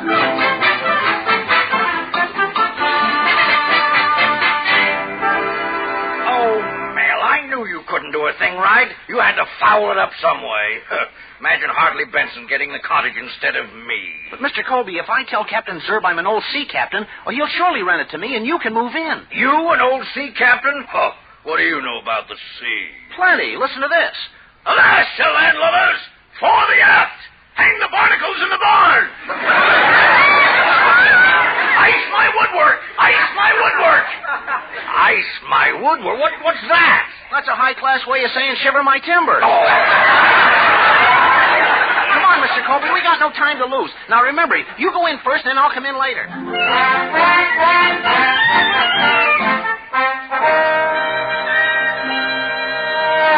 I'm sorry, matey, but my course is set. I told Benson that cottage was his'n. Blow me down, if it'll change my mind. I'm sorry to hear that, Captain Zerb. If I'd rented the cottage, I was going to let an old sea captain live in it. You see, he has no place to stay. No port to drop anchor in? No. Well, of course, that may change my mind. Where be this old sea dog? Why, I told him to meet me here. Where? There's a salty-looking lubber coming up the steps now. He's ringing my doorbell. Yes, that must be the Admiral now. I'll open the door. Well, come in, Admiral Blanc. Meet Captain Zerb. Well, my compliments, Admiral Blanc. Mr. Colbert here tells me that you be an old sea dog. Is that right? Sure is. Just listen to this. Well,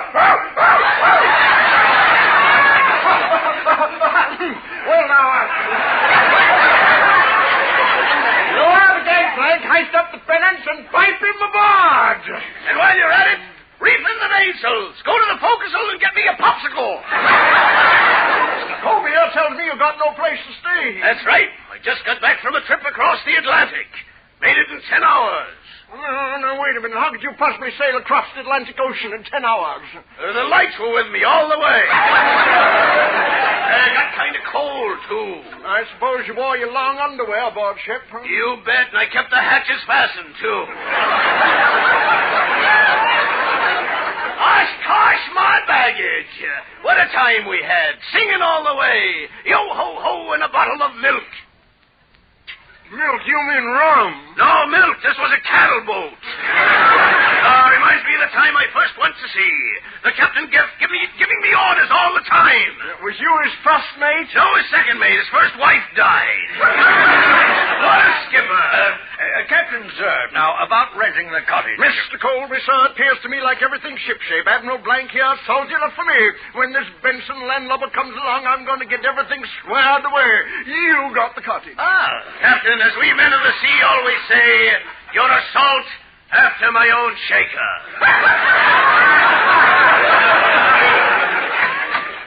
Captain Zerb, I've come to sign the lease. Just think how fortunate your cottage will be to be lived in by great big adorable me. Benson, great big adorable, you're going to have to find another anchorage. I just told Admiral Blanc he can have the cottage. Admiral Blanc? I think I'll be going now. So long, Mr. Benny.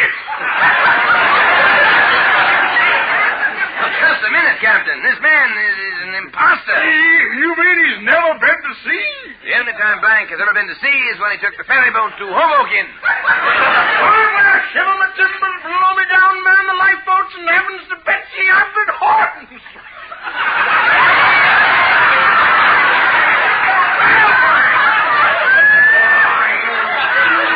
I knew it would turn out this way. I'm going to scuttle every bone in your body.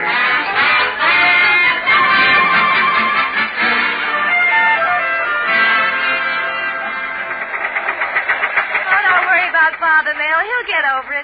Just think, here we are, the two of us alone in your car. Yeah. Betty, you're so wonderful to me, always helping. The minute we got into the car, I had a flat tire, and what did you do? I fixed it. Yeah. Well, how do you like the way the old buggy runs now, Betty? Oh, it's very smooth, Mel. It's just as if the wheels aren't even touching the ground. Yeah. Holy cat! What's the matter? The wheels aren't touching the ground. I forgot to take the jack out from under the car.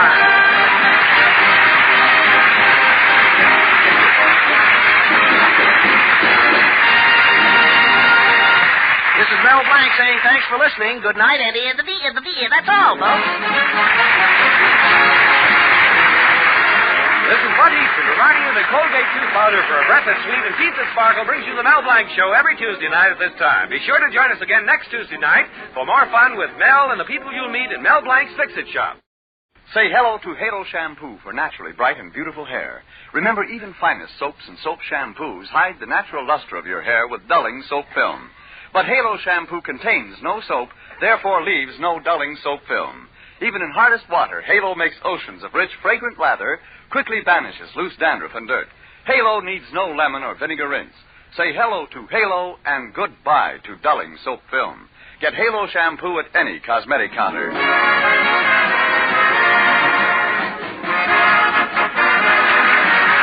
Remember, Mel Blanc every Tuesday night at this time. This is CBS, the Columbia Broadcasting System.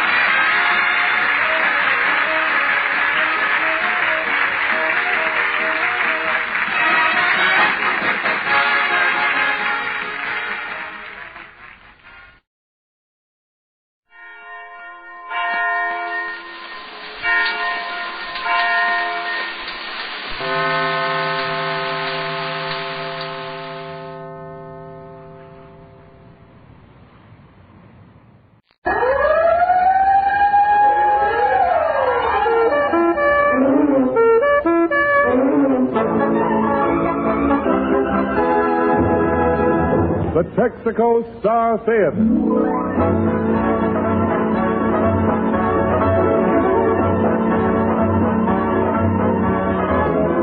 The more than 45,000 Texaco dealers from coast to coast welcome you to an hour of mirth and melody. With our star comedians, Fred Allen, Kenny Baker and Portland Hoffa, the Texaco Roundtable, Win Murray and Al Goodman's Orchestra. It's Texaco time.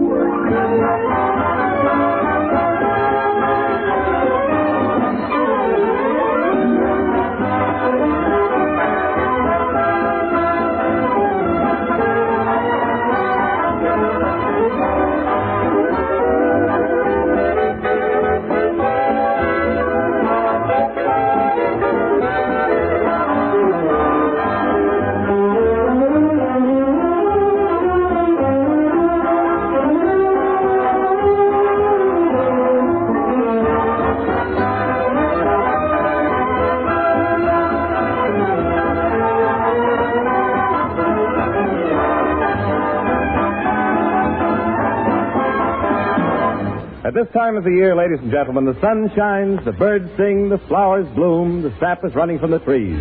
And speaking of sap, here it is, Fred Allen in person.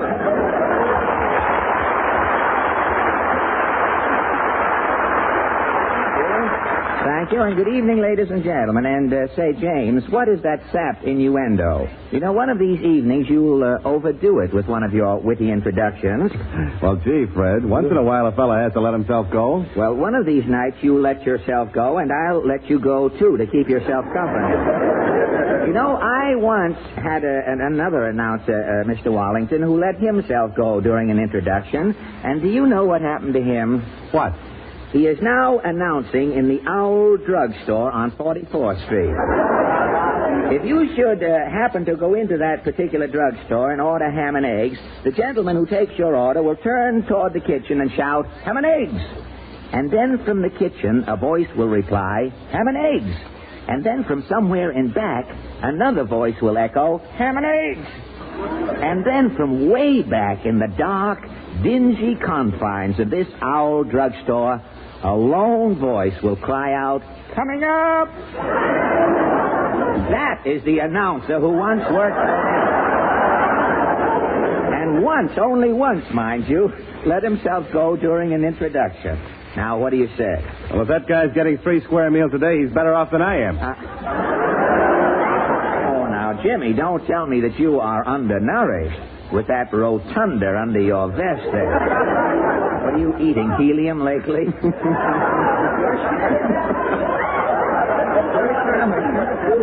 Your stomach looks like either end of the Staten Island ferry. The way you had a little seaweed, I wouldn't know the difference. I'll bet you, if you open that coat, James Wallington, we will probably hear a watermelon calling its mate. Oh, yeah? And with this scintillating rejoinder, Mr. Wallington, we turn to the latest news of the week. The Texaco News presents its highlight from the world of news. New York City, New York. Arrival of spring is officially confirmed as Ringling Brothers and Barnum and Bailey Circus opens at Madison Square Garden for 4-week engagement. Tonight, Texaco News visits the circus and brings you a preview of the greatest show on Earth's outstanding features. At the entrance of the circus, we find, of course, the traditional hoarse-voiced announcer. Hurry, hurry, hurry. The big show's about to start on the inside. Hurry, hurry. Outside, we also find the perennial little man and his wife from out of town. What's that sign say, Myrna? Says, circus. Must be some kind of hijinks. Think we ought to go in, Myrna? You bet. If it's half as good as it smells, it's a great show. We follow them in and stop for a word with the circus publicity man, Sam Levine. Well, how does the circus look this year, Sam? You're asking me? I told him not to open it. Don't open it, John, I says. I ain't ready. So what does he do? I ain't ready, and he opens it. Well, who is John? John Ringling North. He owns the circus. Oh, he's the one you were talking to. That's right. Don't open it, John, I says. I ain't ready. So what does he do? I ain't ready, and he opens it. Well, what did Mr. North say? Sam, he says, all right, you're my press agent. There's nothing I wouldn't do for you that I wouldn't do if it didn't have to be done. But when you ask me to open it, Sam, I got to say to you, Sam, no, in the affirmative. Well, he must have had a reason. All right, so he had a little trouble. With a circus, you got to expect trouble. What trouble? The dog-faced boy suddenly gets distemper. Really? The sword swallower gets indigestion. He's hiccuping knives and forks. Knives, no spoons, huh? The fire eater overdone it. One of his tonsils is a clinker. Well, naturally. I know John's upset with the elephant losing 400 pounds. The elephant's skin and bones. What happened to the elephant? Malnutrition. Malnutrition. The elephant's feeder was nearsighted. For 2 months, he kept leaving the elephant's hay at the wrong end.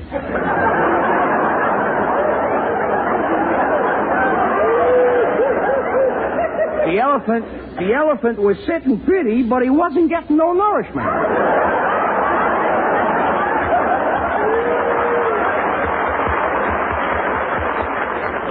Mr. North sure had plenty of trouble. But that's got nothing to do with me. All right, so I'm only the circus press agent. But I pleaded with him. Don't open it, John, I says. I ain't ready. So what does he do? I ain't ready, and he opens it. Tell me, why weren't you ready? I didn't have no adjective.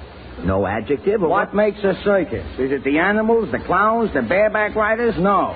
Is it the press agent? Of course. But what makes a press agent? An adjective. One adjective? One adjective.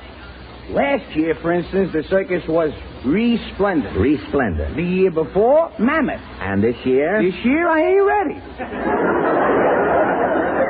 Well, why not? This year, it's all new. The circus is streamlined. How can I find an adjective that'll... Hey, wait a minute. Wait a minute, I got it. A streamlined adjective? What is it? Stream-lousel. The circus this year is stream-lousel. Let's go, John. I'm ready.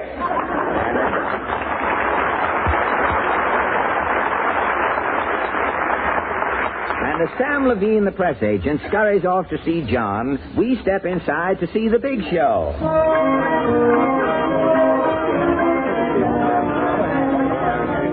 We elbow our way through the milling crowds and stop to look at the wild animals. Here on the left, we see the hyenas. Well, where do you, One hyena got in the cage a little late there. Where do you keep the hyenas during the winter, Trainer? We rent them to Bob Hope to mix in with his studio audience. Across from the hyenas is the elephant nook. One of the elephants we see is just about to trumpet.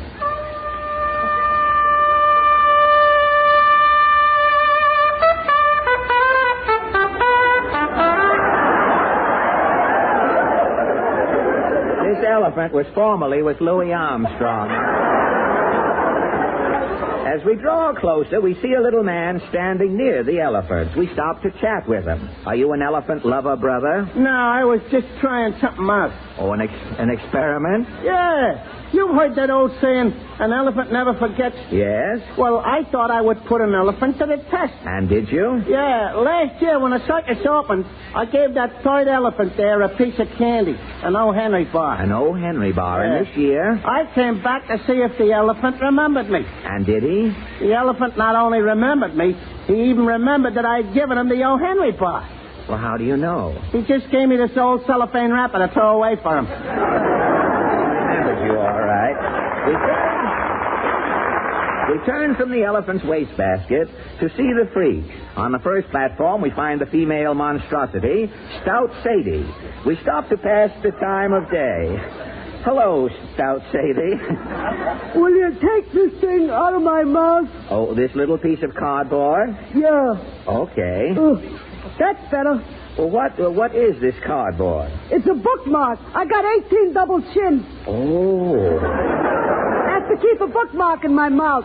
Why? For when I want to talk, I reach up till I feel a bookmark. I know which wrinkle to open.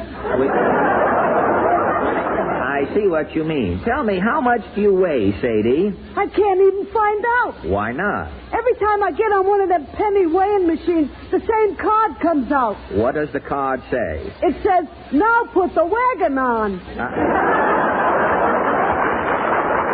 Stout Sadie, we stop at Gargantua's cage. A man stands gazing in at the world's largest gorilla. The man seems to be talking to himself. We listen. Why? Is something troubling you, sir? I just been studying Gargantua. Yeah? Why, I keep asking myself. Why? Why what? Well, here's Gargantua, a monkey, leading the life of a furry Riley. Yeah? He's got a wife, a home, all he can eat for nothing, no work, no taxes to pay, nothing to worry about. That's right. Why?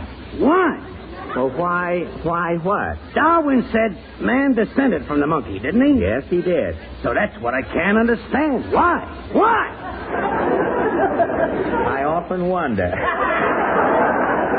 Well, and while we are trying to figure this out, an argument attracts our attention. Excited voices seem to be coming from next booth. You will take it. That is who will take it. Rushing over, we find the Siamese twins in heated discussion. Now, just a minute, boys. What's the trouble? We are the Siamese twins, Mo and Joe. I am Mo and I am Joe. Well, what's the trouble? Joe is having a headache. One minute, please. Who is doing the talking, Mo or Joe? All right, Joe is doing the talking. Just a minute. Just a minute, boys. First, who is doing the talking, Mo or Joe? You can both talk together, can't you? Good. Wir will zusammensprechen. Fine. Now, what's wrong? Joe is having a sore throat and a headache. A sore throat and a headache, yes? Joe is asking Mo to take an aspirin to cure Joe's headache. Yes? Mo is refusing to take the aspirin to cure Joe. Well, if Joe has the headache, why doesn't Joe take the aspirin himself? Joe is already eating a Zymodroki to cure his sore throat. Joe's mouth is full. Well, somebody ought to take it. Yeah, Mo will take it. And Joe will take it. Wait just a minute, fellas. You boys shouldn't fight. Siamese twins cannot stop having arguments. Why not? Siamese twins, to be Siamese twins. Yes? Something has got to come between them.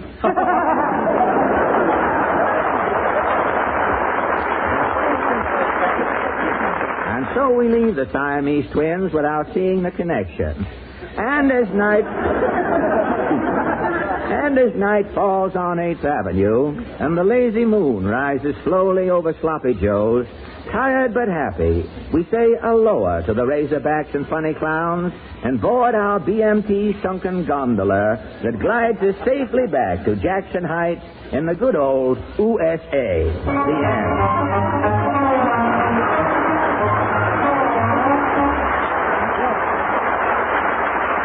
Ladies and gentlemen, thanks to Kenny Baker, we are able to shake off the effects of our circus jaunt. For his first number this evening, Kenny sings Amapola.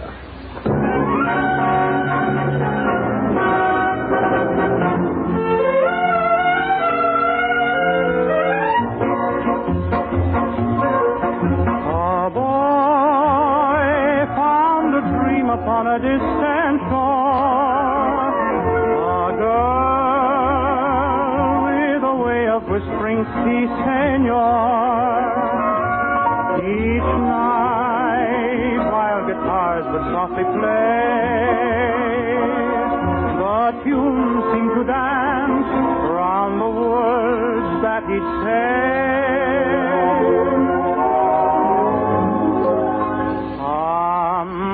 Amapola, my pretty little poppy, you're like that lovely flower, so sweet and heavenly. Since I found you, my heart is wrapped around you, and loving you it seems to be a rhapsody. Amapola, the pretty little poppy, must copy its endearing charm, for I'm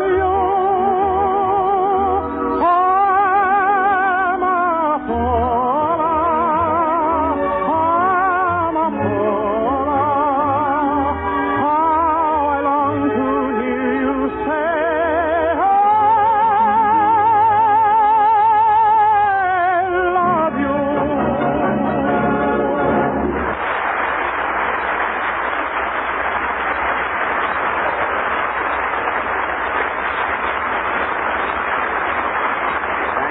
Very nice, Kenny.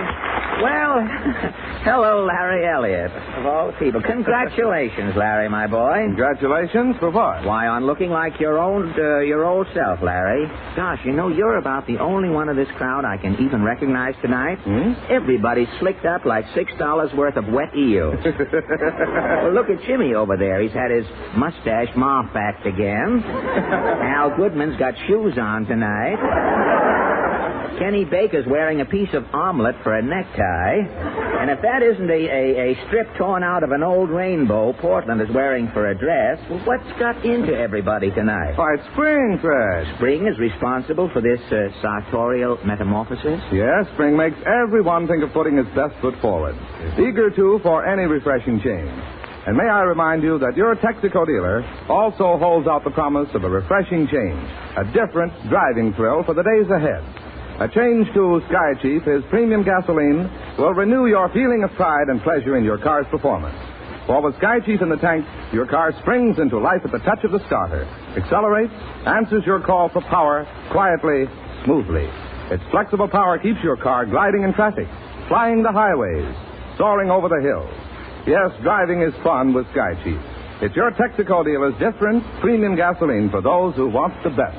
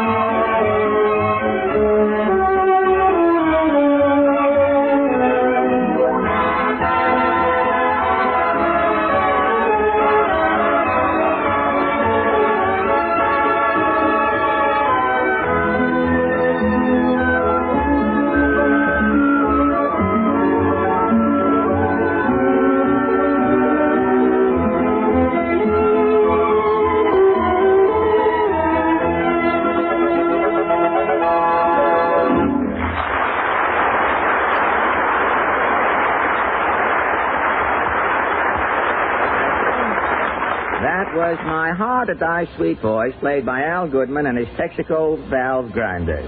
And now, hello, Portland. Hello, Mr. Allen.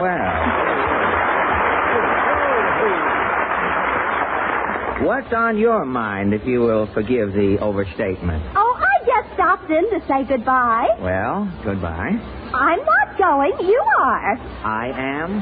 Yes. Aren't you leaving our show? Portland, you haven't been reading the sponsor's mind, have you? You're going on the Campbell Soup program. Oh, that. Well, yes, I'm going to be in a little play next Friday night. It's called My Client Curly. Well, it's been fun working with you, Mr. Allen. Well, I'm not going. And just so you'll remember Mama and me, here is a basket of cheese sandwiches we made for you to take along. Oh, boy. Little mementos? 2 of them are mementos. The rest are camembert. They could have all been camembert. It would have been just as cheesy. Just a minute. What is all this this sandwich, this three-decker sentiment here? This bon voyage business? Can't I even go on another program one night? Mr. Allen? Yes, Maestro? I, Goodman, to you, Allen, wish to say one word of farewell. And the word is? Farewell. An ad lib, hey? But, Maestro... In my grief, words are failing, Goodman. There's only one way a broken-hearted musician can say goodbye. Boys!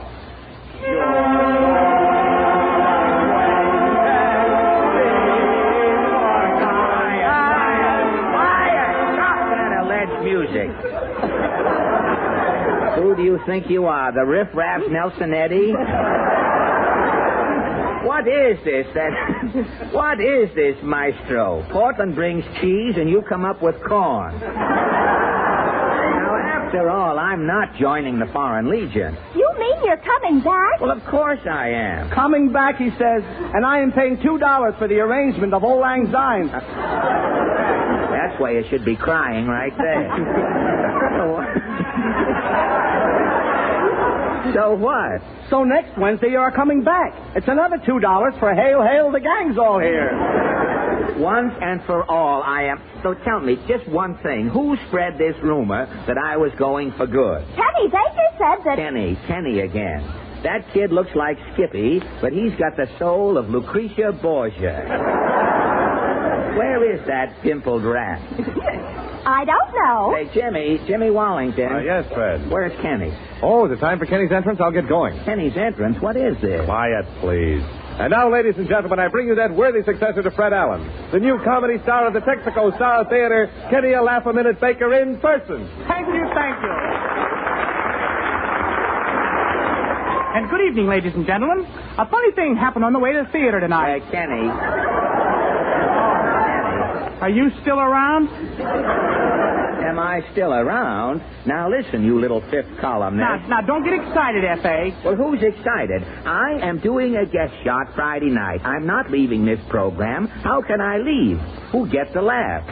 Oh, we'll get along some way. Oh, no, Kenny. I'm not a man who leaves his friends in the lurch. But think of yourself, F.A. This dramatic part may be the start of a new career. The legitimate theater, grease paint, cane and spats. I'm glad for you, old pal. This is from the heart. The heart. You have a heart you can put in a pistachio shell, and it will rattle around when it... You have more ulterior motives, Kenny Baker, than a man bringing an apple to the draft boy. Oh, you've got me wrong, F.A. Oh, yeah? You're trying to just get me off the program to make room for Kenny A Laugh-A-Minute Baker. Oh, honest, F.A., I just heard about the emergency, and I thought I'd jump into your breach. Now, you leave my breeches out of it. You know... What is a breech? One with one leg?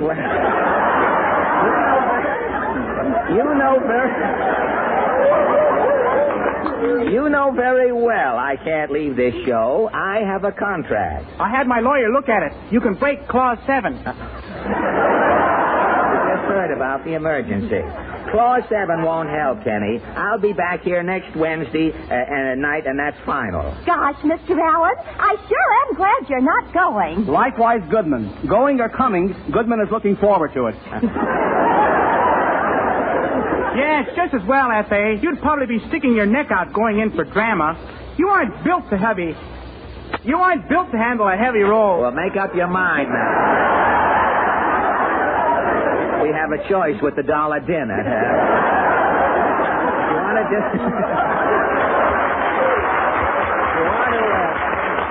You want to have another go at it?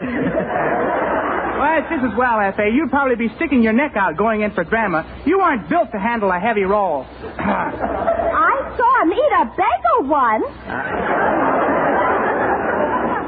Bagel is a delicatessen roll, Portland. Kenny is referring to the theater. I mean, when he gets to it, he's referring to the theater. Delicatessen or theater, a ham's a ham. It may interest you to know, young man, that I am an old dramatic actor. I don't want to boast, but some years ago, I was known as the Orson Welles of East Orange, New Jersey. Why, I didn't know that. It might interest you further to know that when the news got around that I was doing a serious play on the Campbell Show, Soroyan made me an offer, came out of a basement and made me an offer, and a spontaneous organization sprang up overnight. What kind of an organization? You haven't seen the evening papers? You haven't heard of the CCTDFAFTLT? What's that? Why, it's obvious. The Citizens Committee to draft Fred Allen for the legitimate theater. What's that, he says. Why, this is bigger than the John Doe Club already. Well, who's behind this movement, Mr. Allen? Well, I don't know who the gentleman is. They say he's a theater lover of some kidney in the community. His name is Prebles. Mr. Prebles? Yes, Mr. Prebles. Probably a very important come in. Mr. Allen? Yes? I'm Mrs. Horlick, party worker for the CCTD-FAFTLT. Mrs. Horlick? Yes. Well, we were just talking about the wonderful work you're doing, Mrs. Horlick. Mr. Allen, on behalf of our president, Mr. Prebles, Yes? and our 30,000 theater lovers, I implore you to give up this mockery known as radio and come back and save the legitimate theater. Madam, this is indeed an honor, but... No, but... Mr. Prebles insists. Well, madam, I must have time. Mr. Prebles says act now. But, madam, In the words of Mr. Prebles, the theater needs Allen. Well, all right. If the theater needs me, I'll give up radio. You can tell Mr. Prebles. Congratulations, F.A. Why, Mr. Prebles, what are you doing here? Prebles, so you're Prebles. Mr. Prebles. You wait until I introduce this next number, KB. Ladies and gentlemen, Miss Wynn Murray sings for us Play, Play, Tina. And now, Mr. Prebles Baker, you and I will adjourn to the woodshed. Oh, gee, F.A., it was only in...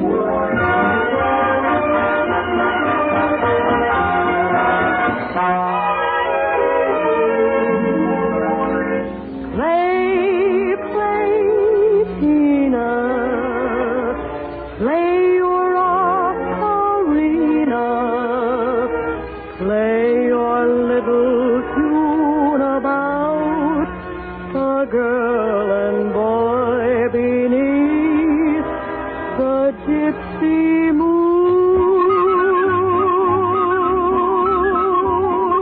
Play, play, Tina. Play your ocarina. Play your happy song about a boy and girl whose love was oh so strong. Play it sweet, play it low. Let the whole world know how he wooed the gypsy stunner, how he wooed her till he won her, and they wed.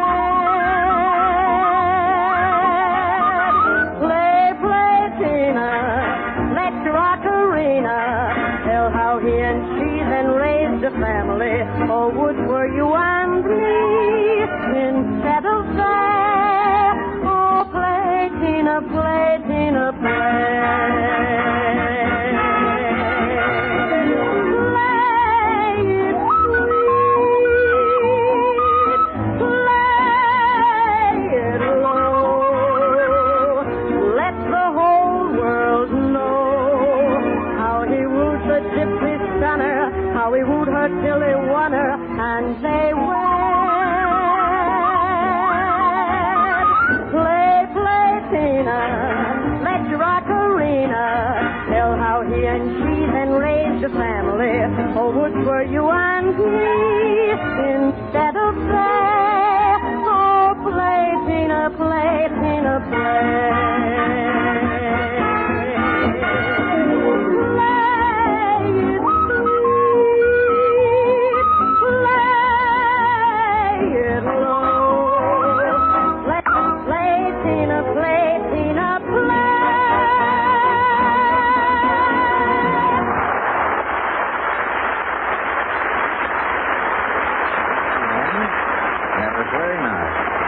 Ladies and gentlemen, A gentleman with the most unusual hobby, our special guest, Mr. Seymour Things. What is your hobby, Seymour?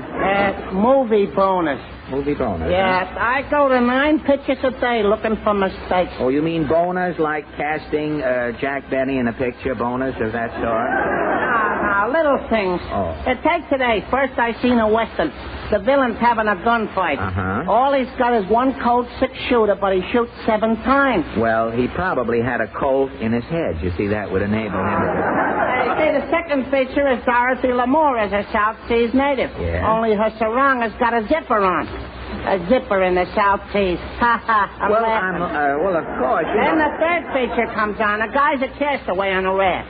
All at once, he says, "We're saved. There's a steamer 30 miles away." Now, how could any guy see a steamer 30 miles away below the horizon? I ask you. Well, don't ask me, Seymour. Ask our maritime expert, Commodore James Wallington. Can you explain it, Jimmy? Why, of course, Fred.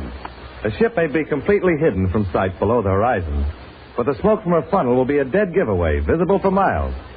And smoke from an automobile exhaust can be a dead giveaway, too. A sign of excessive wear in the engine, with expensive repairs the only solution. Smoke means trouble. So don't let your car become a smoker. Keep that in mind when you heed the advice of the maker of your car and change the oil in your crankcase this spring. Change to insulated Haviland and safeguard your engine from excessive wear, of which smoke is a warning. Haviland is insulated to withstand today's higher engine temperatures that can break down ordinary oils. It's also distilled to remove carbon-forming impurities, another factor in engine wear. So act now. Get rid of that old winter oil that might lead to smoke and trouble. Change to insulated Haviland at your Texaco dealer.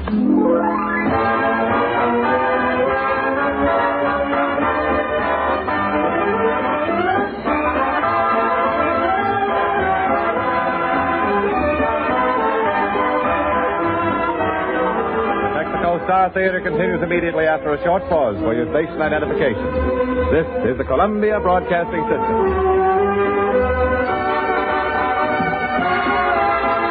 WABC, New York, 880 on your dial.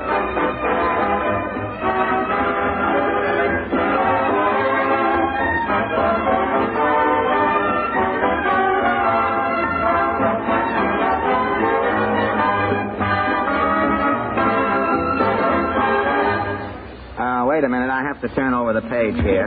That was a demi-tasse arrangement of You Should Be Set to Music from the Broadway review, Crazy with the Heat. And now the Texaco Roundtable, ladies and gentlemen. This is the only unrehearsed discussion group in radio that concentrates on trivia, no matter too small for our consideration. If we can see it, we'll discuss it. Portland opens the meeting simply by calling the roll, if you will, Portland. Mr. George Nagel from Jamaica, Long Island. Well, good evening, Mr. Nagel. How are you, Mr. Allen? Are you in business over there in Jamaica? Well, we're in business of putting a racetrack in the commission. We're going to open Saturday. Oh, you're at the racetrack, are you? Yes, sir. May I ask your official capacity? Well, the superintendent. Oh, a superintendent at the racetrack. That's one of them. Well, how long have you been there? Oh, about 12 years. 12 years, really. If Bing Crosby lasts that long, he may live long enough to have one of his horses win, if he Quite possible. But I think Hope's program will do Crosby's horses more harm than Crosby will do. He'll wear them out before he does. Well, tell me, how many people will you be able to accommodate at the track, with the remodeled track, when you open Well, we're going to be able to seat 16,000. 16,000. And we'll pretty safely accommodate close to 50. 50,000 people at a racetrack. And we'll park over 15,000 cars. Uh-huh. Well, of course, when one's born every minute, you've got to have plenty of room. I mean... Plenty of room for them to move around. Tell me, how many pari-mutual windows do you have there? Well, we've got 460. 460. And how many horses? Well, there's about 400 horses there now, and more coming in every day. Oh, that's one to each window. I mean, you can get...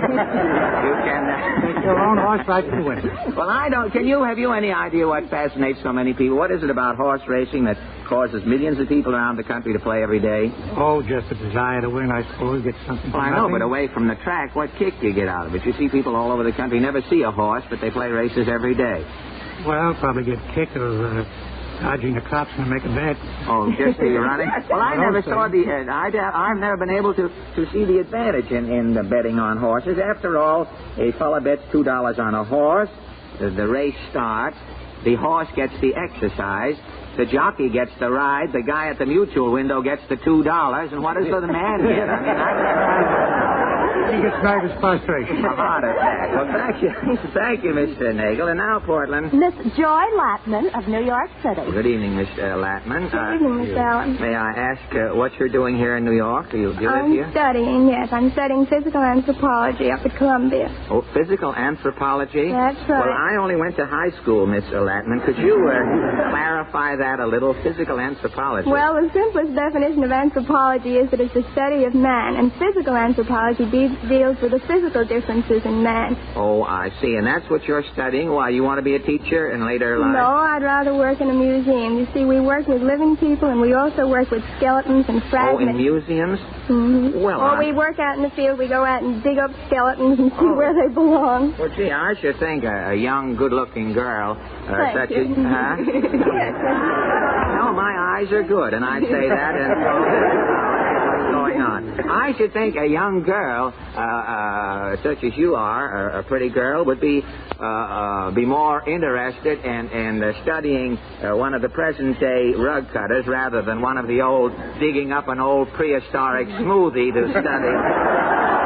Because after all, a girl doesn't have to know anything about anthropology to dig up a guy to go out with. Now, you know. Well, I do that the rest of the time. All right, thank you, Miss Latman. And now, Mr. Harry Nisselson of Jackson Heights, Long Island. Well, good evening, Mr. Good evening. Nisselson. What do you do over in Jackson Heights, may I ask? Yes, sir. You in business over there? Yes, sir. Run a cigar and stationery store. Oh, you run a cigar and stationery Yes, sir. store in Jackson Heights, huh? Whereabouts? Well, 90th and the Boulevard. 90th and the Northern Boulevard. Well, how is business over there? Oh, very fine. Business is Yes, good, sir. huh? Always good. Well, With I'm me.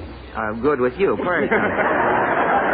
Is that a state of mind, or have you got the books to prove it? I got the books to prove it. Well, I'm glad to hear Yes, that, Mr. Nisselson, because Yes, I sir. know a man who runs a similar store over at Forest Hills, a stationery and cigar store, a little store like that, and business is so bad over there with him, he is selling the children candy on the Morris plan. I mean, little kids.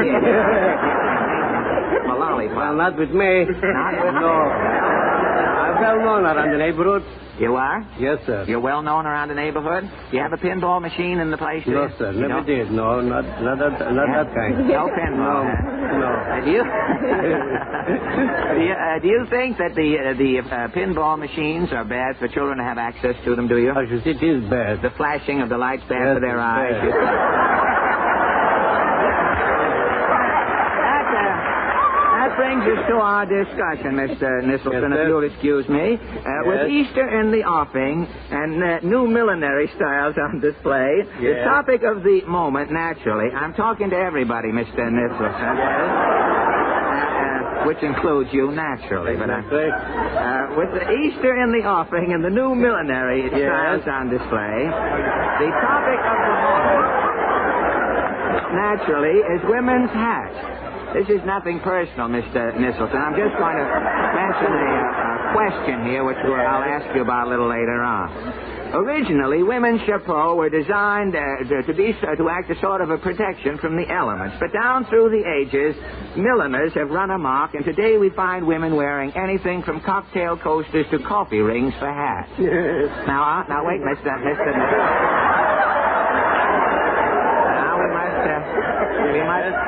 We must all hold in just a little. Now, our question tonight is, do you think you are the first yes man I've ever had?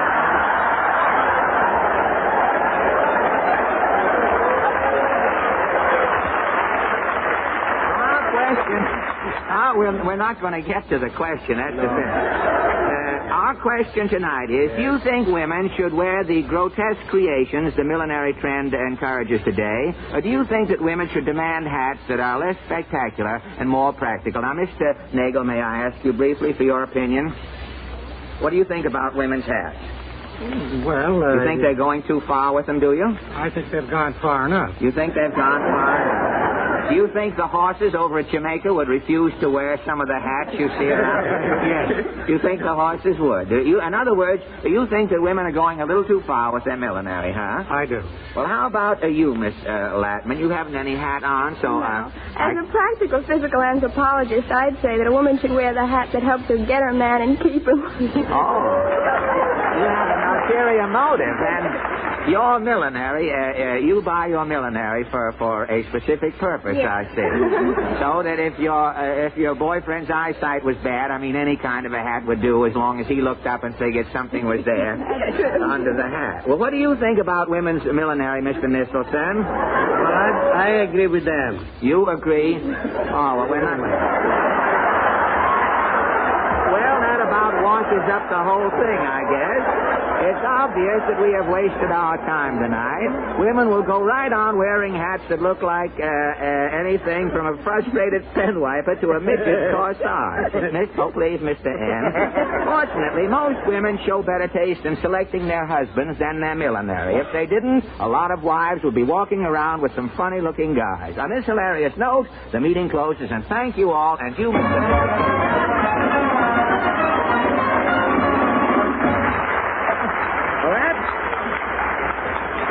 That seems to bring us to Kenny Baker Preeble's again. And Mr. Preeble's song is The Things I Love.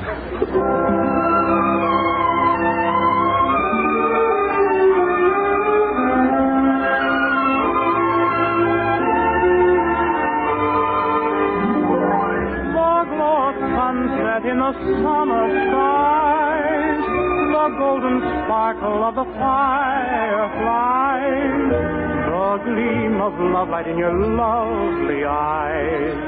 These are the things I love. A silver moonbeam peeping through the trees, a bed of tulips nodding in the breeze, the look you give in answer to my pleas. These are the things I love. I thought that life was just a winter thing. My heart was cold, and then you came to me, and like a breath of spring, you turned the silver thread to gold.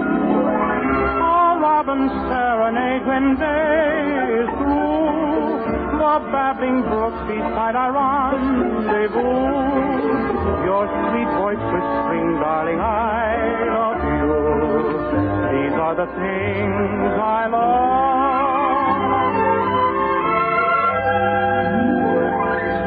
They say all who love are blind, but that is not the case with me. For more and more each day I find my love for you has made me sunset in the summer skies, the golden sparkle of the fireflies, the gleam of love light in your lovely eyes. These are the things I love. A robin's serenade when day is through, a babbling brook beside our rendezvous, your sweet voice whispering, darling, I love you. These are the things, these are the things I love.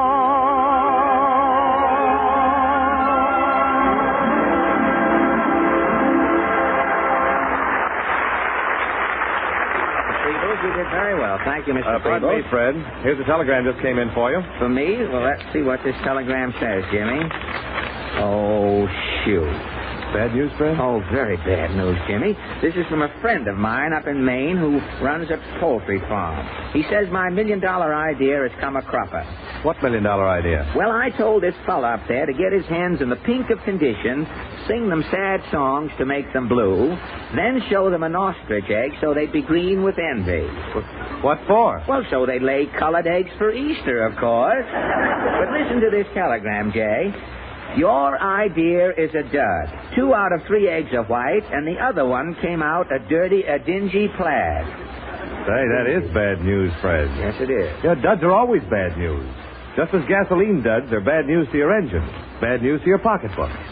That's why there's no place in Texaco Fire Chief for sluggish, slow-action duds that fail to vaporize, fail to take the spark quickly. They're out, removed by special steps in Texaco refining. Yes, Fire Chief gasoline is all power, active power. It vaporizes instantly, flashes your engine into action, supplies you with smooth acceleration and long mileage. So next time, try a Texaco dealer and famous Fire Chief gasoline. Remember, at regular gasoline prices, you're getting all action, not a dud in a tank full.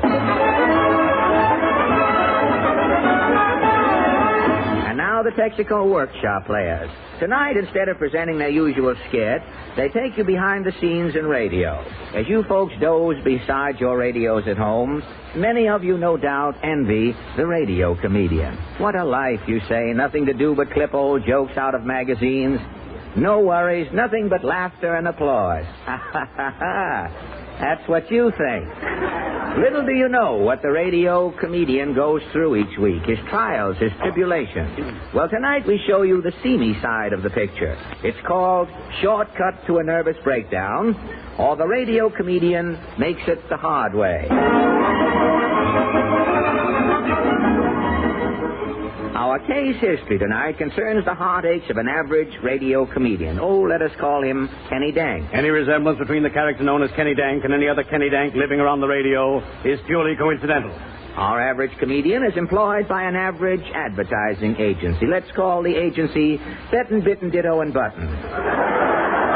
Any resemblance between the firm of Bettin', Bitten, Ditto, and Button and any existing firm named Bettin', Bitten, Ditto, and Button is their tough luck. Our story starts. As the curtain rises... Any resemblance between this curtain and any other curtain? We get the idea, Mr. Barrymore. Oh. Any resemblance between that O and the curtain rises on the office of Bolivar Balaam Button, president of the great advertising agency of Bettin', Bitten, Button, etc. Bolivar Balaam Button is entering his executive sanctum. Good morning, Miss Yuck. Morning, B.B. Are you ready to check on our newspaper and magazine copy? No, Miss Yuck. Today I'm checking over all of our agency radio programs. Are these our radio surveys here? Yes, sir. They sure add up to a lot of figures. These radio popularity ratings are very important, Miss Yuck. These figures show whether our clients' programs are gaining or losing listeners. You see, I'll show this list here. Fake It or Believe It, up 1.2. One Man's Relatives, up 2.6. Carborundum Carnival, up. Something wrong? Wrong? Our comedy program, the Kenny Dank Fun Fest, has gone down again. This is the second month in succession. What's the rating? Minus 2.2.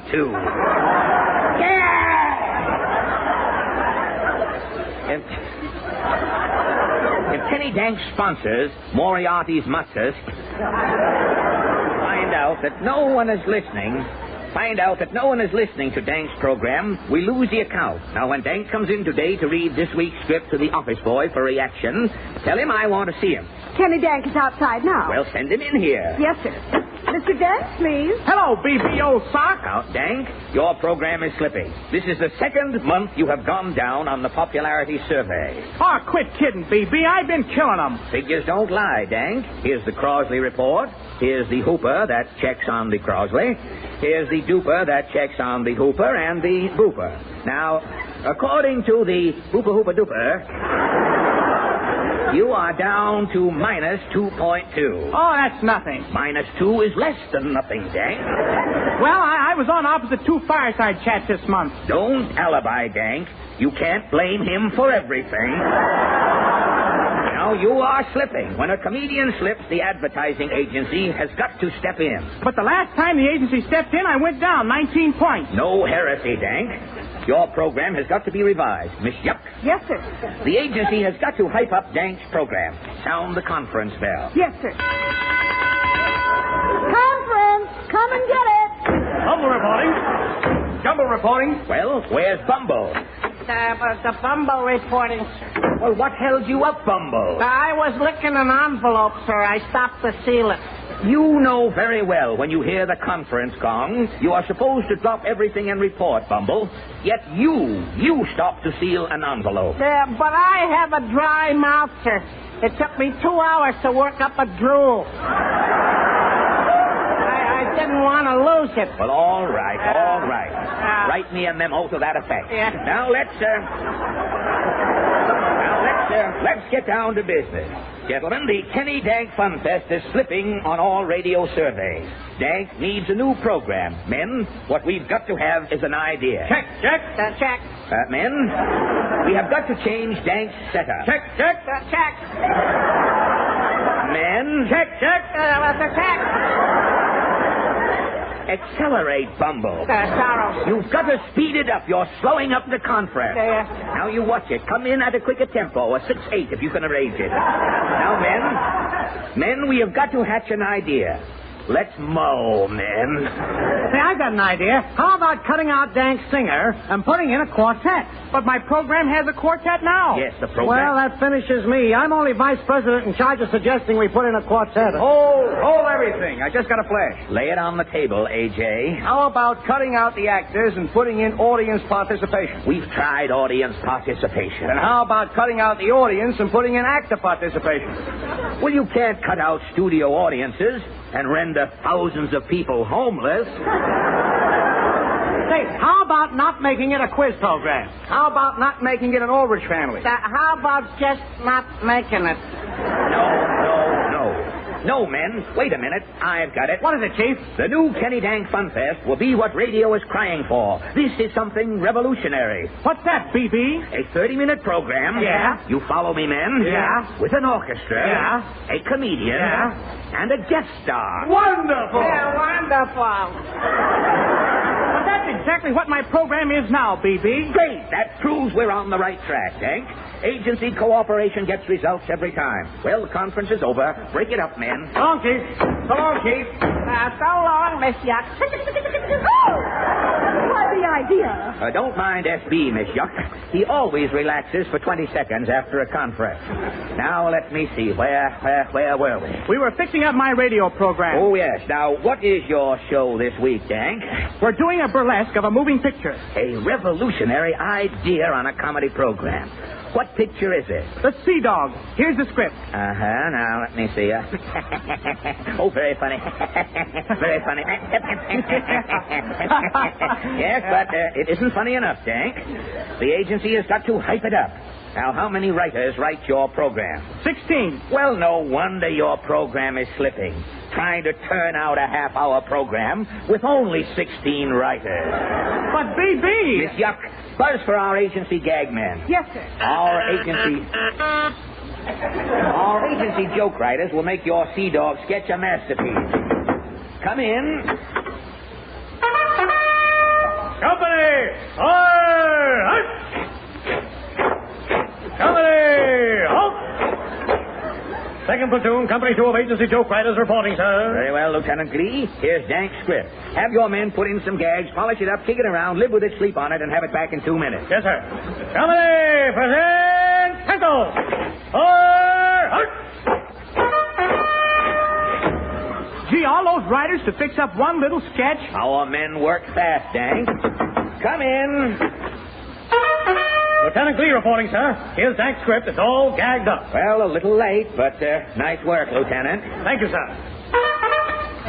Gad, what an organization. We're the only advertising agency in the country with a bugle. Is my script ready now, BB? Just one more thing, Dank. We'll have to step next door and consult all department heads for deletion. Yes, sir. Department heads, attention. Kenny Dank here is going to read his comedy script. I want you to check on it as he goes along. Yes, sir, BB. Now, go right ahead, Dank. Well, the scene opens off the coast of Florida. Just a minute. Yes, sir? Public relations can't pass any mention of Florida. California won't like it. But Florida is out, Dank. Okay. Now there's a tropical storm. Cut out the storm. Weather Bureau won't permit unauthorized storms. Storm is out. The storm is out, Dank. But there's a shipwreck. The storm blows the boat. Have the boat run into a rock. All right. The boat crashes into a rock. The rock is out. The music department must. There's a rock in the Rock of Ages. The rock is out, Dank. Go ahead. But I don't see You don't see. Let me see the rest of those jokes there, Dank. Here. Let me see now. Him, that. The poker game joke here. 3 vegetarians playing for small stakes. Small stakes offends the vegetarians. It's out. But you're ruining It's out, Dank. And these other jokes here, out. Yep, this one out. But now there you are, Dank. You make these cuts and your Sea Dog sketch is perfect. But you've taken out all the jokes. How will it sound on the air? How will it sound? Great. Listen. The Kenny Dank program is on the air. Tonight, Kenny Dank and his Fun Fest present the Sea Dog. Ahoy, the mizzen man. Who's got a cigarette? Ahoy, the mizzen man. Who's got a match? Ahoy, the mizzen man. The ship's sinking, Captain. Then we're safe. No, don't kill yourself. Aye, sir. Captain, put down that harpoon. Ahoy, the mizzen mast. I quit. I can't go on the air with a thing like this. What's wrong with it? Why, even Fred Allen wouldn't use a sketch like this. And he'll use anything. By the time you agency guys in the broadcasting company get through cutting out a comedian's jokes, he isn't funny. Exactly. And as the president of Bettin', Bitten, Ditto, and Button, let me tell you, Dank, we cut out your stuff purposely. Radio is a big business. Radio comedians and radio itself must have one thing in common. What's that? They are not to be laughed at. Dank, you're fired.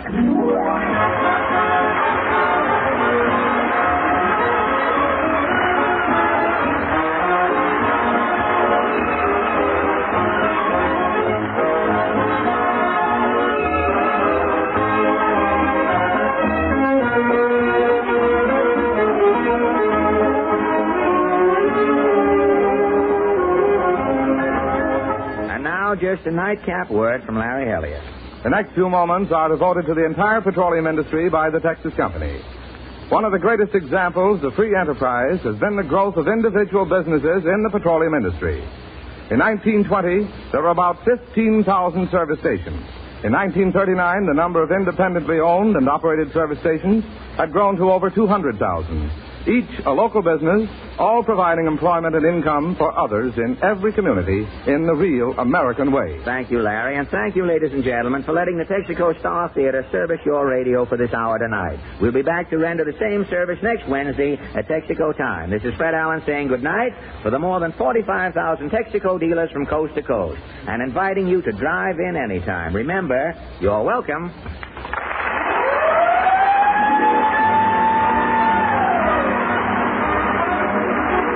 April has been proclaimed Cancer Control Month by President Roosevelt. A healthy nation is a strong nation.